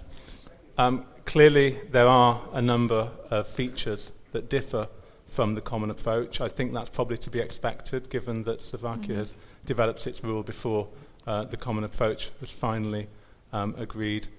I would suggest that I think Slovakia should look very carefully at the areas where there are differences, in particular around the treatment of third-party debt, and perhaps consider why the international consensus decided to take a different approach on these issues.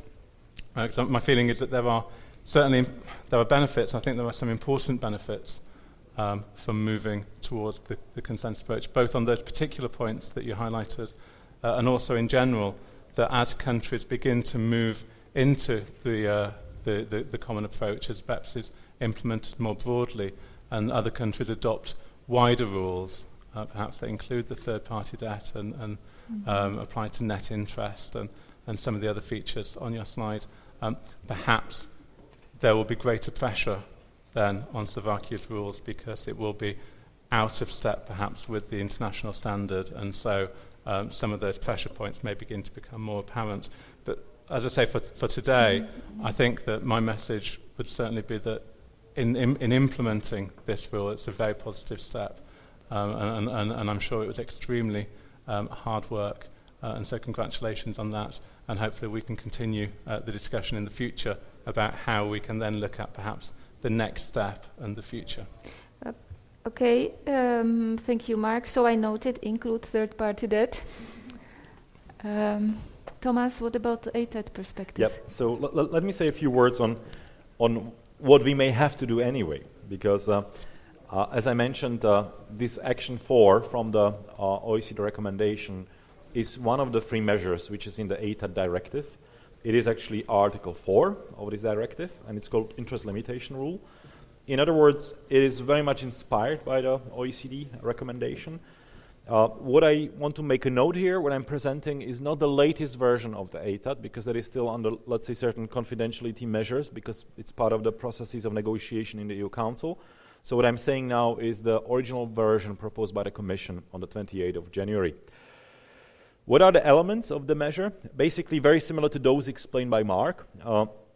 But what is already kind of set as a fixed percentage is that the interest limitation rule should operate on a basis of the fixed ratio set as 30% of the EBITDA.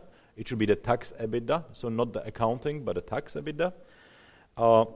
And also, of course, that will be the major difference between the Slovak rules as we have them today. It will be interest limitation on any type of loan. So it will be also loans taken from the banks. It can be loans on bonds issued to the public.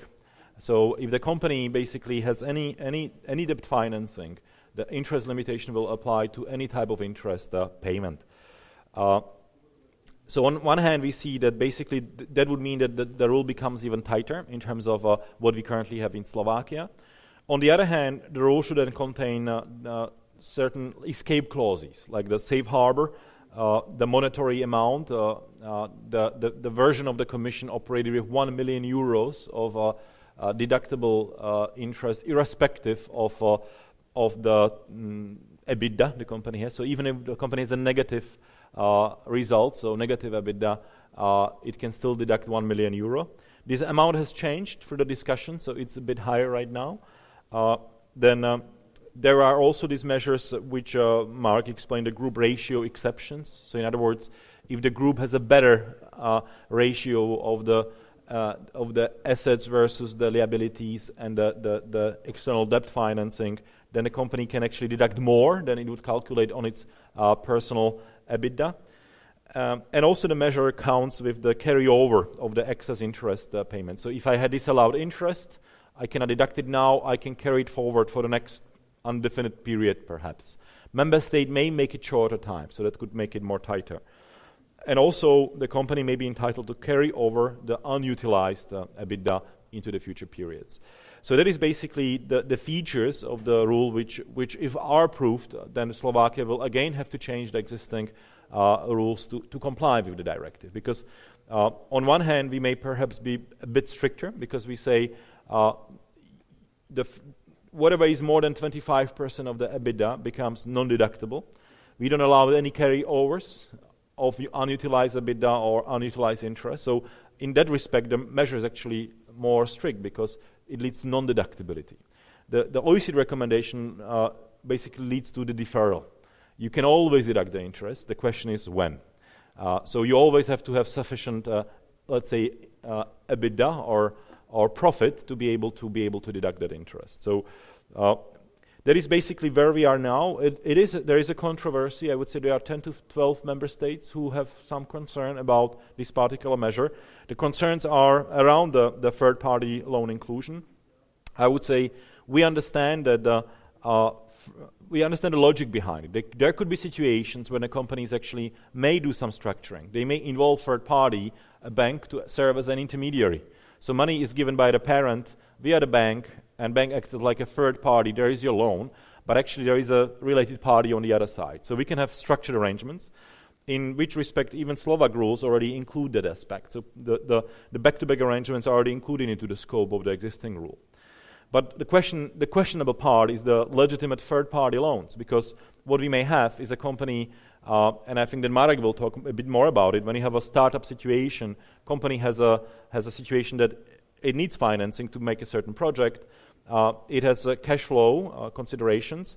it has an economic loss because it pays a legitimate interest on third-party financing, so it's actually in a loss situation. Although EBITDA or maybe whatever, company may not be able to deduct the interest fully, which means the company will have to pay tax on situation when it has a loss.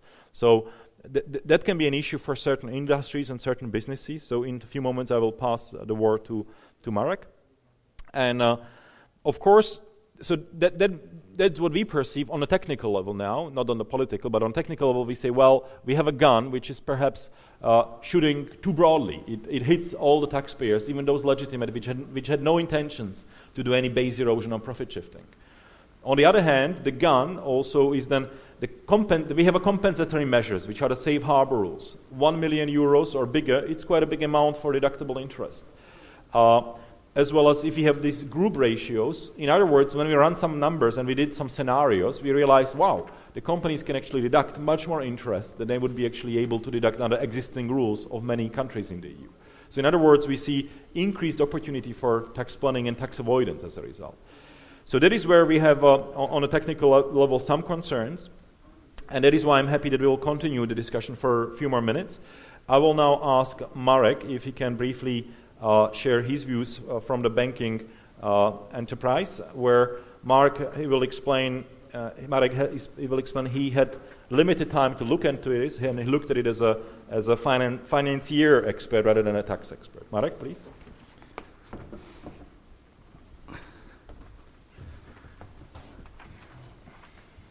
Yeah, good afternoon to everybody. So, Tomáš has made an ample introduction. I certainly know about tax laws and tax regulations a lot less than most of you.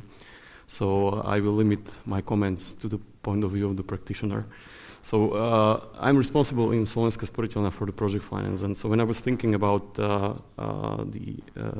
situation about the interest limitation rule, first of all, I was trying to think about what types of clients could be impacted by this. And this is what I have come up with. So in my opinion, and having looked at the selected portfolio of the clients, the 30% EBITDA interest cap will be very likely insufficient for sectors where financing share one or a combination of following features.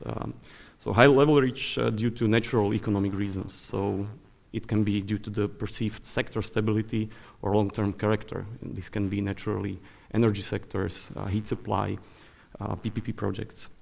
Long-term loans, long-term usable life of assets, higher interest rates on loans due to perceived risk or longer tenor, or startup phase with interest financing only and subsequent growth phase with accelerated debt reductions. This is typical for leveraged finance situations, leverage recaps, M&A transactions. So the examples are there, and I have tried to give a concrete view, to give a view on concrete figures. I've tried to come up with a simple stylized example. So out of these examples, I have chosen the real estate example. I will not bore you with the Excel. I don't think it's necessary. I will only show you the results. So what I have done is that I have looked at the stylized example of a 40,000 square meters lettable office building, which is going to be built and financed by 70% of debt. It's a long-term loan for 20 years at 4% fixed interest provided from the bank. And what I have done is that I have looked at the netto cash flow under the current tax regime and under the proposed limitation of interest to 30% of EBITDA. And I have used the assumption of the tax neutrality over the long term. That means that there will be a carryover of the unused interest and carryover of the unused EBITDA. So these are the results. So when you look at that, it's also important to mention that I was calculating with a let-up phase. So there will be certain vacancy at the beginning. And so now let's look at the results. So in the current tax regime, actually the netto cash flow, which is in green color, which is generated by the project, would also from the year one be already in a slightly positive or about zero territory. And the tax paid, that's the red line, will be slowly rising. Whereas if the OECD proposal is adopted, you would see that immediately in the first year there will be a high tax burden causing the cash flow, which is the yellow line in the first year, be negative. So this is certainly an issue for the investor, because the investor now has to think about additional problem, how to solve the cash flow in the first year. And to me, as a practitioner, and I'm certainly far away from all the macroeconomic considerations that Mark has presented, but as a practitioner from a concrete example, this doesn't sound very logical, because companies should not be penalized by having a higher tax in the startup phase. And actually, there can be a number of such examples. For instance, if you imagine let's say a newly set up telecom company, which would slowly grow its EBITDA, but would be highly leveraged at the beginning, it would be a very similar picture. So from this point of view, it is not a very let's say it's not economically good solution, and that's why I was listening very closely to what carve-outs would be proposed to this solution, and I think that is the most important thing, that to what companies will be really enforced to do this, and what companies will be left out of this solution. Coming to another topic, and that's the topic of from the point of view of the bank, do we see let's say biggest territory where the clients reduce their taxes? Well, certainly it's no surprise that nobody likes to pay the taxes, but purely from the Slovak bank financing perspective, we do not see the deductibility of interest as a let's say primary issue via which the investors optimize their tax basis. Typically, this optimization is being done through tax havens and through certain type of expenses which are being charged from the tax havens. So from the point of view of the bank financier, there is the limited applicability of third-party financing to be used solely for tax optimizing reasons. And in Slovakia, at least in our bank, for me, it's very difficult to imagine that the bank would approve financing structure solely due to tax optimizing. Actually, I would rule this out completely. And the final point which I would consider would be the added bureaucratic complexity. Just already when I was simulating in the Excel, it takes some time, to take into account the effects of carryover of the unused interest, the carryover of the EBITDA. So imagining the companies who will now have to deal with the additional level of complexity, from my point of view as a practitioner, the independent third-party financing should be exempted, or if it's not exempted, I would be keen to listen to what carve-outs would be provided to market participants, as I have mentioned in the beginning, which have high leveraged situations. So thank you very much for your attention.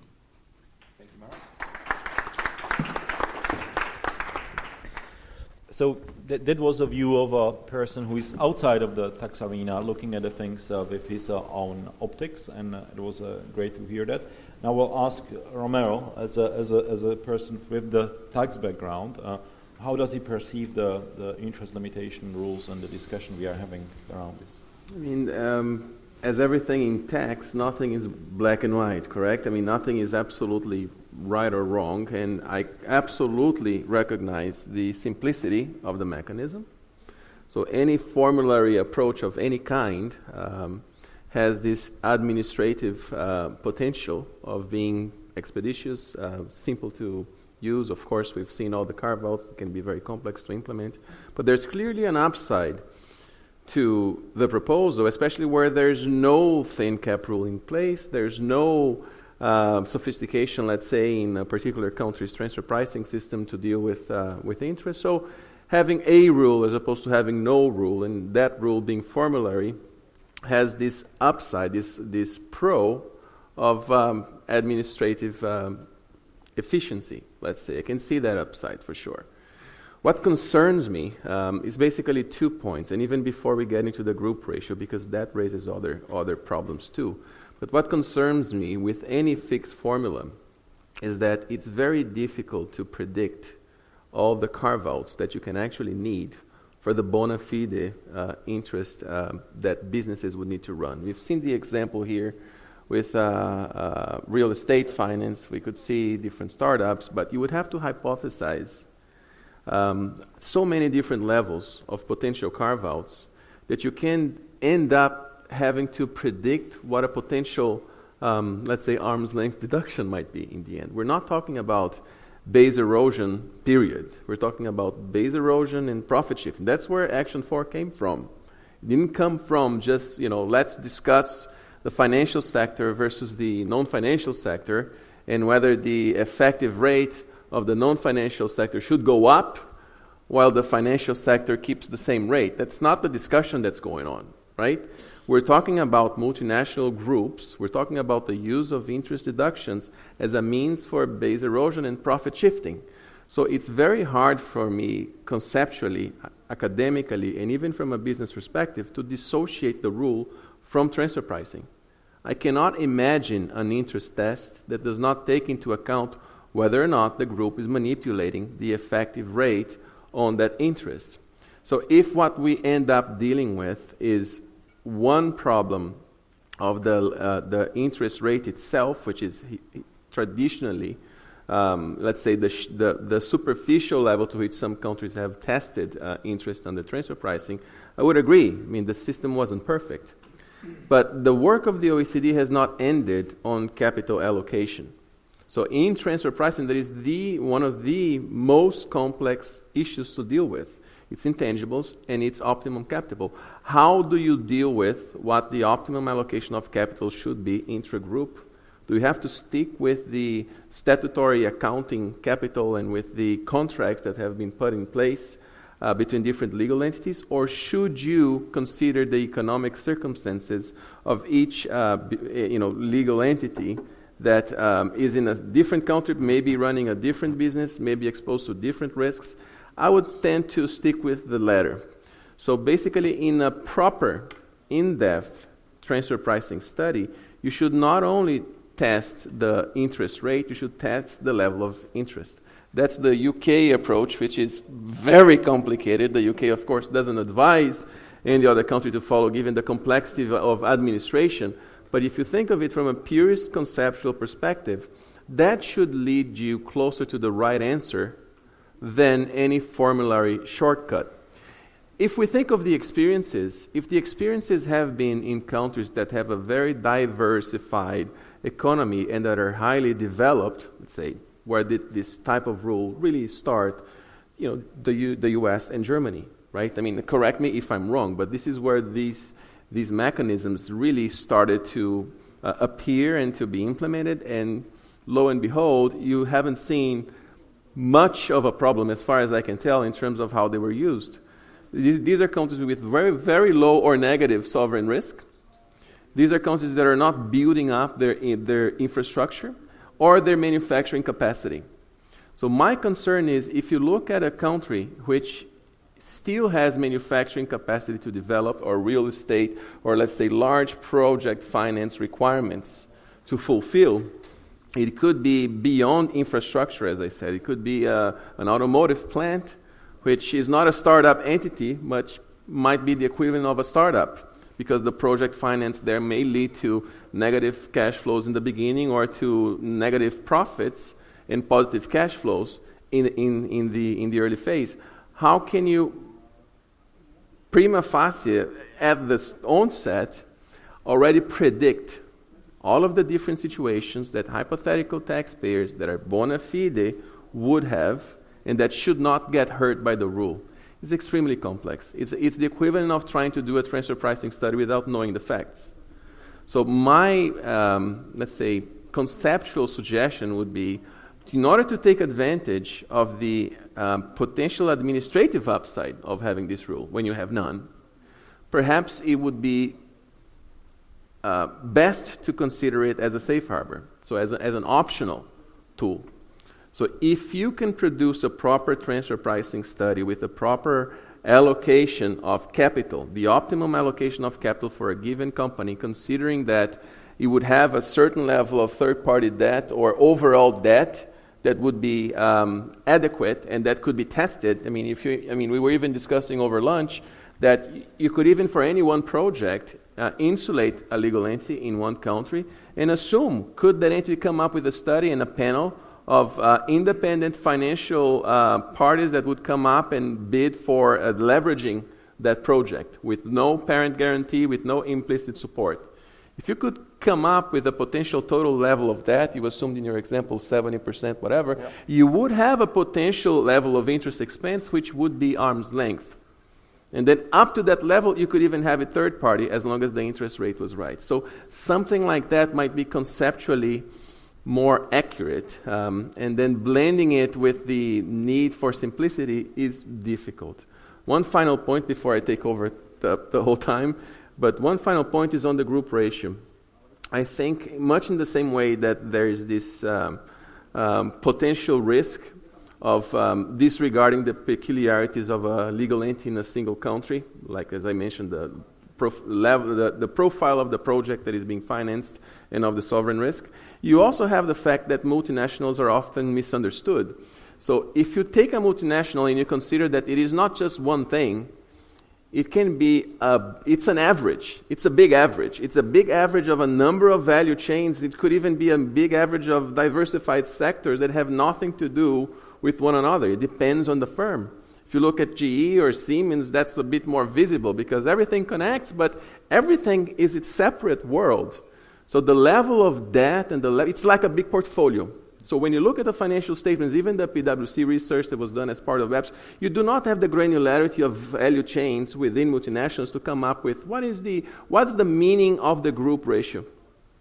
It often means nothing. It's just an average. So what would be the adequate level of that within that same group for the multinational value chain of one segment? You don't know. You don't necessarily know. You don't have that data. So how can you use the average group ratio of a multinational which is diversified to apply for, to apply as a benchmark for an entity in a country that may not be representative of the global entity? So, of course, if the entity has one single business which is absolutely replicated everywhere in the world, you will still have the issue that I was talking about on the profile of the country. So I do have issues. Again, I see the simplicity, but I would not have it as a mandatory rule that trumps a transfer pricing study. I think that there's a need to reconcile both. Thank you very much. Lubica, you asked a question to Mark, and he told you answer, and you noted down, I have to expand the application of the rules to the third parties. You could hear some views of the experts, but I want to give a chance to Mark before he has to go to the airport to rebut, because there were some strong positions or arguments here, which caused some doubt on the measure. I would like to ask Mark, I think there must be reasons why you have envisaged that this is necessary, that countries do apply the rule to the third parties. Could you elaborate on that a little bit? Absolutely, and thank you very much for all of those comments. And when I originally saw Marek's presentation, which did include the Excel spreadsheet, that got me quite worried. So thank you for not including that during your presentation. The countries that we've been working with over the last 3 years have been absolutely clear that in their experience and their significant experience, groups tend to manage their net debt at a macro level. If you're looking at applying a rule to each individual loan and treat it differently based on whether it's paid to a third party or paid to a related party, you're not seeing the context of that loan that's probably part of a much more sophisticated and much more complicated group arrangement between the group and its banks. There may be offsetting balances in other parts of the world or security arrangements which are funding those loans. Or it may be that the group has placed all of its third-party debt in particular countries to achieve a more beneficial tax treatment, whereas other parts of the group are being entirely or largely equity funded. And it's relatively easy for a group to make a company or make a country funded by third-party debt if that will get it a more beneficial treatment. And so our working party is very clear that the only way to get a robust rule to protect the countries is by having this very broad basis of applying to third-party debt and to intragroup debt. And I think perhaps also the separate point, I'm not always sure if even economically that the distinction is that valid, because if a group is funding itself centrally and then on-lending that within the group, which is the most efficient mechanism for most groups, you're actually treating those internal loans, which are being funded directly from the third parties, differently than if the group had raised its third-party debt directly. So you're introducing a tax incentive to move to a model which is probably actually less efficient for most groups. So you could introduce some perversities. I think having a broad measure, but then looking at how you can address some of these potential risk areas, gives you the protection for the countries, and then hopefully you can manage the risk for the companies. And that's why we spent a lot of time looking at what these protections should be. So the level of the fixed ratio being up to 30%, that should allow most groups to be deducting their real external interest cost. If a company has a high level of leverage, it can look to its group within the country and net off its position within the country, so that you're really, because I think if you have debt within the country, then that's not really what's driving the BEPS risk. So you can apply the rule to the level of the country.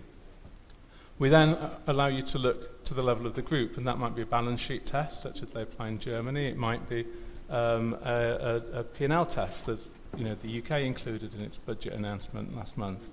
And it may be that for the kinds of issues that Marek's talking about, a balance sheet test may provide a more beneficial answer, and that's certainly something that I would encourage Slovakia and other countries to explore if they have these concerns.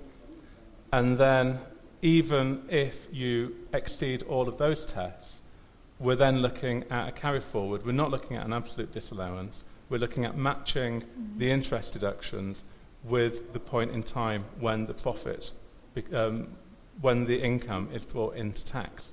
And so I recognise that there is a timing distinction, there is a timing issue, and that does introduce a cost for groups. But in context of providing protection for countries and giving a result for groups, those groups will be able to deduct that interest cost once they're beginning to bring profit into tax. Now I recognise, Tomasz raised a point that these safeguards could themselves give rise to planning opportunities, and I don't necessarily see that as being the case, or even if it does, I perhaps see it as being the lesser of two evils, because you're still providing the absolute protection against BEPS by setting that limit at a percentage of taxable profit. So the companies are only able to deduct more interest expense if they're bringing into account, into tax, the income. Whereas by having a narrower rule and saying, okay, we've got a simple rule, we don't need to have all of these protections, but we're only going to apply it to a subset of your interest expense, you're potentially, you're dealing with some of the points which you're raising, but you're losing the protection of the rule. And you're losing the protection that the whole of the BEPS process and the discussions in Action 4 was intended to provide. And I think that might be more beneficial to look at what the carve-outs are, how they could work, how they might address some of these risks.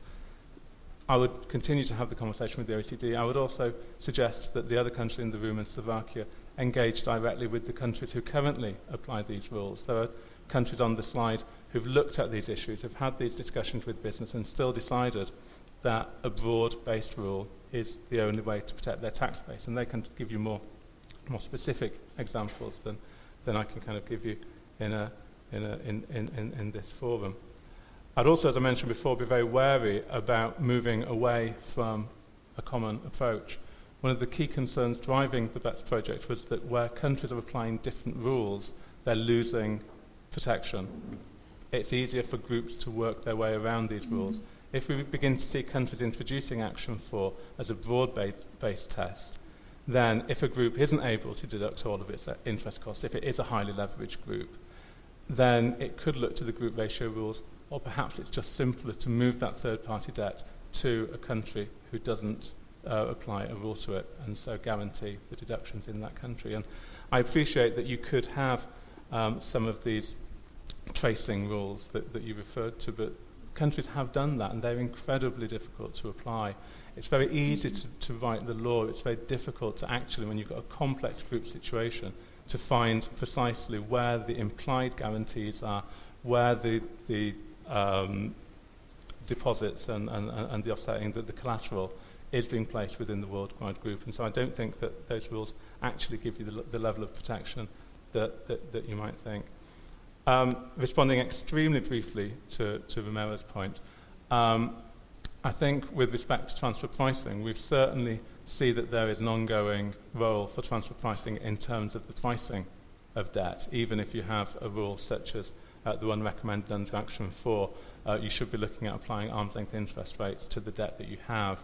However, our working party 6 on transfer pricing and our experts within the Secretariat and within countries who currently apply transfer pricing as a main rule, it was a unanimous view that in terms of the capital allocation, in terms of defining the level of debt, that is just too complex and sophisticated an approach to expect to apply as a global standard, when what countries are needing is a simple and straightforward approach which will deal with most of the risks, and then having these carve-outs to manage some of the downsides to that.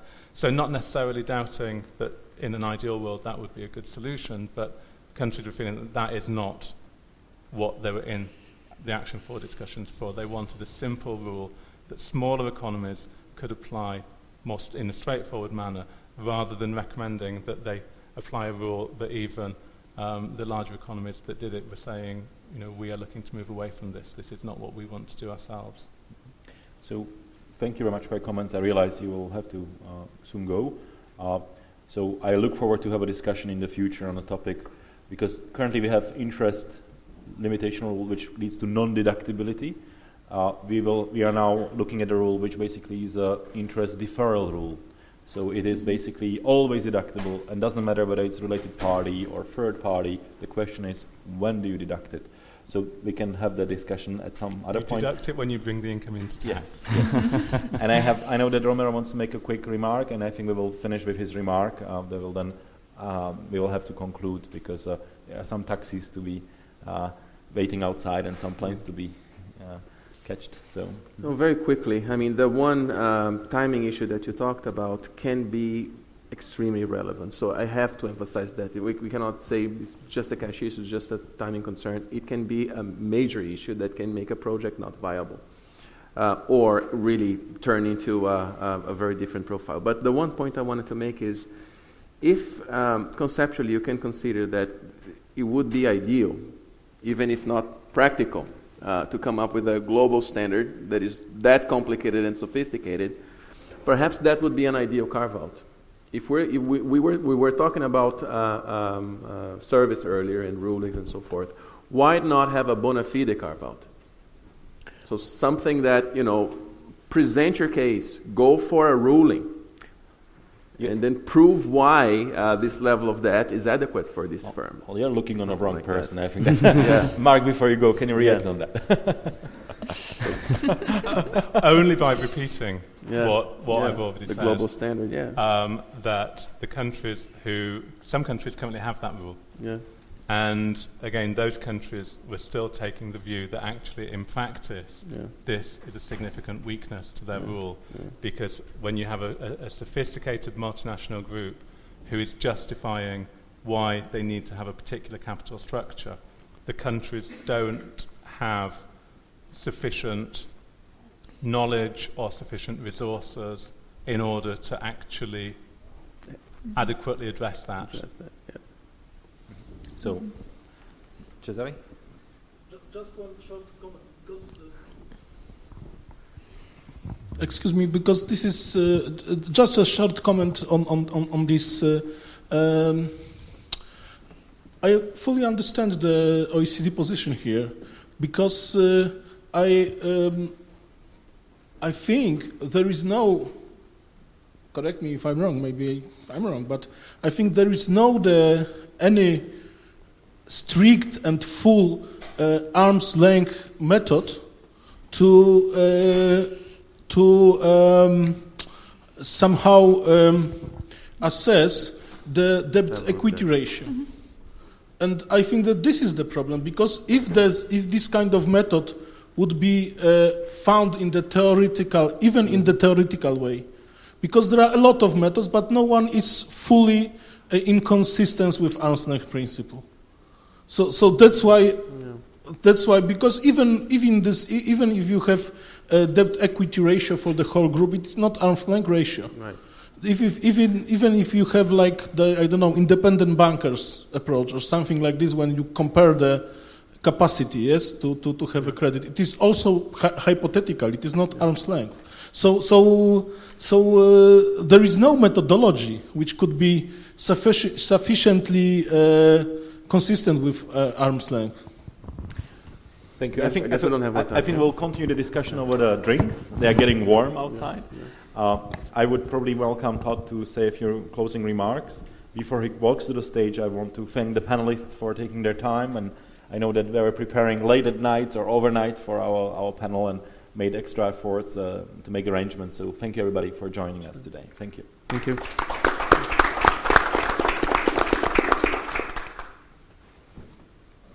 Okay, we're running over time a little bit, so we'll just wind up. So I think we can say that tax is still very high on the agenda of not only business, but also, and when I say business, large business and SMEs and regulators and governments. And we are all stakeholders in this debate. And I think, as we can see, there's no clear science in taxation, so this debate is going to continue for a long time. It's clear that anti-avoidance is high on the agenda as well, and thin cap is just a part of that general anti-avoidance rules.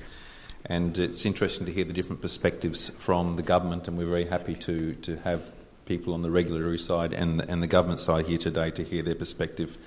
And it's good that we share each other's perspectives so we get a good solution in the end.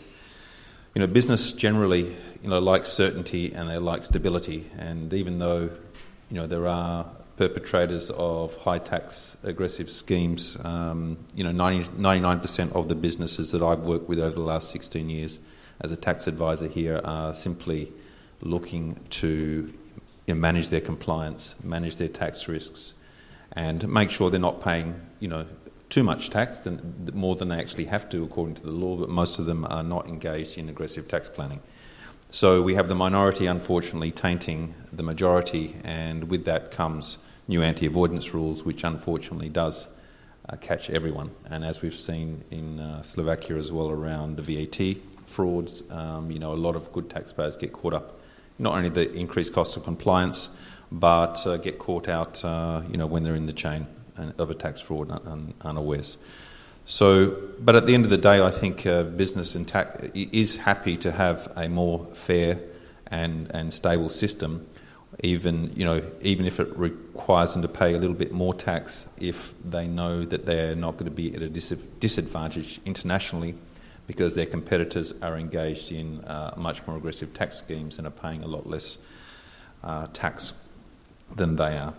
So I think for CEE specifically, I'm talking about base erosion. You saw CEE how exposed we are to labour taxes when 70 to 80% of our tax take is in the form of labour taxes.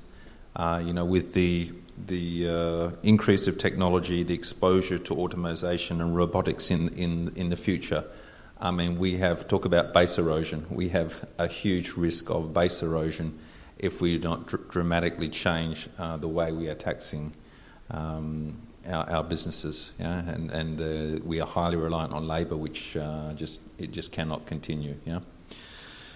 I would like to say thank you to the Ministry of Finance and the various representatives from the V4 ministries and governments. Big thank you to our sponsors, Philip Morris, Procter & Gamble, KPMG, US Steel, GE and IBM. A very big thank you to the AmCham Tax Committee, Christiana Serogova, and Richard Panik. Thank you very much for your dedicated work in putting this together. Now, and thanks to all of you who've stayed with us through the day. We appreciate your support and your participation. There are a few refreshments outside, a few drinks, so please stop by and have a drink. And I'm sure these guys are happy to answer a few more questions over a drink, unless they have to run off to the airport, of course. So thanks, everyone, and good evening.